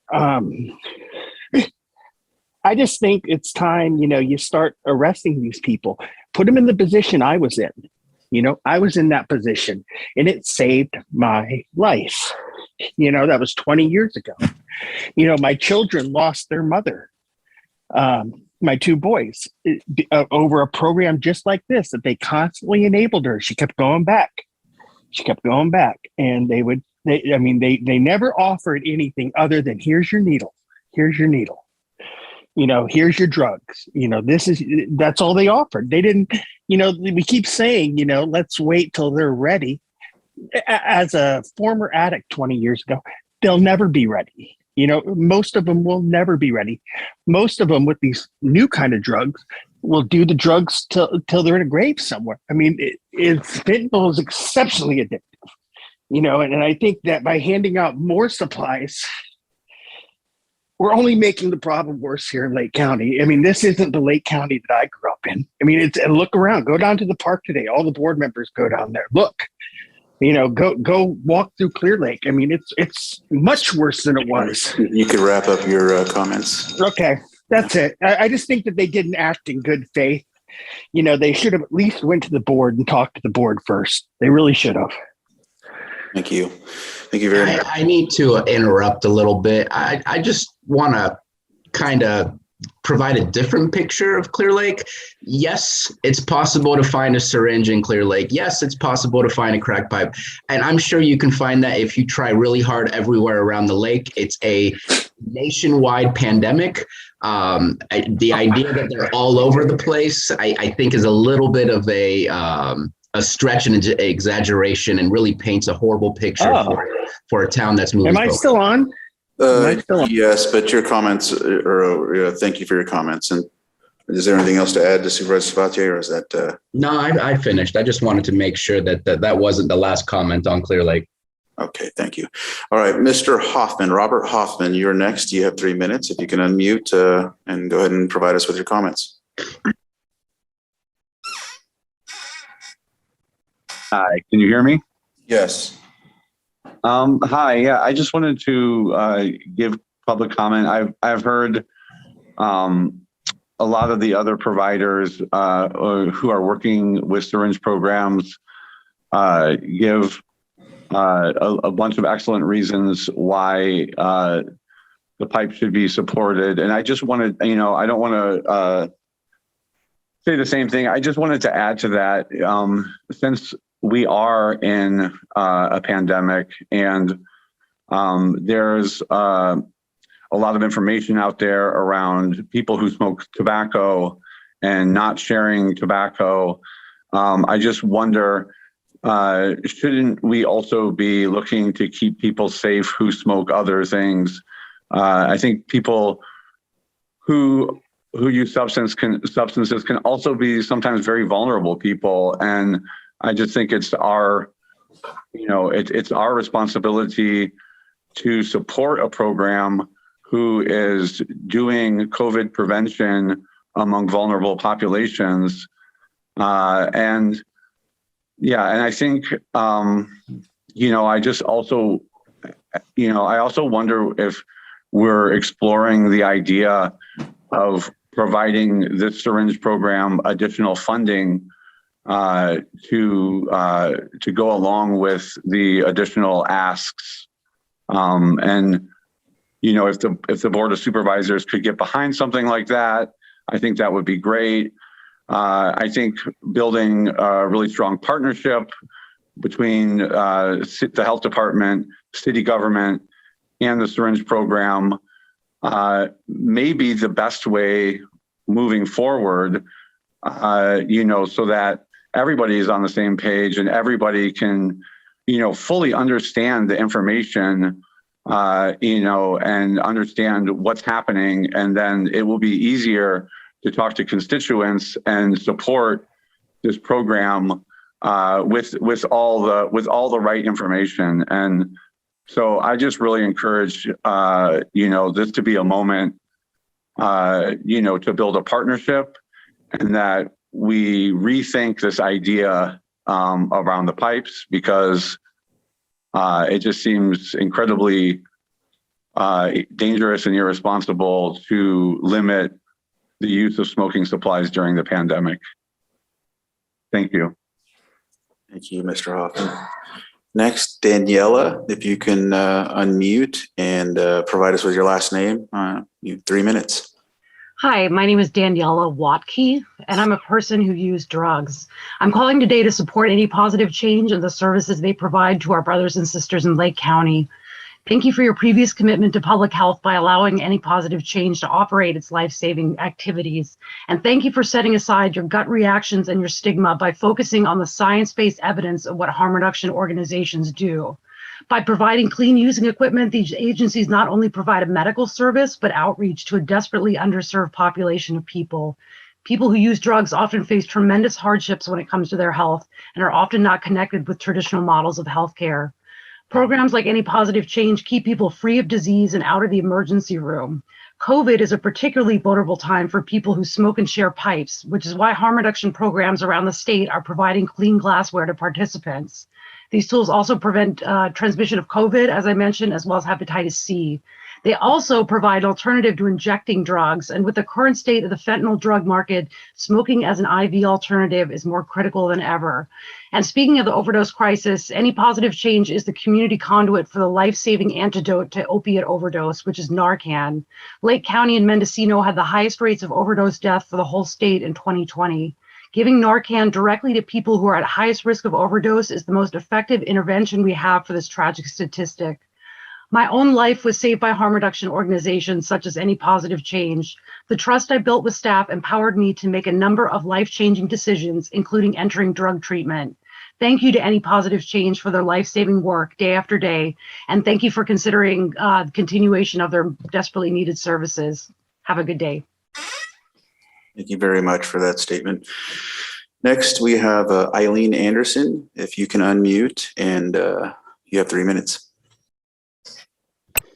All righty, Eileen Anderson. I'm going to, Mr. Sabate, you did not give Jeremy a chance to explain what he was trying to say. It sounded to me like Jeremy really likes Clear Lake. His kids play sports there, and I don't believe he was disparaging Clear Lake. He wants it to be a better place for his children and his family, but the reality is he sees drug paraphernalia. So, I feel like he should have been given the chance to explain himself. All righty, so I am no expert on drugs, but I am one of 7 sisters. One of my sisters is dead today because of drug use. She was a beautiful person. 2 of my sisters were homeless because of drug use for extended periods of time, living in a rusted out UPS truck in a junkyard. One of my sisters did a year in prison because of drug use. The only reason my sisters are well and productive citizens today, and they are, except for my dear sister that passed away, is because they reached the end of the road and they made the decision to stop. My sister's here visiting me, the one that actually lived in the rusted out UPS truck that I visited her in and tried to help her as much as I could. She said with total sarcasm, "Wow, what a great time to be a drug addict. They're giving out drugs, needles, crack pipes." So in reality, you're not really helping people. The only time people are going to get help or be helped is when they want help. Providing them the means to do drugs, because we're going to provide clean ones. That's bull. That is bull crap. And, glassware, that is what I have in my kitchen cupboard. What you guys are talking about are crack pipes, meth pipes, drug pipes. And it is offensive for you to try and beautify it and make it sound pretty and politically correct and acceptable to say, oh, we have glassware. Get real. People need help. Drug addicts need help. My 3 sisters desperately needed help, but until they reached the end of their road, they were not gonna be helped. And that is all I have to say. Thank you for your comments, Ms. Anderson. If there was a word for it in my native language, I would offer it, but there's not. So we'll move on to I want Jasmine. to clarify. Oh, go ahead. Just to clarify, no one's giving out drugs. Jasmine, you have 3 minutes. If you can state your full name though for the record. Hi, my name is Jasmine Guerra. I'm the executive director at the Humboldt Area Center for Harm Reduction, and I'm a working partner with Anina and Any Positive Change. We have a multi-region, low-barrier, medication-assisted treatment program that just started a little under a year ago. One that is specifically designed for people who are accessing syringe service programs. And I am calling in support of Any Positive Change. Our program also distributes safe smoke supplies. We have for a while now, and we have seen people's health increase tremendously with this addition to our program. Many people statewide are switching to smoking as an injection alternative. It says my internet's unstable, so if I'm chopping out, just let me know. So I'm calling to support Any Positive Change to continue the distribution of safe smoke kits, safe smoke supplies, which is evidence-based. Any Positive Change has done all that is possible to take care of the underserved community members of Lake County, even in the face of blatant threats and harmful stigma. The fact that the community is upset about the smoking supplies shows a lack of understanding of the data that is out there. So I'm excited for you all to have that in front of you, hopefully soon. And yeah, I just wanted to also state that there is a statewide trend that people are switching to smoking rather than injecting. It's an evidence-based practice, and it's extremely important now with COVID still happening. We're not out of it. And also the overdose crisis, which is in full effect. Any Positive Change is doing evidence-based work, and I hope that the board can see and understand that with the evidence that is out there. Glassware is a crucial part of harm reduction. Syringes aren't the full picture, and neither is glassware. It all is part of the services that all kinds of programs are providing statewide. Thank you. Thank you. Next is Andy Stone, or Ann Stone. If you can unmute, you have 3 minutes, and please state your name for the record. Hi, good afternoon. This is Andy Stone. I'm calling in support of Any Positive Change and the life-saving services that they're able to provide. I've heard a lot of people mention their experiences with family members that they've lost and family members who are people who use drugs. And I just wanted to share, my experience. My cousin passed away from a fatal overdose. There was fentanyl in the drugs that he used, and he didn't have a lot of support around his substance use and around, the substances that he was using. And, I look back on that and I wonder if he had had the support that he needed, if he had had access to crucial education around substance use and how to use more safely, if he might still be alive today. People are going to do what they are going to do. We can't judge them. We can't force them to change. And if we just continue to push them away and push them to use secretly, we are putting them at greater risk of overdosing. We can't help someone to recover if they have died from a fatal overdose. These services are crucial. They're evidence-based. There are so many studies, so much evidence that proves that these types of interventions and services really help people to get better, and to have a healthier relationship with substance use for those who are struggling with their substance use. And that's something that we crucially need in this moment where the overdose crisis is really increasing dramatically. So I urge you to continue to support and fund any positive change and other really crucial and important programs that provide harm reduction services, particularly to folks who are highly vulnerable in this moment. Thank you. Thank you, Mr. Stone. Next is Michelle McCormick. If you can unmute, you have 3 minutes.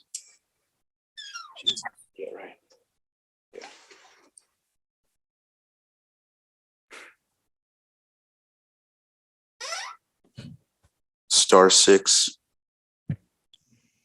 Hi, can you hear me now? Yes. Hi, I'm listening to all these comments and I have yet, except for this last person, hear anybody who's not getting paid by this organization that supports it. Citizens that live in this community, I have not heard one person that's encouraging this in their community. I do think that we're enabling the drug addicts. They do need to hit, and this might sound curt, but they do need to hit a rock bottom if they are gonna decide for themselves that they want to better their life. Enabling them and handing out needles and pipes are just spreading it around our community even more. I have children growing up here. This is not something I want my children growing up around. And I just think that, more community outreach needs to be done in other ways other than handing out needles and pipes. I want to know what's being done for rehab choices, for crisis intervention, those sorts of things other than, like I said, giving away needles and pipes that could very easily end up in the hands of children. Okay. Thank you for your comment. Layla, you will be the last one. Actually, I will, I think there is another person right here as a panelist that has their hand up, Chief White. So Layla, I'll allow you to speak, and then Chief White, you'll be next. And I think Lonnie, you had your hand up. I don't know if you dropped off, if you wanted to come back and say something briefly afterwards, but Layla, go ahead, you have 3 minutes. Hey, yes, I am not employed by any positive change, and I just want to vocalize my support for this organization because I think that we can look both historically and at current times at the extremes of these types of organizations, areas in which they don't have any types of services in areas that are far more developed, that have detox programs that allow people to come in and use, which I know in the US, we don't have these types of programs, but they are in Europe where we don't see any transmission of HIV. We don't see any transmission of hepatitis C. We don't see any type of fatal overdose happening at these facilities. And I know that's not what's up for discussion today, but the other extreme that I'd like to point to is where we don't have these services, where we do see an uptick in disease that not only affects people who use substances, but affects the entire community, increases rates in the entire community.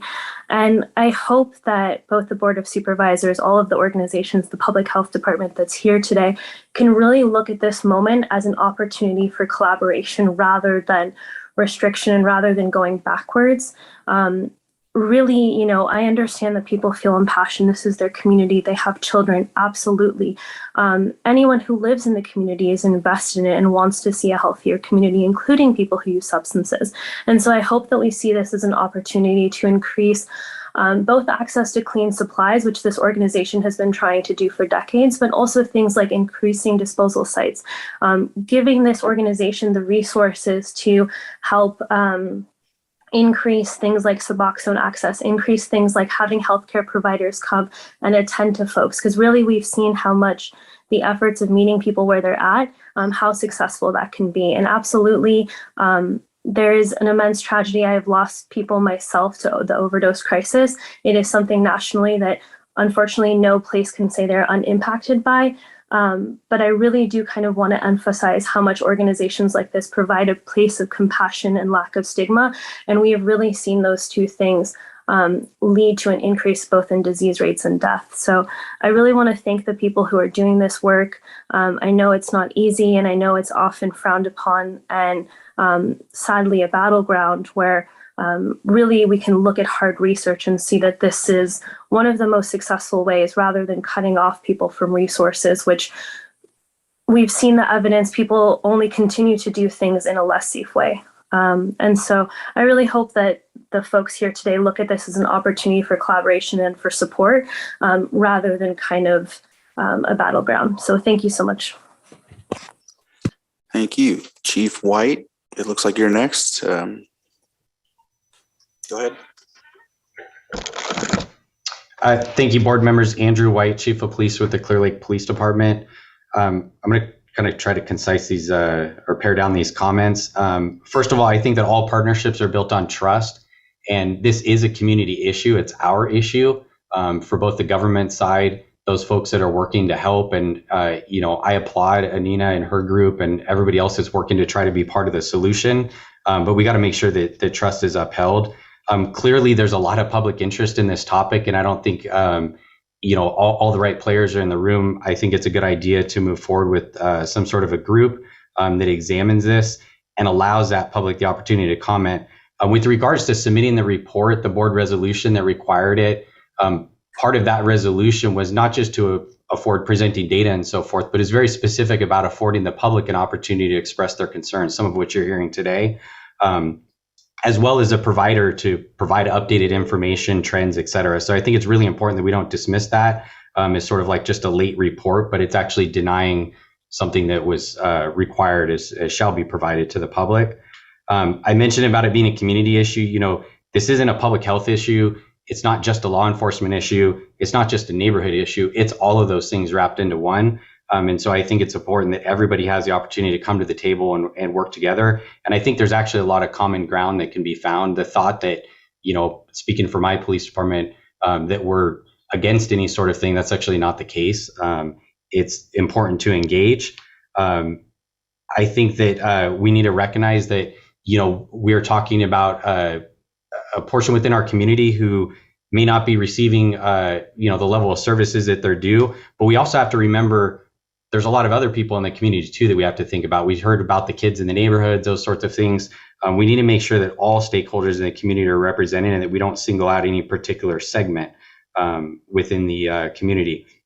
I think one of the common problems in hearing people talk from both sides of the issue that's lacking in the board authorization but is present in the state regulation. The state regulation provides very detailed framework for how this happens, how the reauthorization process works, and ensures that the public gets an opportunity to comment, and then everybody involved gets the opportunity to work together. My own experience, I worked with the group that was operating in Clear Lake through CDPH authorization, and we were able to engage all the stakeholders, work together, bring up issues, talk about things of common interest that I think helped them to be able to operate when they were, but also to make sure that people don't feel disenfranchised within it.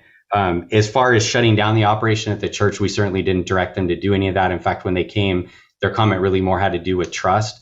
But our position my position rather, is that we make sure that this is brought out, that the public gets the answer. They understand what the laws are. There's different people on, different sides of the issue, but I think that working together, we can find common ground. And to the point that I think most people have talked about is drug abuse. When we talk about those people, that can be your brother, your sister, aunt, uncle, all those sorts of things. And so I certainly don't dismiss the importance of it.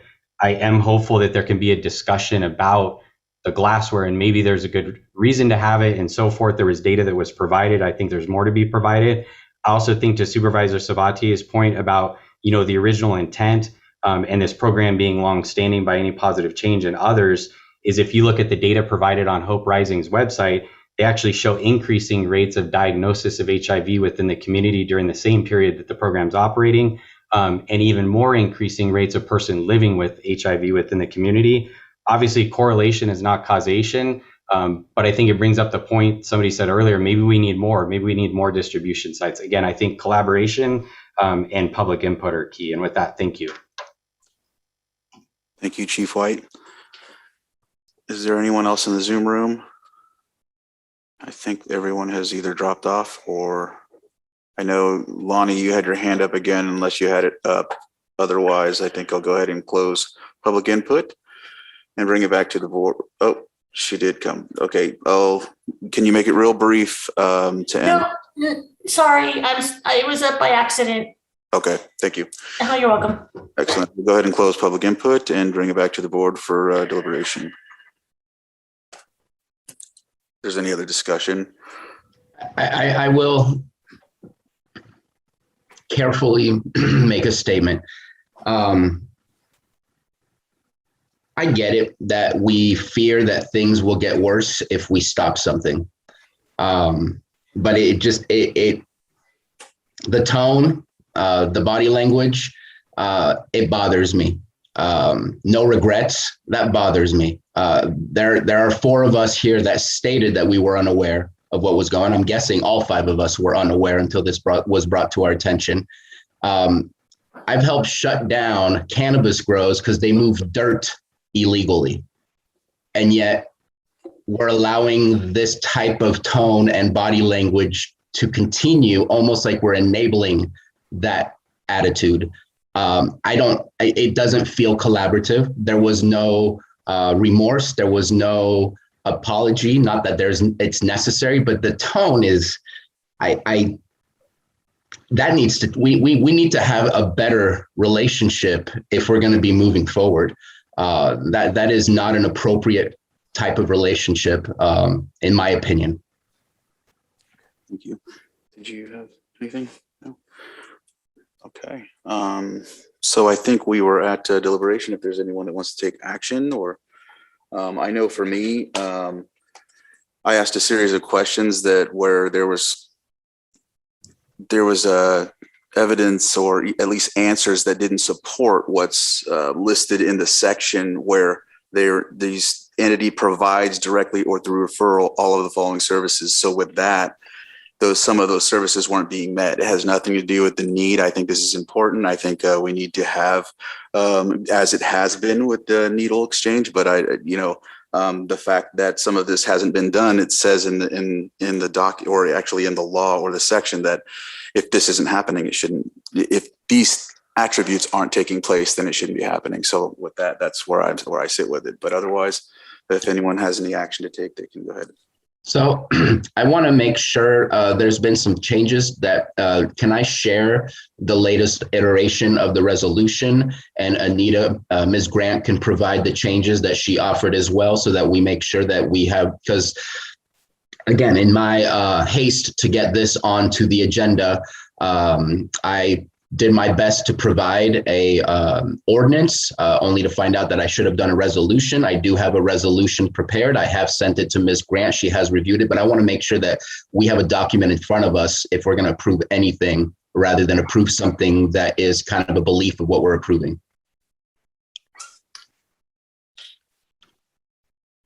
Okay. Yes, please, Ms. Grant. I'm sorry. All right, so this is the resolution amending resolution 2008-42, which authorizes a clean needle and syringe exchange program. The recitals beginning with February 26, 2008 remains. The recital beginning with reports from 2013 and 2018 remains. The recital beginning the 2018 report shared the increase of needle use remains. The recital public health also reported on the benefits of the syringe exchange program remains.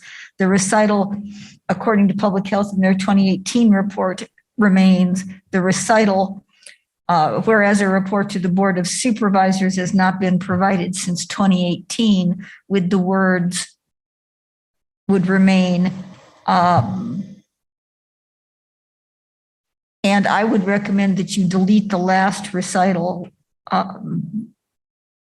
Whereas it has come to our attention, the syringe exchange program is now providing meth pipes to drug users, because you're going to cover it in the body of the resolution.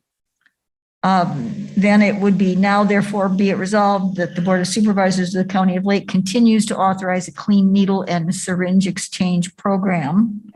And be it further resolved by the Board of Supervisors of the County of Lake as follows. Then delete everything on that page until you get to number 1, number 2, number 3, number 4, number 5, with the exception that used to smoke drugs, the last 4 words in number 5 would be deleted. Then moving on to section 6, the above referenced annual report, again reflecting that the county health officer would provide it. The above referenced annual report shall include its benefits in reducing the spread of HIV and other bloodborne diseases, adverse effects, and data based on 1213.49 D1234, I'm assuming of health and safety code. So it should be health and safety code section 1213. And I apologize, but that's 121349. There's no point. I'm sorry. So 121349 of the health and safety code subsections D1234, as well as all possible strategies on continuing the program. And it said report shall be presented to the board within 90 days. Yes. Yeah. Yes. And then it would just simply continue to the end. Thank you, Ms. Grant. Thank you. I will offer the resolution As amended. as amended. The resolution has been authored. Johanna, can you please conduct the roll call? Yeah, Supervisor Simon, Yes. Supervisor Sabatier, Aye. I don't think I heard that. Did you say anything? Aye. Okay, thanks. Supervisor Scott, Aye. Supervisor Pyska, Yes. and Supervisor Crandall. Nay. Thank you. With that, I think we need to conduct a break. Mm-hmm. And are we a hard 2 o'clock? We are hard 2 o'clock at this point. I can work on that for Okay. closed session if you want me to, but at this point it's scheduled at 2 o'clock. Okay. So Mike. what's that? Yes, we are scheduled for a health service director interview at 2 o'clock. Okay. So with that, I guess we will come back to the here at 2 o'clock, right? Would you like me to contact the interviewee and see if there's flexibility? I can try that. Or we can be back at 2 o'clock. It's going to be at Zoom, right? Yes. Yeah, you're okay with that, or? Is Zoom in our offices? I'm going to head home and do Zoom. It doesn't work here for me. I'm only 5 minutes on the road. And so in the interest of time, I wondered, Mr. Chair, if I could make another suggestion to you with Yes. this calendar. Because we have a long day and we have a 6 p.m. redistricting public hearing. So there is still an item on your agenda, which I think will take some time, and that is 7.3. I'm not sure there's going to be time for that item today. Supervisor Sabatier and I worked on this, and he may have different thoughts than I do. But my suggestion might be that you consider moving that item forward. You have 2 special meetings later this week, one that is Thursday afternoon and one that is Friday morning. Those might be possible dates that you could fit that in, but I'm not sure that I see that fitting today at this point. I'm okay with that if the rest of the board is. Yeah. Okay. Mr. Chair, your thoughts? Yeah, so I figure everyone else seems to be okay with moving that to a special meeting. Is Bruno frozen? Supervisor Sabatier, can you hear us? Okay. It's possible that I'm frozen, but I'm still here with you guys. Do you concur? You concur. He's good with it. Okay. So we just. And then, Mr. Chair, we also have an extra item that, so, obviously you'll be coming out of closed session and back into open session later today. Staff will be recommending you take up an extra item that pertains to congressional, state, and state Senate and Assembly redistricting. So we will, should we deal with that now or later? Before we take our break here for to be back here at 2 to give us 27 minutes, I would request if we could push it to 2:30 and come back at 2:30. If it's not possible, just let us know. Yes. But if Yeah, we could so at we'll least push- ask that question. Try to push the, yeah. Thank you. Just Yeah. for 30 minutes. Yeah. Thank you for I doing mean, for staff and, we have everybody here. So Right. anyway. right? We're I gonna be agree here with all that. night. And we have I'm agree. 7.5 too, right? And so then it's assumed that you Yes. would, yes, 7.5 I do need today if you would, but my guess would be you'd be coming out of closed session around 4:30. You could take up the extra item in 7.5 if you would, and then take another break, which I think you'll need before your 6 PM item. Is everybody amenable to that? Okay, thank you. Thank you, Supervisor Simon, for suggesting that. I'm still a newbie at this. And you'll just let us know whether or not it's possible by email. Okay. Okay, so we will, Show up at 2:30. we will be back at 2:30 in closed session, right? Or, right. So I'm gonna head home and do closed session.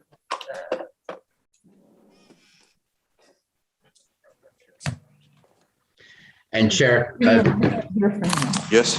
just want to thank you for taking over the chair today. And just want to clarify for the public as well as everyone else, I am home due to the rules and regulations of protocols that if I am sick, not with COVID, but if I am sick, not to come to work so that I don't get anyone else sick. Thank you for that. We'll see you at 2:30. All right, thank you. All right, welcome back.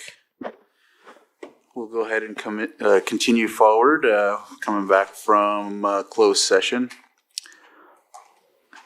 Mr. Chair, do you wish to announce any action that was taken out of closed session? Yeah, was there any action to take out of closed session? No action. There was no action to be taken in a closed session. All right. So we will move on to, we finished our timed items, so we are, we didn't. We have one at 6 PM, so we didn't finish our timed items. However, we will move on to item 7 point, or do we needed to conduct an actual extra item, didn't we? We do, sir. If you would like to take up 7.5 first, then we can Okay. circle back around to the extra item. So we'll move on to 7.5, which is a consideration First Amendment to the Agreement for Professional Services, Epidemiologist Services, and a consideration of appointment of 2 board members to serve on an ad hoc committee to work on enhancements to our COVID-19 dashboard. And so, Carol, did you want to introduce this? Yes, thank you, Mr. Chair. I'm bringing this to you in my capacity as Interim Health Services Director. As you know, for over a year now, we've had Sarah Maricos in place to provide the epidemiologist services we need for the COVID pandemic. Her firm is known as Data Strategy Consulting.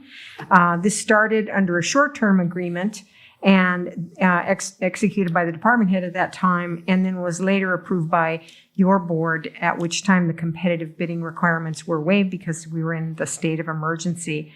And so what I'm asking you to do today is to approve some changes to the term. Under this first amendment, the scope of work would be expanded to meet the evolving needs of the pandemic. Things have changed since the early months. And to further develop our COVID-19 dashboard in particular.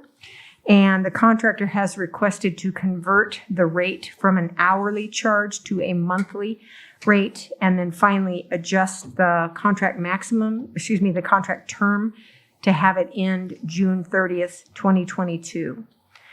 This program is funded with special funding the department receives specifically for this purpose. And so then the second part of this agenda item, if you're agreeable to amending or to enhancing the COVID data dashboard, I would very much appreciate having the opportunity to work with 1 or 2 of you on that so that we can design it in a way that best meets your needs. Okay. Thank you for that. Are there any comments from the board? No? Looks good to me. All right. So then the first action would be to approve the amendment. And then the second would be to, for the chair to appoint a couple of people to work with me and Sarah Maricos and probably some public health staff as well on the dashboard.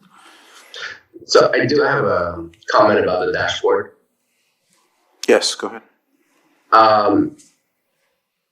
I think that this one might be better served by getting the public input on what the public would like to see, because I think that this is an easy conversation to figure out what is available and what would we like to get, and then that way we can really get public feedback. I just don't see I mean, if it is an ad hoc committee, it is what it is, but I just don't see it being more than like one day's worth. And I think that it would be nice to get the public input to make sure that we get exactly what the people want to see out of what it is that we're providing. I know there's been some pretty good enhancements as of late. That doesn't mean we're done. Obviously, that's why this is on the agenda today. But I'm pleased with the enhancements that we've received over the past 2 or 3 weeks or something of the kind. Maybe it's even longer, but it's been showing a lot of state data and being updated on a daily basis, except for the weekends. And I think that was a great enhancement in comparison to where we started. So I think it would be good if we did this as a public conversation. And so, Chairman, what I might suggest in that regard is, and you're correct, I was thinking the same thing, that it's probably 1, maybe 2 meetings at the most where we hear what additional enhancements are desirable. And what we could do based on that is that we could then schedule an agenda item shortly thereafter to release to the public what the plan is and gather additional input at that time. And I don't mind if that's what it is. I just know that we've got a lot of committees, we've got a lot of special meetings, and if it can be embedded in one of our normal meetings, that's the only reason that I really bring it up. Okay. Okay, so then you'd just like to have an agenda item to talk that through. That's what you're saying. My personal opinion, definitely not the board's opinion. Okay. All right. That works for me. We do have a lot of meetings scheduled throughout the end of the year. And I think all of us could probably contribute different things that we want to see, as well as hearing from the public. Yeah. Okay, we'll do it that way. All right. So we still need to take action on the amendment, though. So what I'll do is I'll open it up to the public real quick, because it seems like we're all at a good point here. If there's anyone in the Zoom room that would like to comment on this, please raise your hand.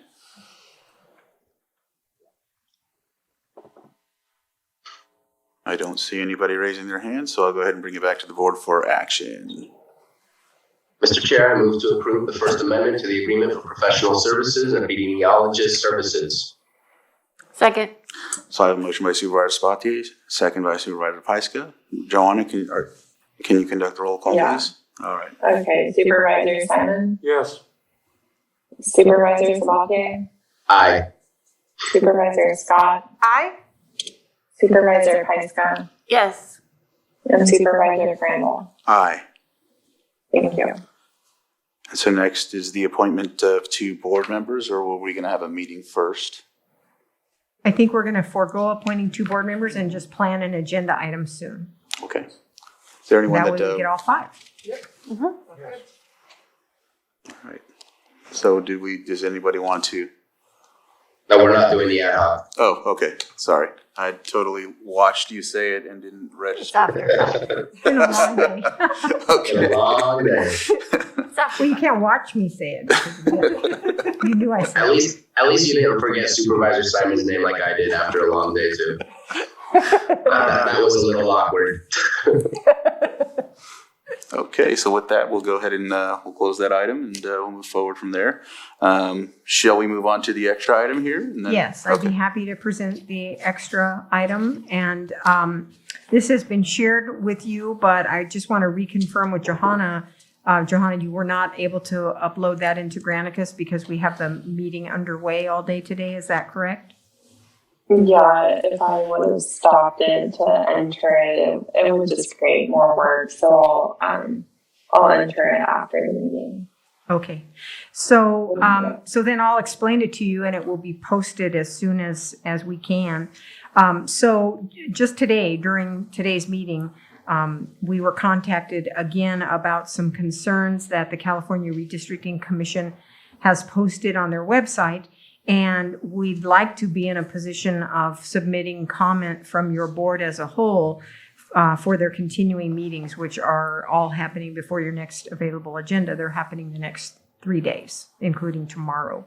And so that's, it came to our attention today after the posting of today's agenda, obviously, and action is required before tomorrow. And so that's the justification for the extra. Okay. So would anyone like to take action? Move to approve extra item due to coming out after the posting of the agenda and needing to take action prior to next agenda. Second. All right, so I have a motion and a second. Joanna, can you conduct the roll call, please? Supervisor Simon. I don't think we do. Do we need public input on this one? Oh, sorry. You're right. Is there any public input on the Zoom room? I don't see anybody raising their hand, but I'll give it another second. Matthew's in the office. Yeah, you have to go in the side door. Okay. Go in the side door. Bring it back to the board for action, and I think I had a motion by Supervisor Sabatier and a second by Supervisor Scott. Johanna, roll call. Okay. Supervisor Simon. Yes. Supervisor Sabatier. Yes. Supervisor Scott. Aye. Supervisor Pyska. Yes. And Supervisor Crandall. Aye. Thank you. So thank you, Mr. Chair. What we have learned today is that there are some new maps posted on We Draw the Lines website, which is the California Citizens Redistricting Committee. And we have some concerns about those. From a congressional standpoint, it links Lake County up with Marin County. And then as far as the Senate standpoint, it puts us in an entirely different district. We would no longer be with the coastal region that we've been in. So while some of our input seems to have been received and incorporated into their deliberations, it's not all there. And so we're recommending that your board approve this letter, which I'll read here in just a minute. The intent would be to upload this letter from the board as a whole, as opposed to just staff commenting as individuals, and hopefully that would have a big impact. So again, this letter would be dated tomorrow. It would be addressed to the California Citizens Redistricting Commission, and it would be uploaded in their place where you can insert comment.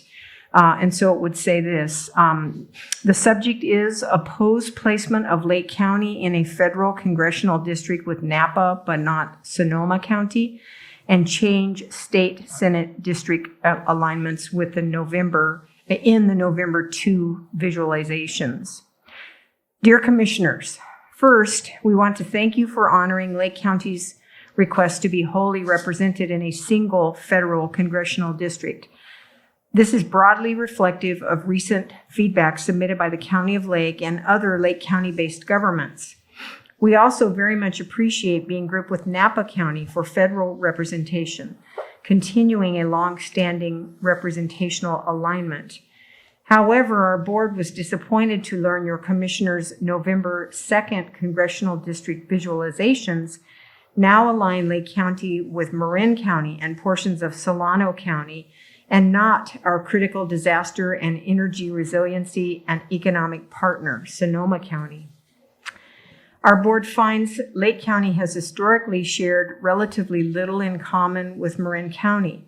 There is no geographic contiguity of counties, that's been a long day, and our strategic alignments and common interests with Sonoma County are far more numerous.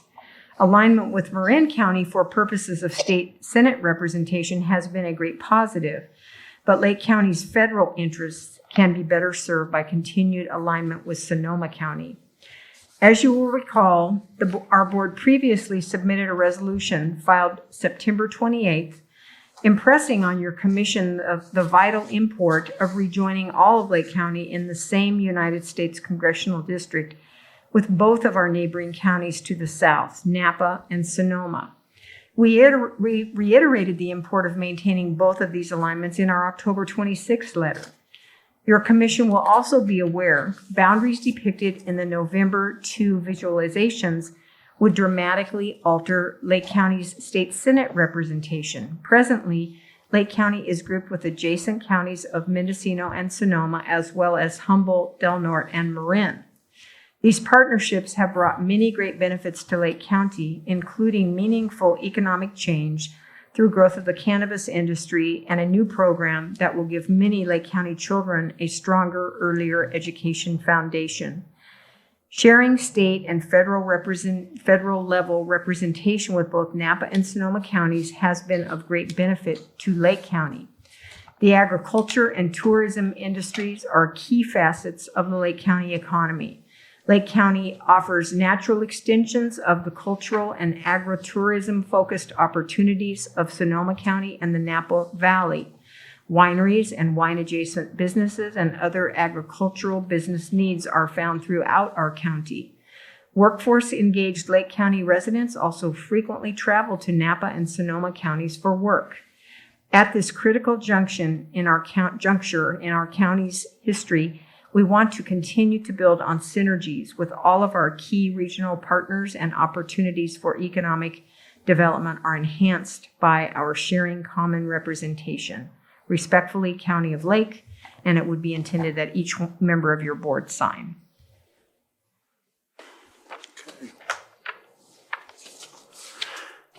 Thank you.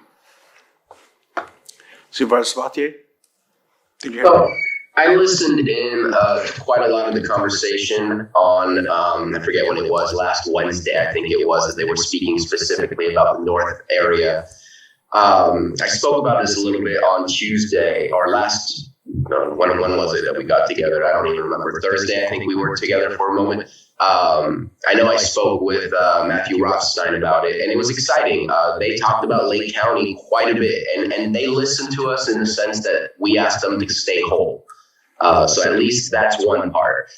They've also placed us with Napa on every single one of those maps, and that's partly also what we've asked them to do. And in that conversation, they were saying Lake County is an extension of wine country. And they were speaking about our wineries. Granted, they were saying that there's only vineyards on the southwest side. Not true, but whatever.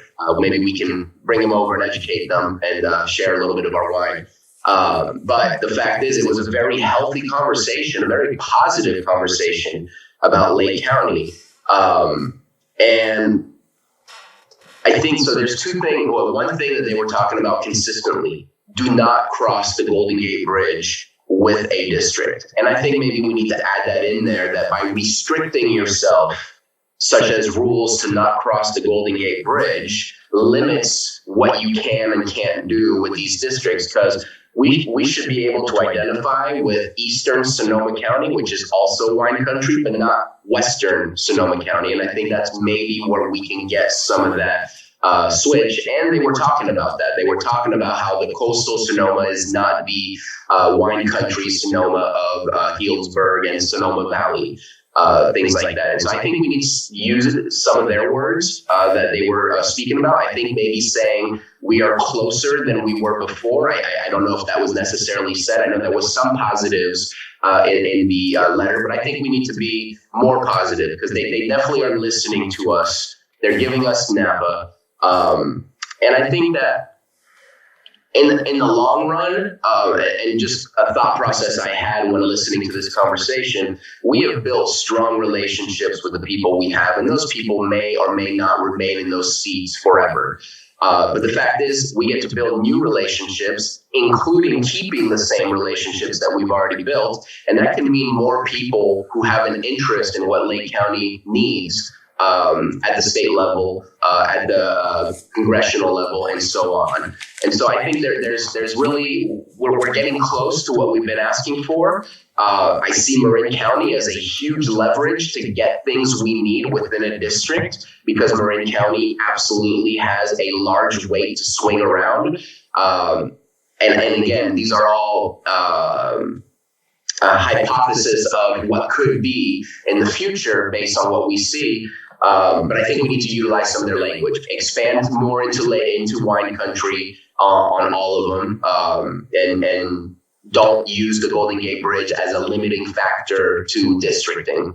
That is not within the state law of that having to be a limiting factor. It's about equity of populations, equity of ethnicity, and like type of areas. So just putting it out there, I don't know how to change the letter, to be honest. I just wanted to at least provide some feedback based on the meetings that I attended. I was never able to speak because it took forever, and they eventually took a dinner break, and I had to leave as well and continue on. And the next day they were on to Central California, and the following day into Southern California. So. Okay. Tina? Just like to thank you, Supervisor Sabatier, for sitting on those meetings. And I'm glad that they listened to our last letter. And I think we need to be realistic that we're not the only county probably fighting for different lines. And I have to say, I'm happy that they kept us in the same congressional district. And I think at some point, I like the fact of writing another letter, but I don't want us to be put into a position that we're not going to be happy unless we get exactly what we want, knowing that we're not the only ones fighting for it. And I agree, having different representation, you never know who's going to be sitting in those seats. Building those relationships is not necessarily a bad thing. So I think we have to be cautious too, that we're not the only ones that are writing letters and demanding things. Okay. So do we want to make those additions or corrections to the letter, or are we good with it and let's send it? I don't have any suggested changes. I'm good with the letter. Supervisor Sabatier? I just want to say everyone's complaining, Supervisor Scott. So hey, you should hear the laundry list of things. This is what they asked. This is what they asked. So we're definitely not standing out. Everyone is looking for a change as well. So it's funny you say that because I thought the same thing too. Well, where could we put the language about the Golden Gate Bridge? Or is that a separate paragraph maybe? Is there a copy of the letter in the email? It was emailed to you. There were a couple of versions of it. There it is. So you There it want the is. latest Thank you. version? Would it be helpful if I project the letter and then maybe we can look at where the placement of that Golden Gate paragraph would come? Yes, that would be great. Thank you, Matthew. Apologies for interrupting.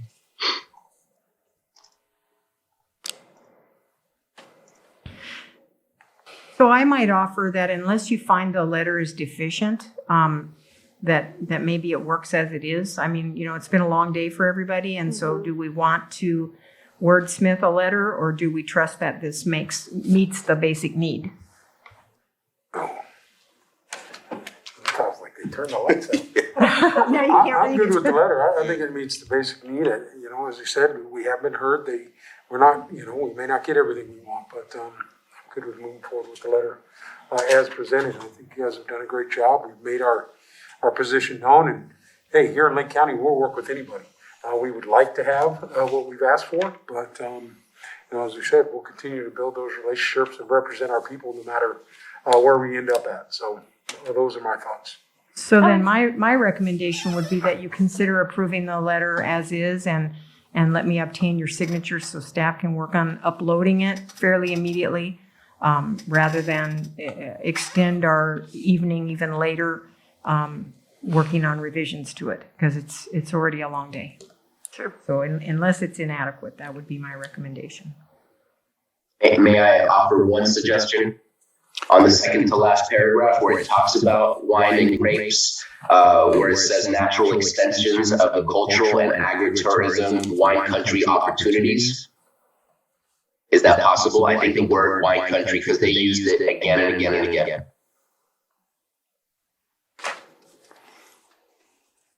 Wine country instead of wine adjacent, or let's just, can you go over that one more time, Supervisor? Which The agriculture and tourism industries are key facets of the Lake County economy. Lake County offers natural extensions of cultural and agritourism wine country opportunities in Sonoma County and Napa Valley. Got it. Wineries and wine adjacent, but yeah, I think it fits. So instead of the word focused, we're inserting wine country. Okay. I'm just trying to utilize their language so that it might trigger something within the conversation that they've already had.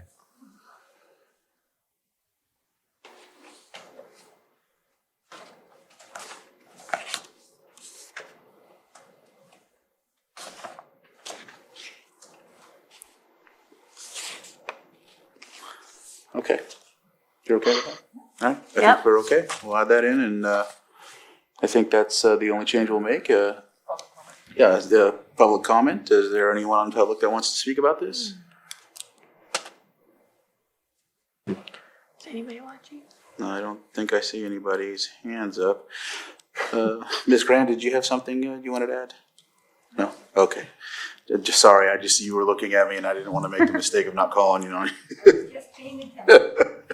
All right, we'll bring it back to the board for action, close the public input. Move to approve the letter as written with amendment. If that makes sense. Yes, it Second. does.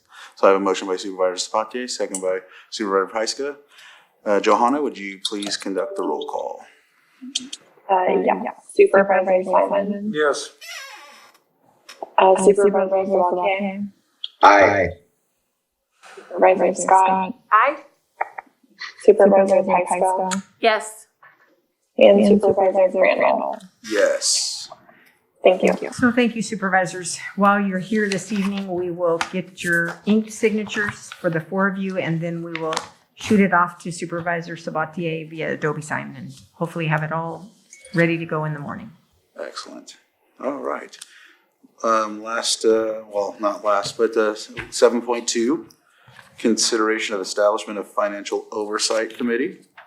And it will go to, I think this is, And Mr. Chair? yes. I've received some information. I would like to see if we can postpone this one till a future agenda item. Is that okay with everybody? Okay. Do you have a date in mind, Supervisor? If we can fit it in next week, that would be great. To the 16th? Yeah. That's what I meant. That's what you meant? Okay. We need to open up for public input, right? Just in case, since it was put on the agenda. You bet. You can put it out for public comment. Yeah. Okay. If there's anybody on Zoom that would like to comment on this, please raise your hand. Not seeing anybody. And we'll bring it back to the board, and it looks like we'll bring this back at a later date. And so next, last but not least, calendars. So we'll start off with Supervisor Scott. Okay. Tomorrow I have meetings with constituents at 10 o'clock. My day's pretty open. And then on Thursday, I'll be here all afternoon for our special board meeting. On Friday, I also have a special board meeting for 9 a.m. I don't have that. That's the evaluation Thursday. Yeah. Friday morning. Right, oh, so Friday morning too. All right. Then I have football that afternoon or the evening. On Tuesday, I have a Hope Rising executive meeting at 3. And then for the rest of the week, I will be getting ready for my daughter's wedding on the 13th. And then, back here on the 16th. All right. Thank you, Supervisor Scott. Supervisor Pyska? Okay, so tomorrow morning I have the TID, and then I have the interview with the Sixth Amendment Center. Then I'm being the bus driver for my kids. Thursday, the Best Fits grant meeting, and then a meeting with Cal OES, and then our special board meeting. On the 5th, I will be at the Sunrise Rotary at 7 a.m. before our special board meeting. And then I have a meeting with Maria at the elections office because I'm still working through my orientation, my physical orientations. On the 8th, we're not having a meeting, right? We are not. Okay, that's canceled.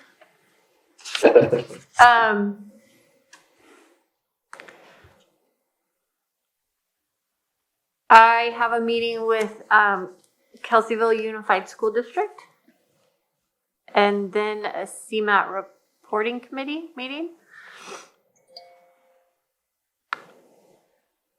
On the 9th, I don't know why, but at 5 a.m. I have this thing called training with Supervisor Paiska. Nice. I'm hoping that's an error for 2 hours. But I do have a meeting with Lars. We're going to be driving around and checking things out, I believe. And then on the 10th, Supervisor Simon and I are going to meet with the new superintendent at Middletown Unified at 1 o'clock. On the 11th, I am going to be having family time on the 11th and 12th. And then on the 15th, I will be having my meeting with Carol. And then in the evening, we're having a park meeting on Cobb for the community to talk about what kind of park they would want. But before that is the Risk Reduction Authority. I missed that. And then back here on the 16th. All right, thank you. Supervisor Simon. Redistricting meeting, finishing that up tonight, at the end of tonight. Tomorrow morning, I've got meeting with Senator Feinstein's office, the after fire virtual flyout delegation. And then Thursday, gonna attempt to make the Best Fits grant meeting, and then call with Cal OES. And then we have our special meeting, BOS evaluations, Thursday and Friday. I see that meeting just fell off in the morning on Monday, but I have a meeting at noon with Russ Kramer from Clear Lake. And then at 1 o'clock, we have the CMAT reporting committee. Don't have anything on the calendar Tuesday. On Wednesday, we have the 10th. I got the LTA and APC. And then at 1, the Tim Gill meeting with Supervisor Paiska. Thursday, obviously Veterans Day. I want to thank all the veterans next on the 11th. And then, for math that evening. Have anything on the 12th. Back here on the 15th, I have a meeting with Carol in the morning. And then we have the Risk Reduction Authority meeting at 3 p.m. on the 15th. And then back here for the board meeting on Tuesday, the 16th. Yeah, I think that's, right now, I think that's it. All right. Supervisor Sabatier. I have a quick question before I move on. Is there a way for the public to be in the chambers for the redistricting meeting? I have a text from somebody. I told them to use the side door. Is that okay? No, I think, Matthew, will you speak to that issue? What arrangements are in place for getting people in here? Yes, so we are expecting that the front doors will be open. Okay. Open, and we will be able to access the building during the time of the hearing. We will be, locking some of the doors to head up to other floors. So, but, people should be able to access this building normally to get into. So Matthew, it's not unlocked now though? So people can't come in now? It should be unlocked now, yes. They're trying to get in. They're trying to get in the side doors. I'll let them in. Check on the. Please let me know because that was the expectation. I just texted him, I meant the front door. So, going over my calendar real quick. There is the Sixth Amendment interview that I will be doing in the morning. Looks like I will be back in court. No, actually, I will be listening to court. It starts at 2 p.m. On Wednesday. And then I also have an interview with our public health team dealing with tobacco cessation. Meeting with some cannabis folks on Thursday, special board of supervisor meeting later on, Clear Lake City Council in the evening, back to special board of supervisor evaluations on Friday, meeting with Sutter. Been trying to meet with them for a while, and it will actually be good because it'll be somewhat similar to the discussion we just had earlier about data coming out of their hospital. I know I've had the same conversations with Adventist Health. There seems to be a little bit more data coming out. We'll see if we can get that more regularly. And then having a meeting about our AS 400 legacy systems. And then that evening, I know that Supervisor Scott said football. I'll be going to Lower Lake High School as well. They're having their senior night. And I'm going to go watch my son play in the marching band while hopefully the Trojans win a game. And then on, where are we?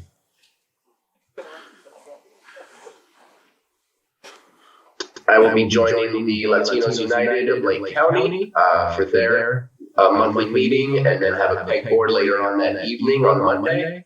Right now, Tuesday's wide open. As Supervisor Simon mentioned, the LTA APC meeting is on Wednesday. I'm sure we'll have to move around our agenda review to make it fit somewhere, because that starts at 9.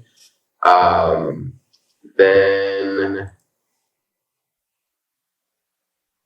if all goes well, then I will also be meeting with our CDD director on the 12th, that Friday, and that seems to be it. I do want to do a quick thank you.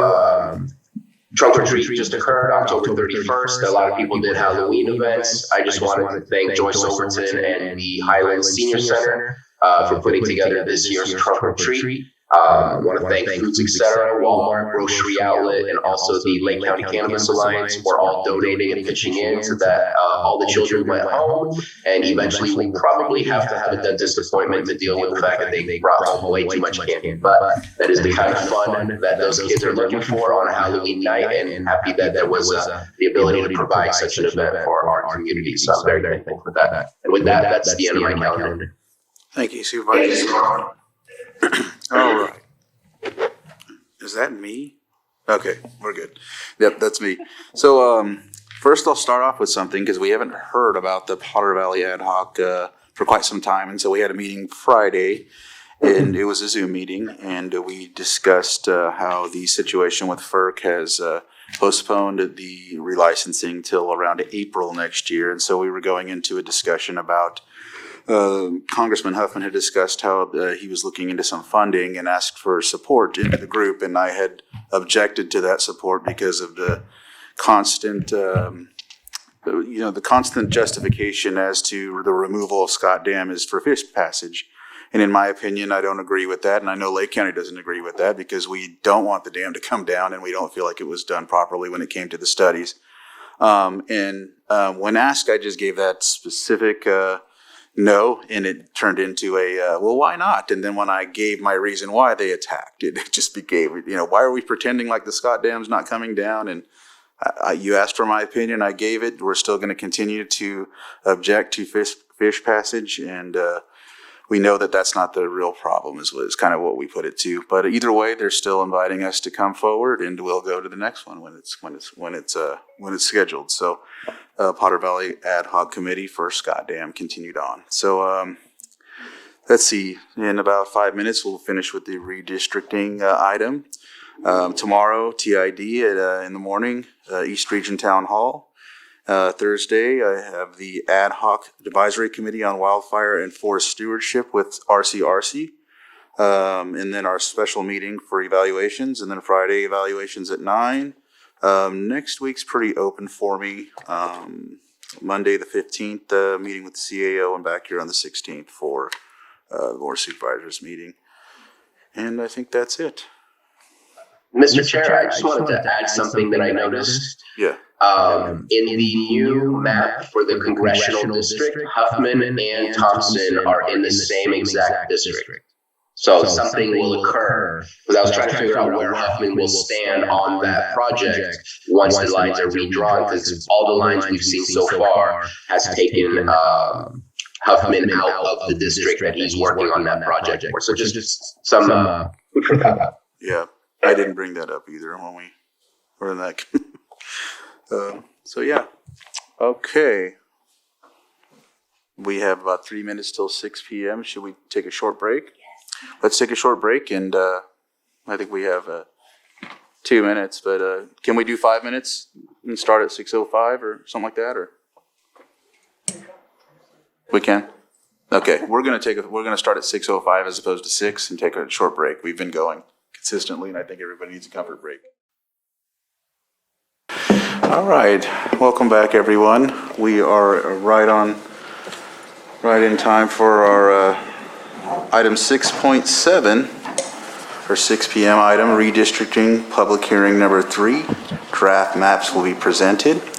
And I know it's 6:05. We just, we had to make sure that we fit in with the rest of the day. We were a little behind schedule on everything, so thank you for bearing with us. And I think the item is going to be introduced by, let's see, Carol.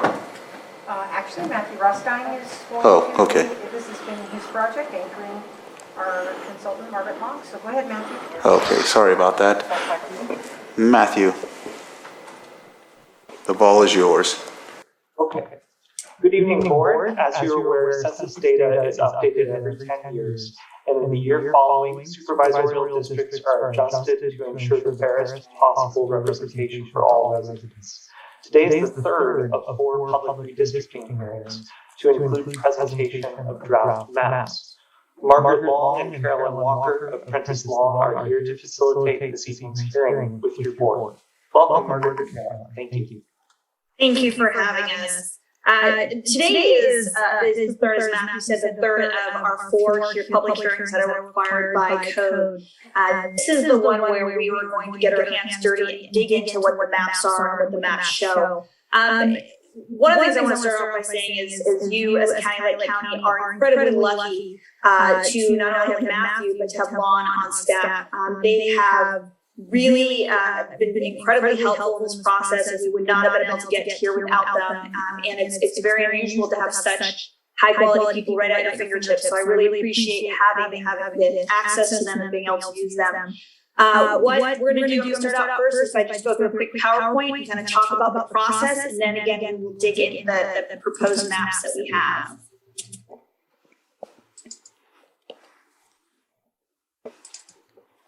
Okay, so first, obviously we're here on the map of the third one. I'm happy to be here to present it.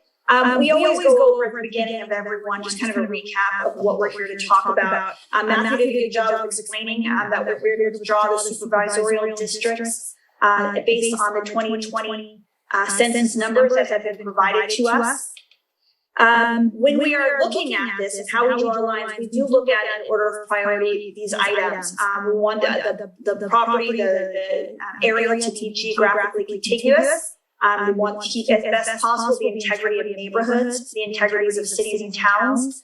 We want to try to use to the best of our ability identifiable boundaries, whether that's a river, a street, a rail line, something that is already there in place. And we want to try to keep them as geographically compact as possible. We don't want them to be spread out. We don't have to have them in long strips. We don't look at favoring any political party. We don't look at who's the supervisor of each district. And we don't look at the political makeup of each district. That's what we do not look at.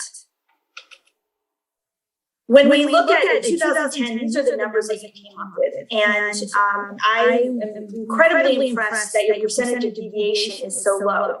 Legally, we were required to keep that number at 10% or low. So either 10% above or 10% below. Yours are under 1%, under 0.1% for all your districts. That's almost unheard of. Because really, again, we have to keep it under 10%. From a consultant's perspective, if we keep it under 5%, we're doing very well. Typically, 2 or 3% is what you'll see. Just based on the fact that these census blocks are not, we're not looking at each individual, we're looking at census blocks. And so they contain a number of individuals in that block. So if we were to use the exact same maps we had in 2010 and just inserted the new population numbers for 2020, this is what it would look like. It's really not that far off. You do have 2 districts, District 2 and District 5, that are a little over that 5%, well under the 10%, which is what we're asking for. But they're a little bit high, but they're not that bad. The only thing we do have is we do have 116 individuals who, based on the fact that their census block was split in 2, aren't currently assigned. They're considered unassigned. And so they're both in District 1 and District 2. May I interrupt for a quick section? Is it possible to see only the slide and not the next slide? Because then it really makes it so small that even on my computer from here, I'm struggling. I can see the numbers, but I can't. There you go. Perfect. Thank you. Thank you for letting me know that, because I can't see on my screen what's showing. So I appreciate you stopping me for that. So again, the 116, regardless of what we do have to put them in either District 1 or District 2. But other than that, as I said, numbers are not that far off, which is great. It's a great starting point for us. So when we're looking at the population of Lake County, in 2010, you were at 64,665. You've increased it by almost 4,000 individuals. Again, this is the current breakup of it. There's 116 unassigned. But if we were to have even districts, each district would have 13,632.6 individuals. So that's somewhat of our goal, is try to get as close to having each number in each district there. So what we are here to do today is look at whether we need to distribute the populations to stay within that big deviation, so that 10%, again, hoping for around a 5% or less. We also want to take into consider the comments that were provided by the public and the supervisors about what is a community of interest, where they want to see changes, where they have questions about how it was done last time. And again, don't consider this. Stop. I'm hearing that there's an echo on Zoom. I'm good. You're good? Okay, just checking. Somebody said that there might be an echo. So we were hearing there was an echo on Zoom much earlier today. Sam, are you aware of any Zoom difficulties? No. No. Thank you. Okay. Let me back, and I'm happy to pause. But the last thing we look at is communities of interest. So in our last meeting, we talked about communities of interest. And again, we took very careful notes. Thank you, Matthew, for taking very good notes and really listening to what was said. We also did receive some input online, which was a great thing. As we talked about before, there is on the redistricting page on the Lake County website, there's access to an email. We did receive some comments via email. The communities of interest that were identified are the Cobb Area Council off the Basin Road, the Rivieras, Clear Lake, Kelseyville, wanting to keep the school districts intact, looking at the tribal land, especially the area north of the Nice Lucerne cutoff, and keeping the business districts intact. So that's the Lakeshore Drive and Clear Lake. Everything that was provided to us as a community of interest, we considered. What I'm going to show you now is why some of them are not necessarily good options and why we can't consider and keep them in communities of interest together. But I want to make it clear to anyone who contributed, everything was considered. We looked at, and Lon again was wonderful and allowing us in real time to look at every option. But as you see, some are not possible. So looking at draft map number 1, keeping all of Clear Lake together. If we were to do that, keep all Clear Lake, which is a community of interest together, our numbers would be off 22% for District 2 and 19% for District 1. That's above the 10% that we're allowed by law. So if we were to do this, we would have to do a lot of other significant changes to other areas in order to make it even out. And discussing with it, it did not seem like a viable option. But again, we want to present everything to you so you can see our thought process as we went into this. Another draft map that created some boundaries that were a little off the percentage of deviation you would like, but is open to the board's consideration, is moving the blocks along Lakeshore Drive from District 1 to District 2. Again, that created District 5 and District 2 having a pretty significant deviation, not up to the 10%. So again, this would be an allowable map. But we would want to make findings about why we are having such a large deviation in order to do that. So again, that was moving the blocks on Lakeshore Drive from District 1 to District 2. We did get some comments regarding the Kelseyville area and the concept of moving all areas east of Kelsey Creek and north of Kelseyville District 4 to District 5. This includes Riviera Heights, Soda Bay, Steelhead Drive, and Gaddy Lane. And this again would legally be allowed, but as you can see from District 4, it would get very close to that 10%, and would probably require some findings in order for us to justify doing that, or looking at making some modifications in other districts to accommodate it. And again, our concern was, and when we looked at this, making those accommodations that other districts would break up communities of interest or didn't make legal sense for us to move forward on. And the last one that we kind of worked through and then came to a conclusion as a committee that it's probably not the best option, but again, presenting for you, is moving only Riviera Heights from District 4 to District 5, and that's the area west of Lakeview Estates Drive. Now, we do have a proposal on one of our draft maps that we're proposing does move Riviera Heights, but as you can see, the numbers here were over 5%. And so we felt that just alone doing this act was probably not beneficial to redistricting. So we did include that in one of our draft maps. So we have other offsets to accommodate those numbers. So we'll get to those in a second. I want to finish off my PowerPoint before we get draft maps that we are recommending a review of. We have one additional public hearing, which will take place on November 30th. That will be during the board meeting at 9 a.m. I actually don't know if it's a board meeting day, but it's a special board meeting day. So we'll be doing it 9 a.m. That's when we'll be actually adopting the draft map. And so that will be where we present the final form in ordinance form to get that amendment to the code to get that done. That gets us done well ahead of the December 15th deadline. And I know when we first started talking about that December 15th deadline seemed like it was coming way too quickly. But again, you have fantastic staff that powered through a lot of very complex data to make this possible. So we're looking strong to get that done. Again, as I said, we still have the information. After today, we will still consider anything you send to us. But again, it's a little late for us to make significant changes because we won't have an opportunity to again, but we will consider everything that's provided. But more importantly, everything we're providing today, including the PowerPoint and the draft maps, are all available online. And so if the members of the public can't read the PowerPoint because it's too small or they're not in the boardroom to see the blown up maps, you can go on there and get a very close look at what we're looking at. So I'm going to stop sharing for this and then go into my next share. Now, the next share are the 5 maps that you have presented for you on your board. I'll go through them in detail about what each of those are. And then you can look at kind of what the 5 options that we, as the group working on it, conceived as viable options. Again, you have Lon present here today. And once I'm done going through the 5 maps that he drew up, I will turn my share over to him and he can actually in real time make adjustments that you would like to see what it looks like. Just so you know, we have probably tried every adjustment you were going to look at, so we may be able to tell you in advance why it can and can't work. But you know, if there are little tweaks that we're looking at making, he would be available to do that. So let me share. One moment.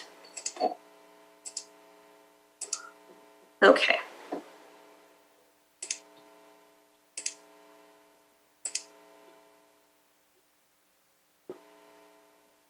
Just to confirm, tell me if you can see the maps. Okay, give me this. Okay, so this is option 1. Option 1 changes the map area north of the Nice Lucerne cutoff and along the Big Sin Road. It moves Riviera Heights from District 4 to District 5, and it moves the unassigned area to District 1. You can see the numbers under the option area of what that does for each district. Percentage-wise, it keeps everything at 5% or under. District 1 will be off by 1.68%. District 2 will be 5.03. District 3 is 1.76. District 4 is 3.4. And District 5 is 1.73. So that is what this contemplates. Option number 2, again, changes the area north of the Nice Lucerne cutoff and along the Big Sin Road, moves Riviera Heights from District 4 to District 5, moves the unassigned individuals to District 1, but we added some additional blocks to the Clear Lake from District 2 to District 1. And the reason we did that is because it evens out the numbers a bit and takes the number from District 1 to only being off 0.72%, District 2 being off 4.07%, District 3, 1.18, District 4, 3.40, and District 5, 1.73. So with that little tweak, we were able to get the numbers well below the 5%, which is ideal. And we did that again by moving additional blocks in Clear Lake from District 2 to District 1. I'm going to keep going unless there's questions, and then we can maybe chat about it afterwards. The third option, again, moves the area north of the Nice Lucerne cutoff and along Big Sin Road.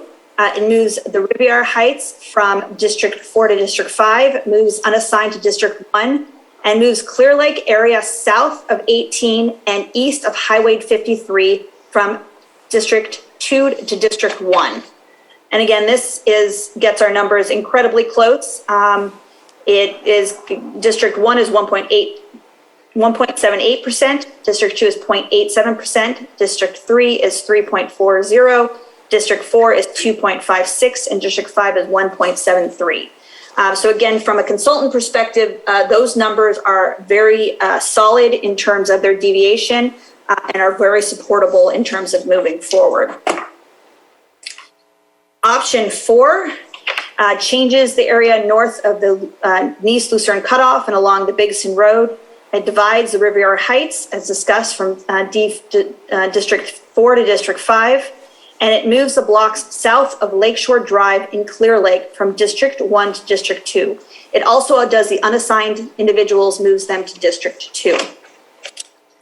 So for option 4, the numbers are not as good.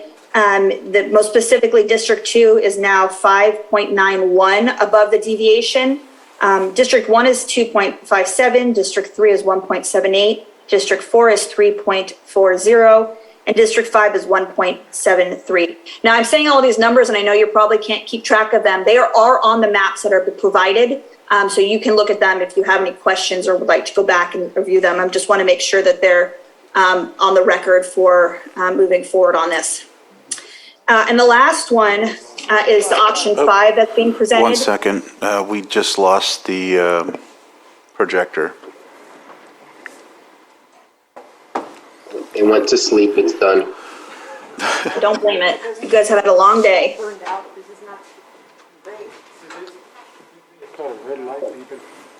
Is it on that television right there? Yeah. Yeah, it is. Oh, yeah, it's hot, it's overheated. Dang, we burnt it out. Oopsies. Can everyone see the monitor over here? At where? Because if that's the case, Moke and I can share. Do you have it up there, right? I don't, but I can see that. Okay, and then you have yours. I think it's still projecting online because I can see. Okay, so we can at least. Okay. Okay. We'll let that cool down. Right. I think we're good to continue, though. I'm gonna log in on. Yeah, 1 second there.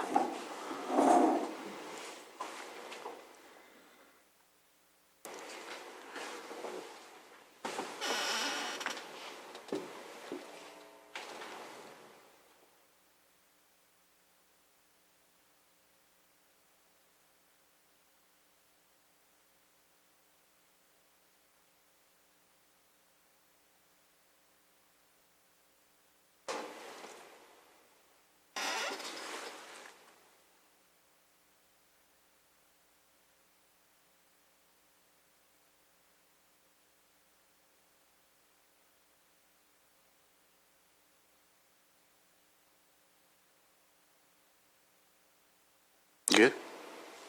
All right. Margaret, you can continue. Thank you. Thank you. So again, the last option we're providing is the change of the area of the Nice Lucerne cutoff, Big Sin Road, and then moving blocks south of Lakeshore Drive from Clear Lake, in Clear Lake from District 1 to District 2. And it also moves all the area east of Kelsey Road and north of Kelseyville from District 4 to District 5. This and also unassigned areas to District 2. This one, again, is not a recommended one, but we did get a lot of comments on the Kelseyville area, and so we did want to present a draft map for consideration.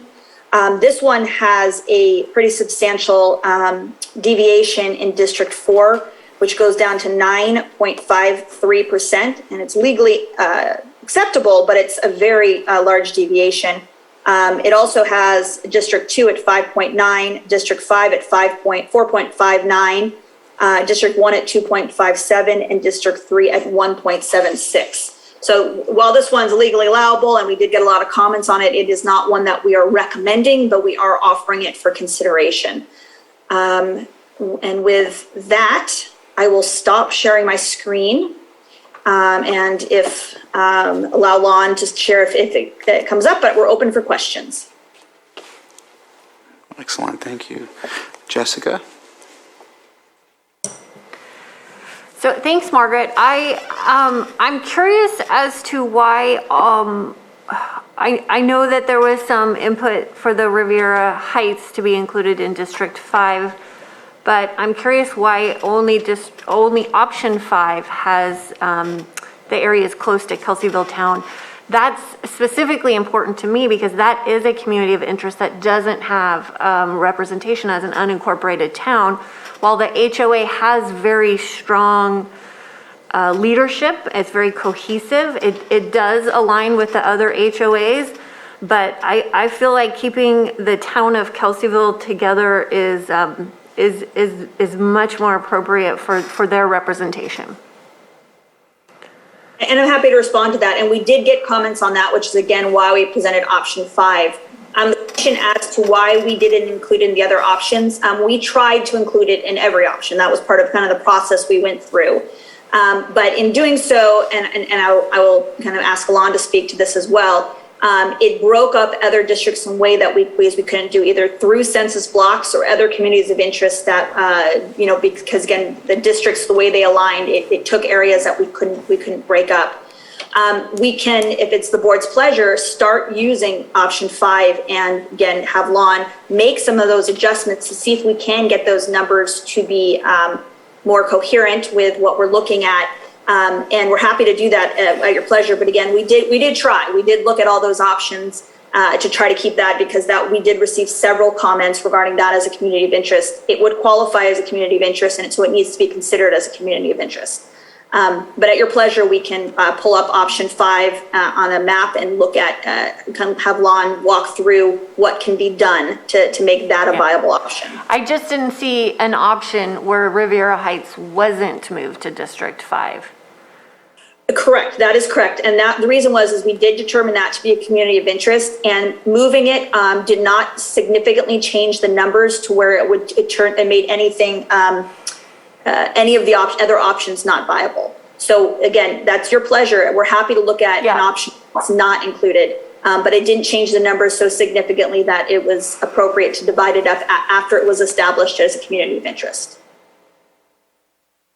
So, okay. So one community of interest, I don't see how both of them can be considered a community of interest, but one of them is excluded. So I'd love for us to look through the map together. Absolutely. And again, to be clear, we didn't exclude any of them. There's a lot of communities of interest. We looked at every single one of them. Some of them, such as the city of Clear Lake, we could not keep it in one district without throwing all of our numbers off. So we determined we had to divide that one up. Kelseyville was one that, again, we determined that we could keep it in there, but the numbers were pretty significant. So let's look at it. Lon, I know Lon has it up right now. Lon, do you have any suggestions on what we can move around in order to get those numbers? Well, we're, just to give you a general overview of what you're seeing on this map, the light gray lines are the census blocks, and those are kind of the basic building blocks for the districts. Those are the boundaries that we need to follow because those have the population counts. These colored boundaries represent the different districts in this particular plan.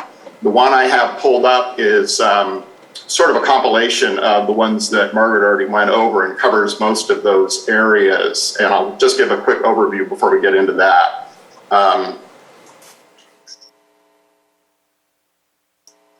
So one north of the Nielsen cutoff, and I apologize, it's this background map that's a little slow to draw.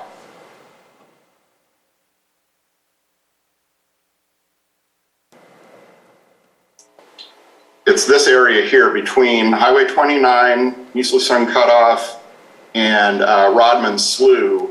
And the reason that one was moved is because one of the guidelines is not splitting up the tribal lands. And currently, Robinson Rancheria has a little bit of land over here spanning Highway 29, and currently the district is split. So this was just an attempt to keep all of that land in a single district, move it all into a single district. The next one is going to be along Big Canyon Road. And I'm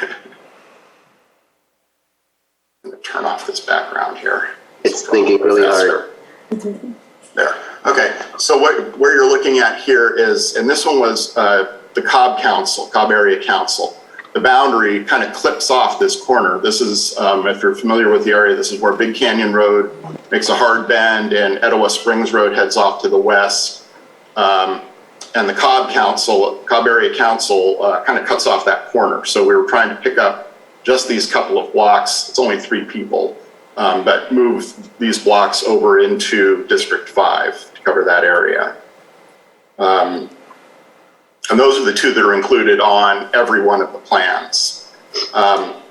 For the Soda Bay area, you can see currently the district, District 4 picks up all of Riviera Heights, Soda Bay, Gaddy Lane, that whole area.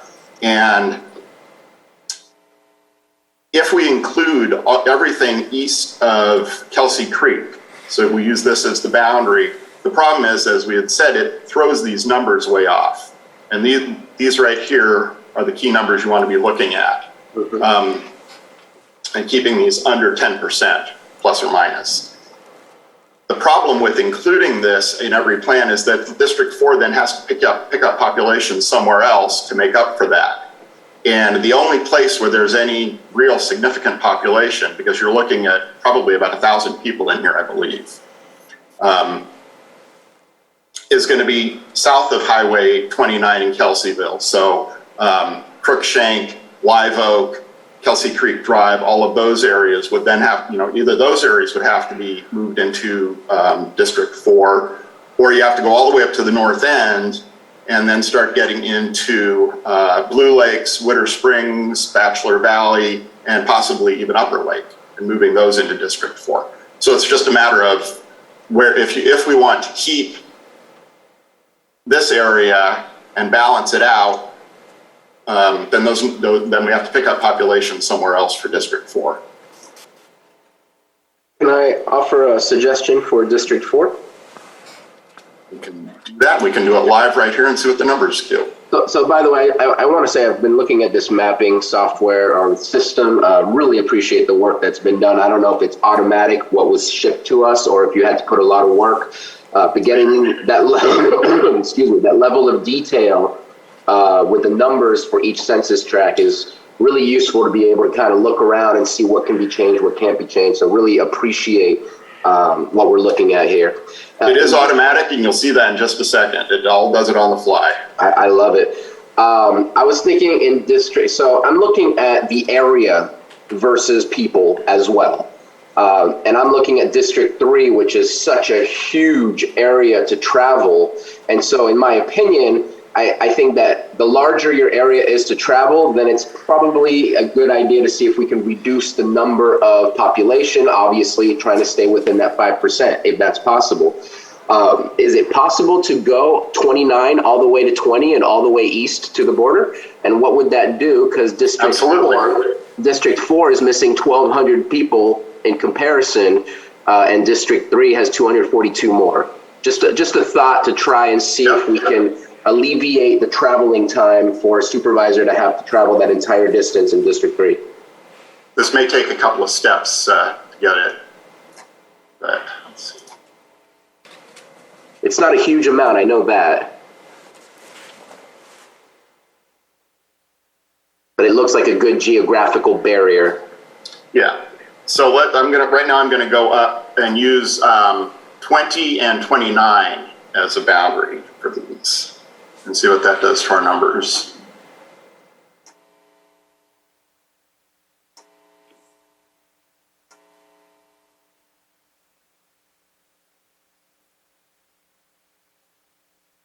So this takes it up, we've got a couple more right in here. No, nobody in that one anyway.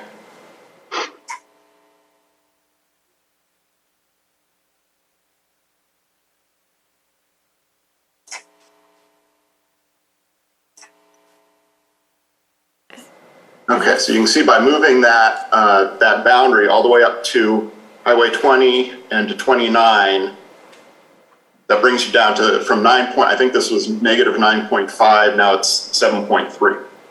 Is this option 5? This is a modification of option 5. Okay. And so then if we went back to Kelseyville and north of Soda Bay stayed in District 4 and south of Soda Bay stayed in District 5. Up to where about the state park? Yeah, so the state park would be in District 4. Okay, let's see.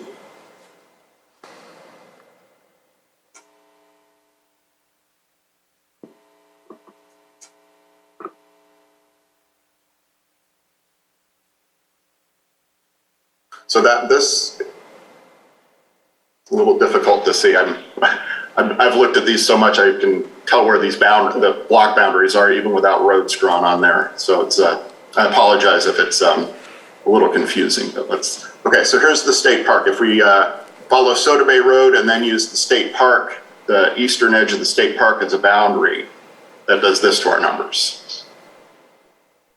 I know one area that was specifically brought up was Steelhead, wanting to move Steelhead Drive back into District 5, but this keeps it in District 4.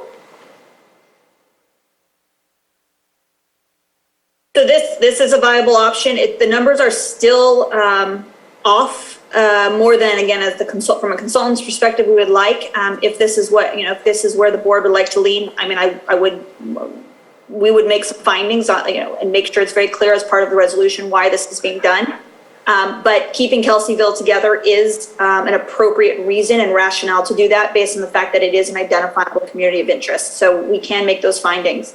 Lon, is there anything else in looking at this modification of option 5 that you could recommend to reduce the numbers in District 2 and increase them in District 4? If we move this boundary from the creek over to Gaddy Lane, but then you're going to have people on one side of Gaddy Lane in one district and the other side in another district. And so that's how it is now, and that's not working. Yeah. Okay. Anything else besides that you can contemplate? What's that? Oh. Would it be contiguous if the next block over from the state park, the next 2 blocks, where it has 82 or 80? This area here? Yeah. The problem is that then you're splitting a subdivision. I think it's Lakeview Estate subdivision. Okay. The subdivision act, let me turn on the parcels so it gives you a better view. I believe this is the subdivision boundary over here. And the problem is there's no block that runs along there. So it would have to be half the subdivision, but yes, we can move. You're talking about this area right here? Yeah, are they contiguous? Yeah, this is all contiguous with the state park. And that brings our numbers closer to 5%. So in this model, does it divide the subdivision up?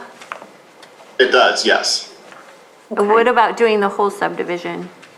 Again, then you can't because the subdivision boundary is a bit to the east of where this line currently is, and the place based on the block configuration, suddenly it's going to pick up a good portion of Riviera Heights. In the other maps, though, this was carved off of Riviera Heights. No, on the option 1 through 4, it was just Riviera Heights and not the Soda Bay. It was similar to this one. It went to where is that?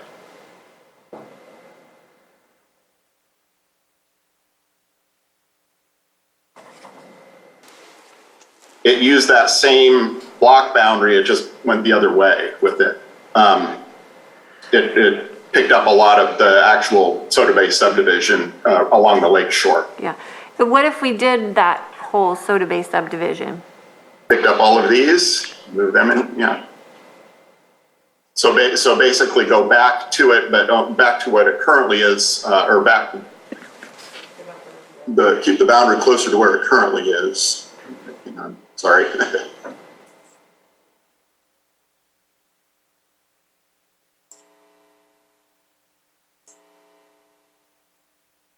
So this would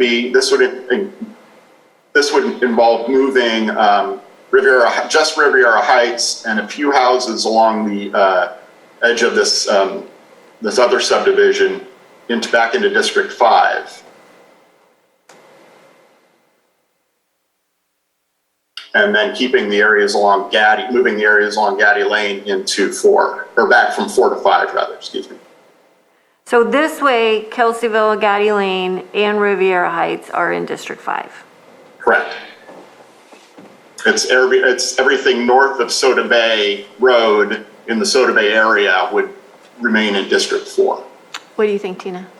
But then you're dividing Blue Lakes up though, because one side of the road would be mine and the other side would be EJ's. Yeah, I didn't really see, I couldn't really make it out of that, but if we can go back to it, I'd like to look at that. Yeah, absolutely.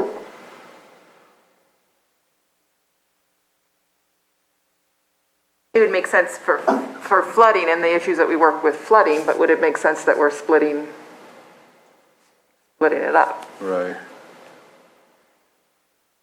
But I'm trying to see what part of it is split. So this would follow the highway. So I would have this side of the highway, you would have the other side of the highway. In the Blue Lakes area. So yeah, and I think there are a couple of mobile home parks along the north side of the highway in there. Yeah. I believe. And that's how Highway 20 is on the east as well. Yeah, Highway 20 is currently used as a dividing line to the east. Well. From perspective of looking at it, from an outside perspective, looking at it to make sure it's got legal compliance and that it's appropriate in terms of the code, you are using a natural boundary, which is appropriate, and it is keeping communities of interest in place. I would question District 2 being a little bit out of whack as well in terms of numbers and want to have a conversation about that. But this is appropriate from a perspective of compliance with the requirements that we have. Currently, what part of Scotts Valley Road does that how far does that go out when it comes to Scotts? Because when I think of Scotts Valley Road, I think of District 4, just in my opinion. I'm not sure exactly where it stops, but the current boundary is, let's see.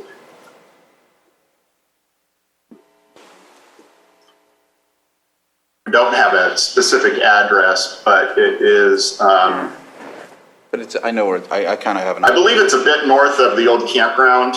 Kelly's campground. I believe that's right in this area here. So I believe it's right around the Kelly campground, the former Kelly family campground.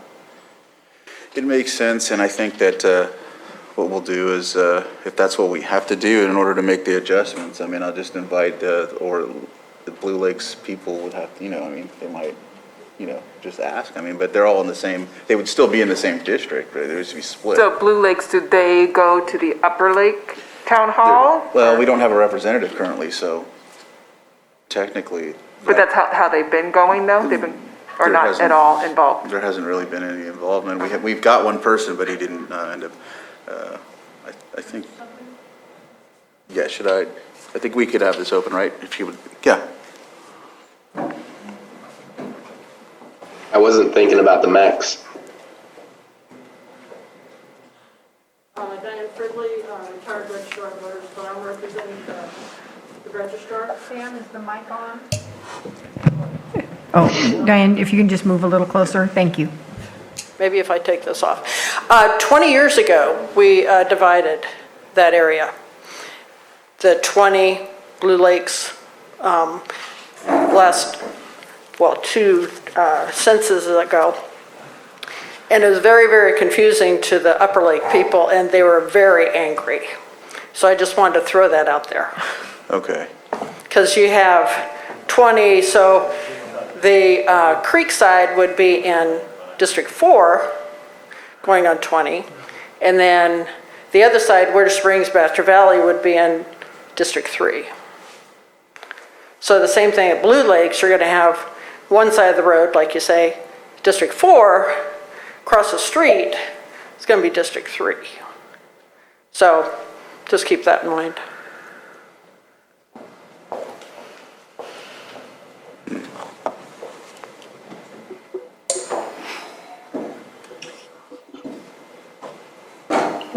What I'd recommend is that if we could look at the District 2 and see if we can get those numbers a little lower and then potentially open it up for public comment. Once we've had the public comments again, we can bring it back and continue to modify the maps based on what we're hearing. Okay.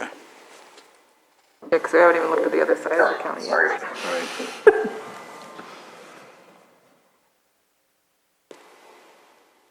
So this boundary, the proposed boundary shifts these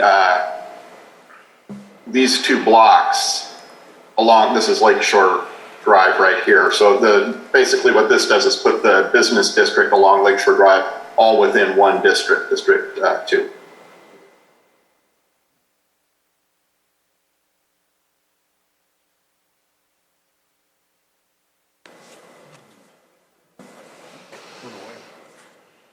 Yeah, it'll come back. Yeah, I love technology. So in looking at that, is there an area between District 1? Well, District 1 is, we can do some transfers. Is there any areas or neighborhoods within District 1 that can be moved over to District 2 without causing any disruption to communities of interest? I've already spoken, so I'm waiting on Moak to speak first. Well, when we're talking about they're splitting it up and clear, you know, with the Clear Lake boundaries and everything we go there, it's exactly how it's set up now for my district and yours, is that it is. One side of the street is District 1 and the other side of the street is District 2. So I don't think we're going to avoid that anyway, so if I have any specific comments or suggestions, you know, from anyone, be open to that, so go ahead. One of my suggestions is that on the east side of Old Highway 53, before Lakeshore Drive, that's kind of a little community back there behind the Crossroads Church.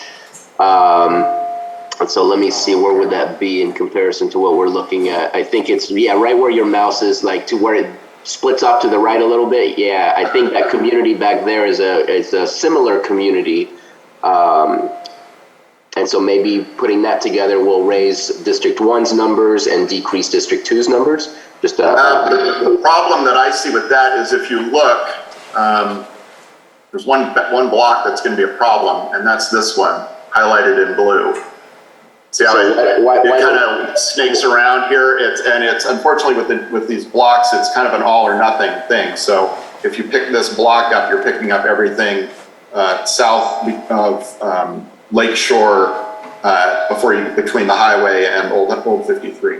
That is a very strange census block. Somebody needs to go back to the drawing board on that one. But especially since I think you go south, Creek runs down the middle there. I'm sorry.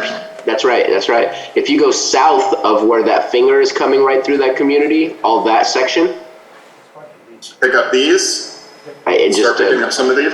Another option that I just saw is on the other side, south of Dam Road. Yeah. If you use Dam Road as a dividing line over here, rather than Cache Creek. But okay, so let's see. So we want to move which areas? These blocks here. That's what I was suggesting. Yes. And again, just spitballing. When you say the Crossroads, that's the Crossroads Church right there on the corner? Yeah. Okay. Right after you pass the village area.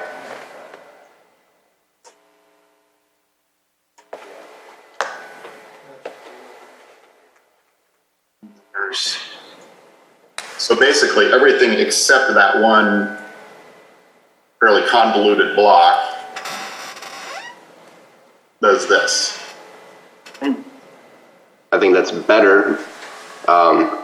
Maybe not. Yeah, no, that's better.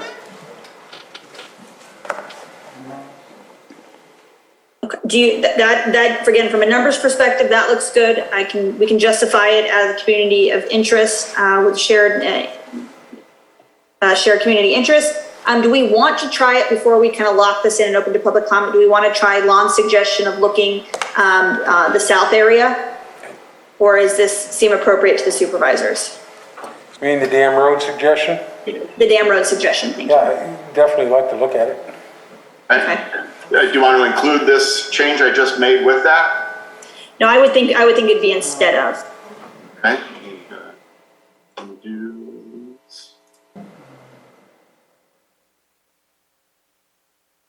Okay.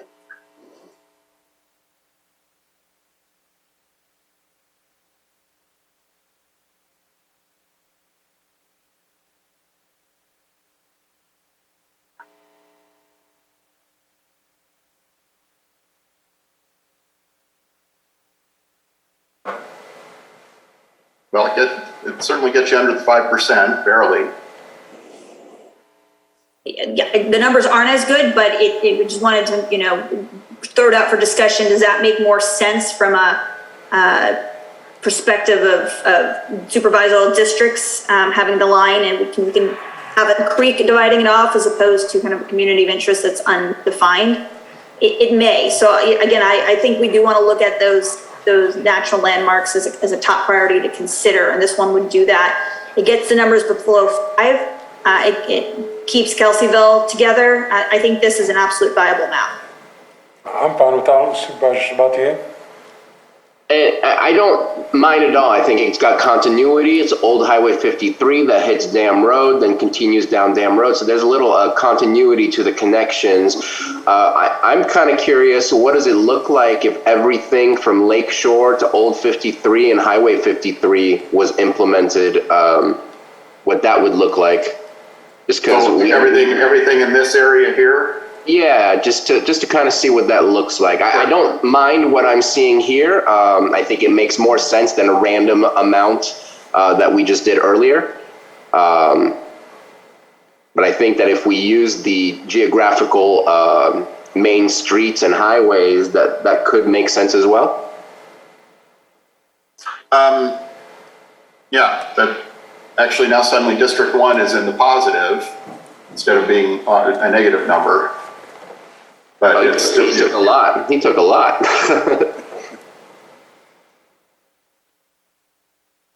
And maybe I can get Redbud back. Yeah, I was just going to ask, did we want to move it back to where the current boundary is here? Now the only thing is that this is that one split district right here. Right. Split block right here.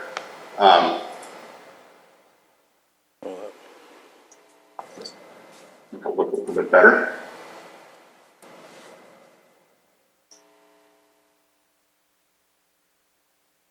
So that's what moving it. And I was thinking back into District 2. Oh, moving which to District 2?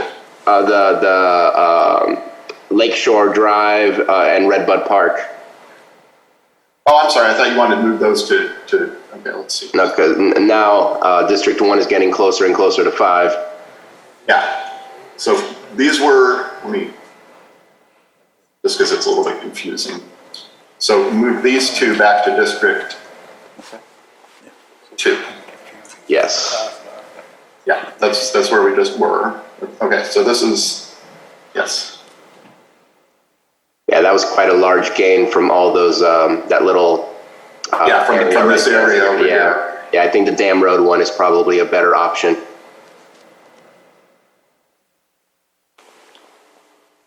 So what I typically like to do again is see if the supervisors can kind of come up with a rough consensus on their preferred map, and then open it up to public to comment, and then again bring it back. The map that I think we're looking at right now is from what I'm hearing is the preferred map. Once we've figured out the District 1, District 2 dividing line. And then, but I'm open, I just want to make sure all supervisors have had a chance to comment on it, and if preferred one to get their voice in there. Could we go back, since now that we've done District 1 and 2, can we go back to District 4 and 3 and see what the numbers look like, pulling Blue Lakes back out? Okay. Hold on, I think something's wrong with District 2. Yeah, he hasn't made a Glonia change. Yeah. Okay. And all of any of those options, I think is good to equalize a little bit, and I'll let Supervisor Simon. I thought the change down to the Dam Road delineation there was was probably the best. So. Yeah, no, I liked it too. The Dam Road one? Yeah. Mm-hmm. I would concur. Not sure why it's saying those numbers are so far off. That was. Yeah. I think you got to give them back the Redbud and that split district. Yeah, I did. Oh. No, I don't think so. No, that's. I must have accidentally picked up something somewhere else. Control Z. Let's back it up till those numbers bounce out to where they're supposed to be.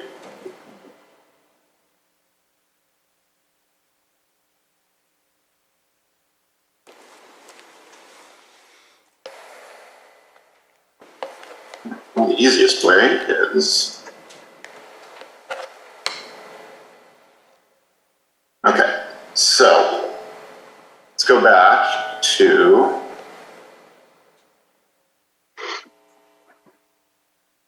moving everything south of Dam Road into District 1.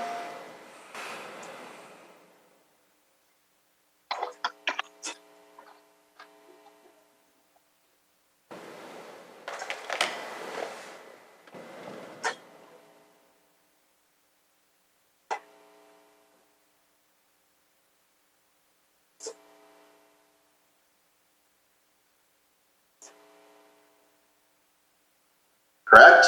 Okay.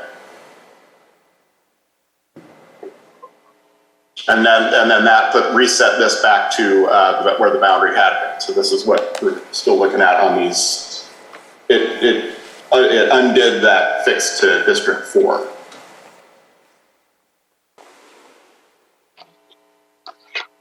Was that both for the Blue Lakes area and the Heights area? This was, I forgot to undo the Heights. My apologies, sir. So let's see, we were going to take this back to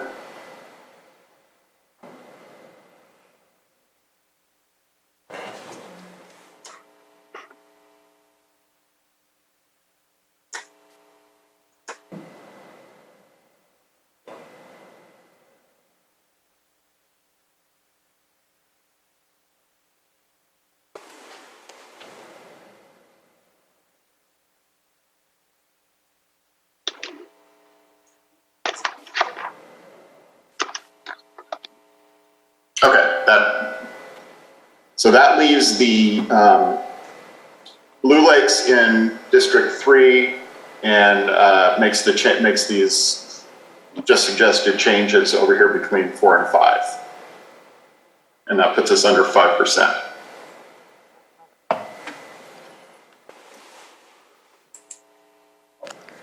Supervisor, do you want to see anything further in this area? I think we're good. I think everybody's Is that everything you wanted in Kelsey? It's hard for me to really see. Yeah, it's hard to tell. Yeah, the dark colors. Yeah. Unfortunately, I can't change the color scheme on these boundaries. The But does that look like it's the Riviera software and the Soda Bay? won't let me. It just assigns them randomly. Basically, you have all of Soda Bay and I have the Heights. Okay. And then I get Blue Lakes back. You get Blue Lakes back. Okay.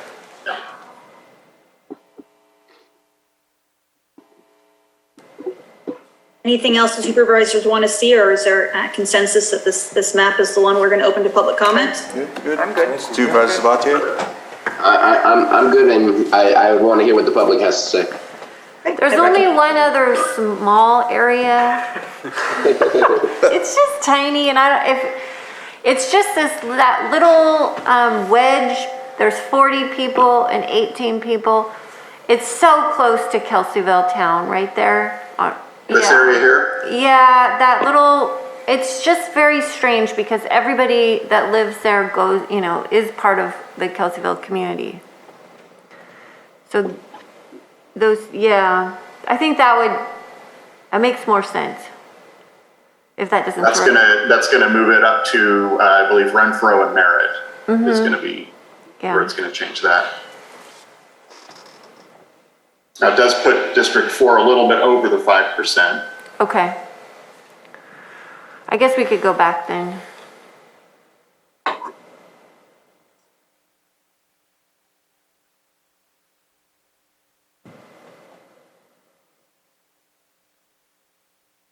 Any additional comments before we open it up? Unless you want to go a little further, not towards like the highway, but like up on Scotts Valley Road, if that makes sense. That way you could accommodate for the 40 or whatever it is. How many people are actually up there? Yeah. I don't know if there's a big population up there. Like 3. So where are we talking about? Let's see.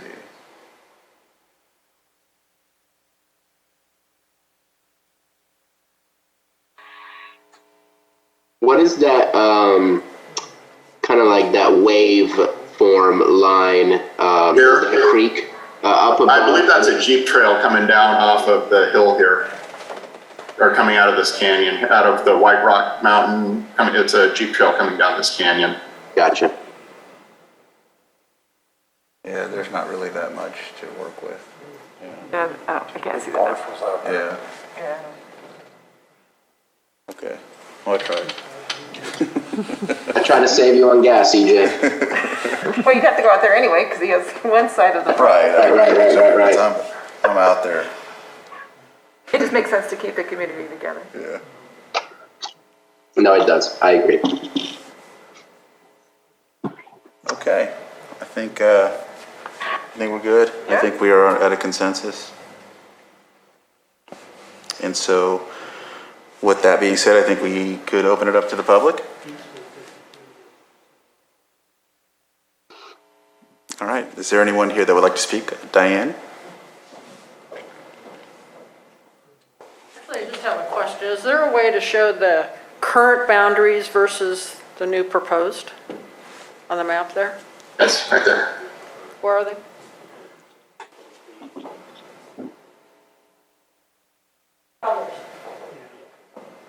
In this, which area? The whole thing, I think she's talking about. Yes.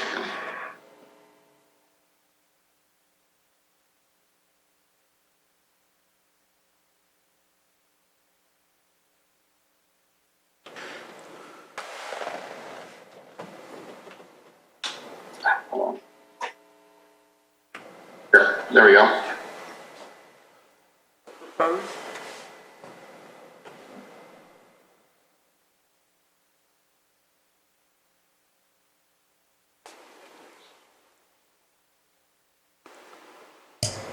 So, Mr. Chair, we do have one hand up in the Zoom room. Okay. Let's see. Oops, sorry. Okay, 1 second. Did you want to come up to the? Yes. Okay. Dirk Sloten, Mayor of Clear Lake. We applaud the boundaries and we would prefer option 3. That if there's any way that you need to make adjustments to our northerly boundary, we wouldn't mind to have a third supervisor representing the city of Clear Lake. Thank you. I didn't realize that. So option 3 would give 3 supervisors to the city of Clear Lake? I didn't know that. Yeah, I didn't know. What are you saying? Yeah.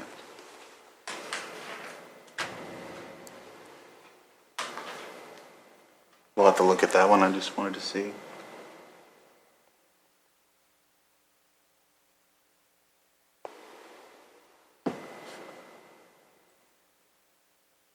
It's still just between districts 1 and 2. Okay. It just moves the boundary from the creek to 18th, and then the city limits.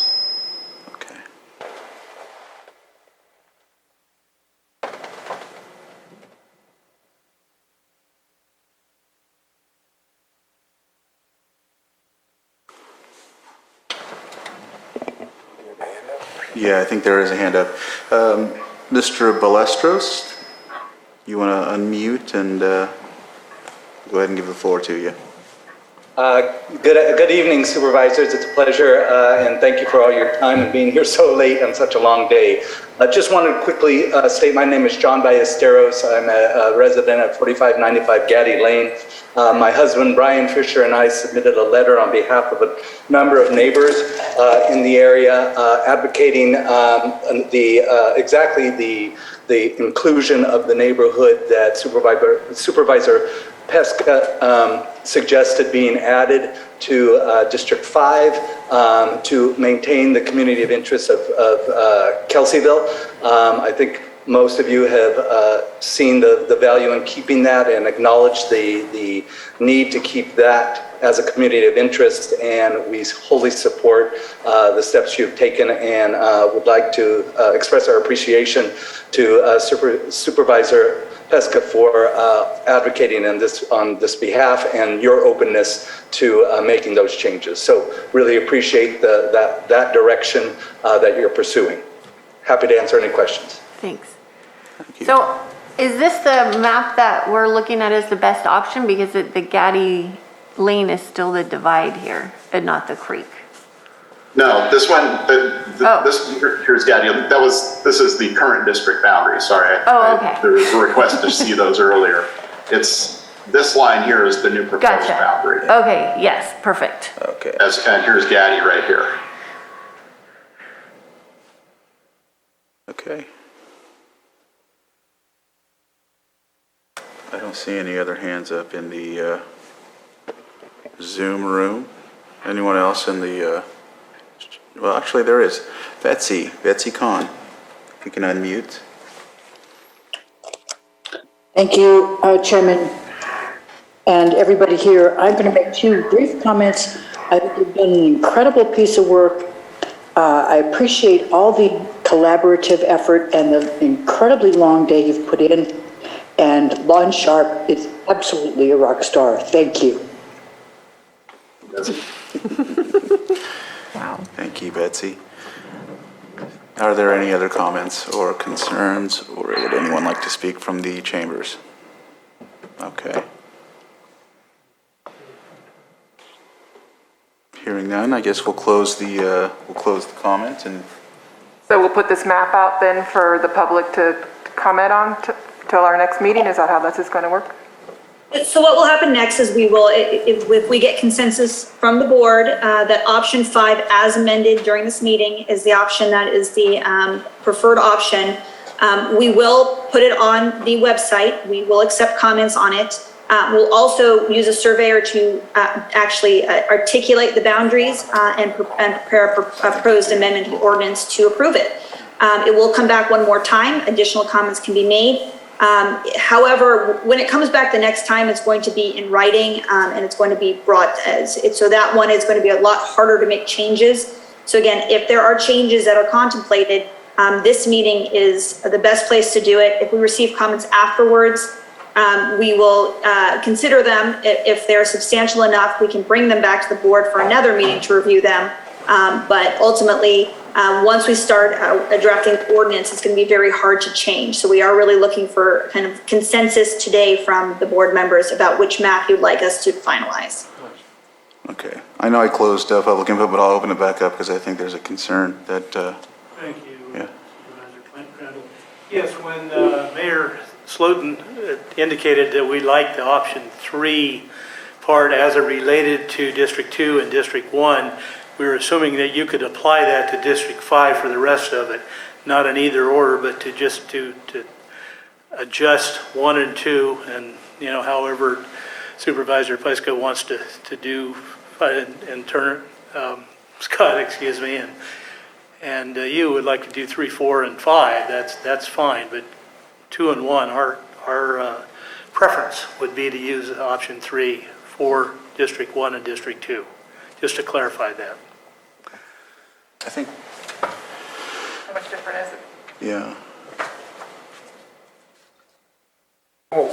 What is the difference? I mean, because I was talking with Supervisor Sabatier on District 1 and District 2, and, we looked at the two options there to get the numbers correct, and, it seemed like the viable option was to go on the dam road, so.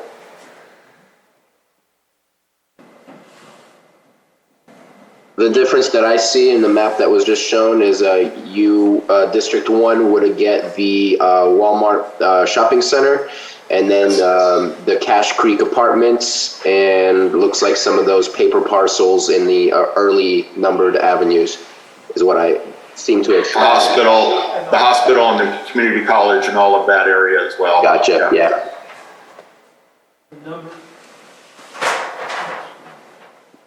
So the request is to use the boundary lines in the city of Clear Lake as articulated in option 3 to apply that to option 5 as amended in this meeting. Does the board want us to look at that? That's what what Mayor Slotin and I would like to look at, yes. It seems like the numbers for between 1 and 2 are much more balanced that way as well.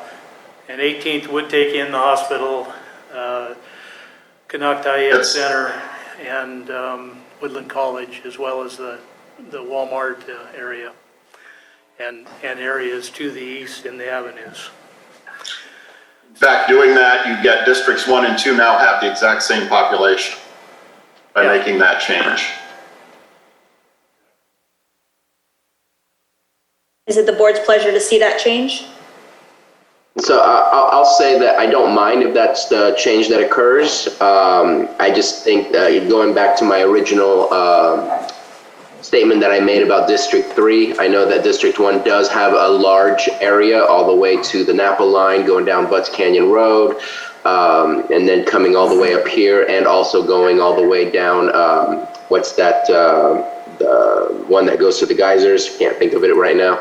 I just know that there's a lot of traveling area in that area, and so I don't know that it needs to be equal, but at the same time, I'm perfectly fine if that's the way it stays.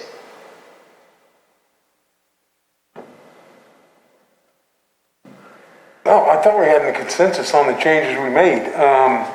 We asked, is everybody okay with the changes we made? So going back, let's take a look at it, I guess. But what does that change for what you were trying to do with Kelseyville and other places? Won't change anything? I don't think it changes anything. No, it doesn't change anything up there. Okay. No, it doesn't change anything. The only thing it would change would be within between District 1 and District 2 in the city of Clear Lake. And again, it's the board's pleasure. Both of them meet the legal requirement, but it's your pleasure which one you prefer. Let's take a look at it then. So these are the numbers using 18th and the city limits as the boundary.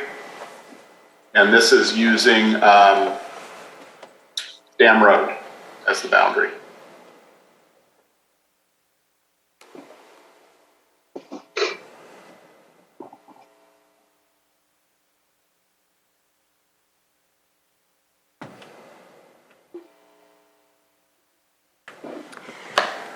Where's the 100-unit apartment complex going to be? Right off of Dam Road, just north of it.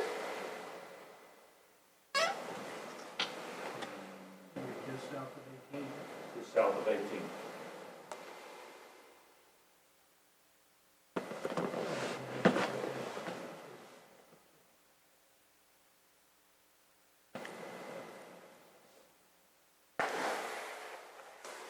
Yeah, it looks like that's all one census block with the apartment complex.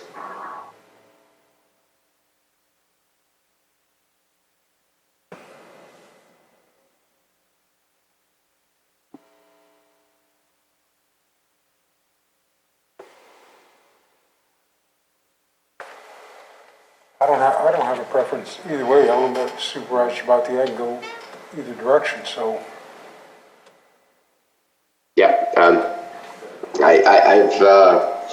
I will say my preference is the dam road, just because, again, in density of area, I think it's easier for District 2 to cover a larger number of folks in a smaller region versus an equal amount of folks for District 1 having such a large area. So I will say that my preference is dam road. And that was my preference too when we had the consensus conversation.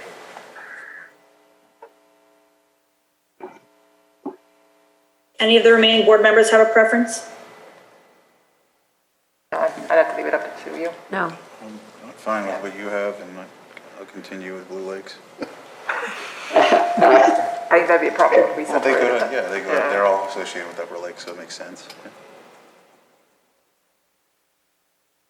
So I hear that the modification that was just proposed is not the consensus of the board, so we would go back to the original option 5 with amendments that was presented prior to public comment.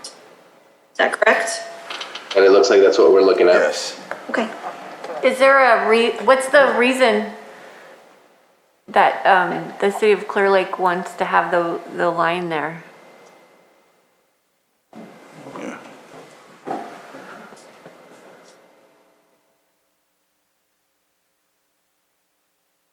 The supervisor of District 1, Moak, has been starting to become really more involved with the city of Clear Lake over the last several months. And we like his input on all the projects that we have coming up. So 2 supervisors that are very involved in this city is a good thing for the city.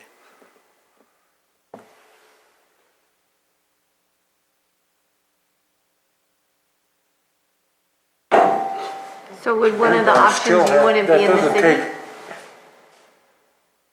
It's not going to take everything out. And I do believe Supervisor 1 and 2 would both still have Clear Lake and would both therefore have a hand in terms of city projects. And just to kind of be clear about it, looking at wanting a specific supervisor over a district is not a grounds for modifying a boundary. Wanting multiple representation is understandable, and that can be considered loosely, but again, we want to make sure we keep the politics out and just really look at communities of interest and shared voices. So I just wanted to throw that out there. I want to make sure, yeah, it's still open, so let's talk it through here. Yeah, do it now, because Yeah. it'd be easier to do it now than you're on. Option 3 more evenly divides the number of people that a representative has in each of those districts. It balances much more that way, but also that area, 18th South, is a pretty homogeneous area with the exception of some homes out to the east, but it has a block that is really, similar use. And I think I like it. And I think the city likes option 3, or at least as it applies to districts 1 and 2, irregardless of who's sitting in your seats now or in the future. It's a homogeneous district. It's cleaner in our opinion, and it balances the population in each of the districts the best. That's the other reason that certainly that I have. I think it's it too.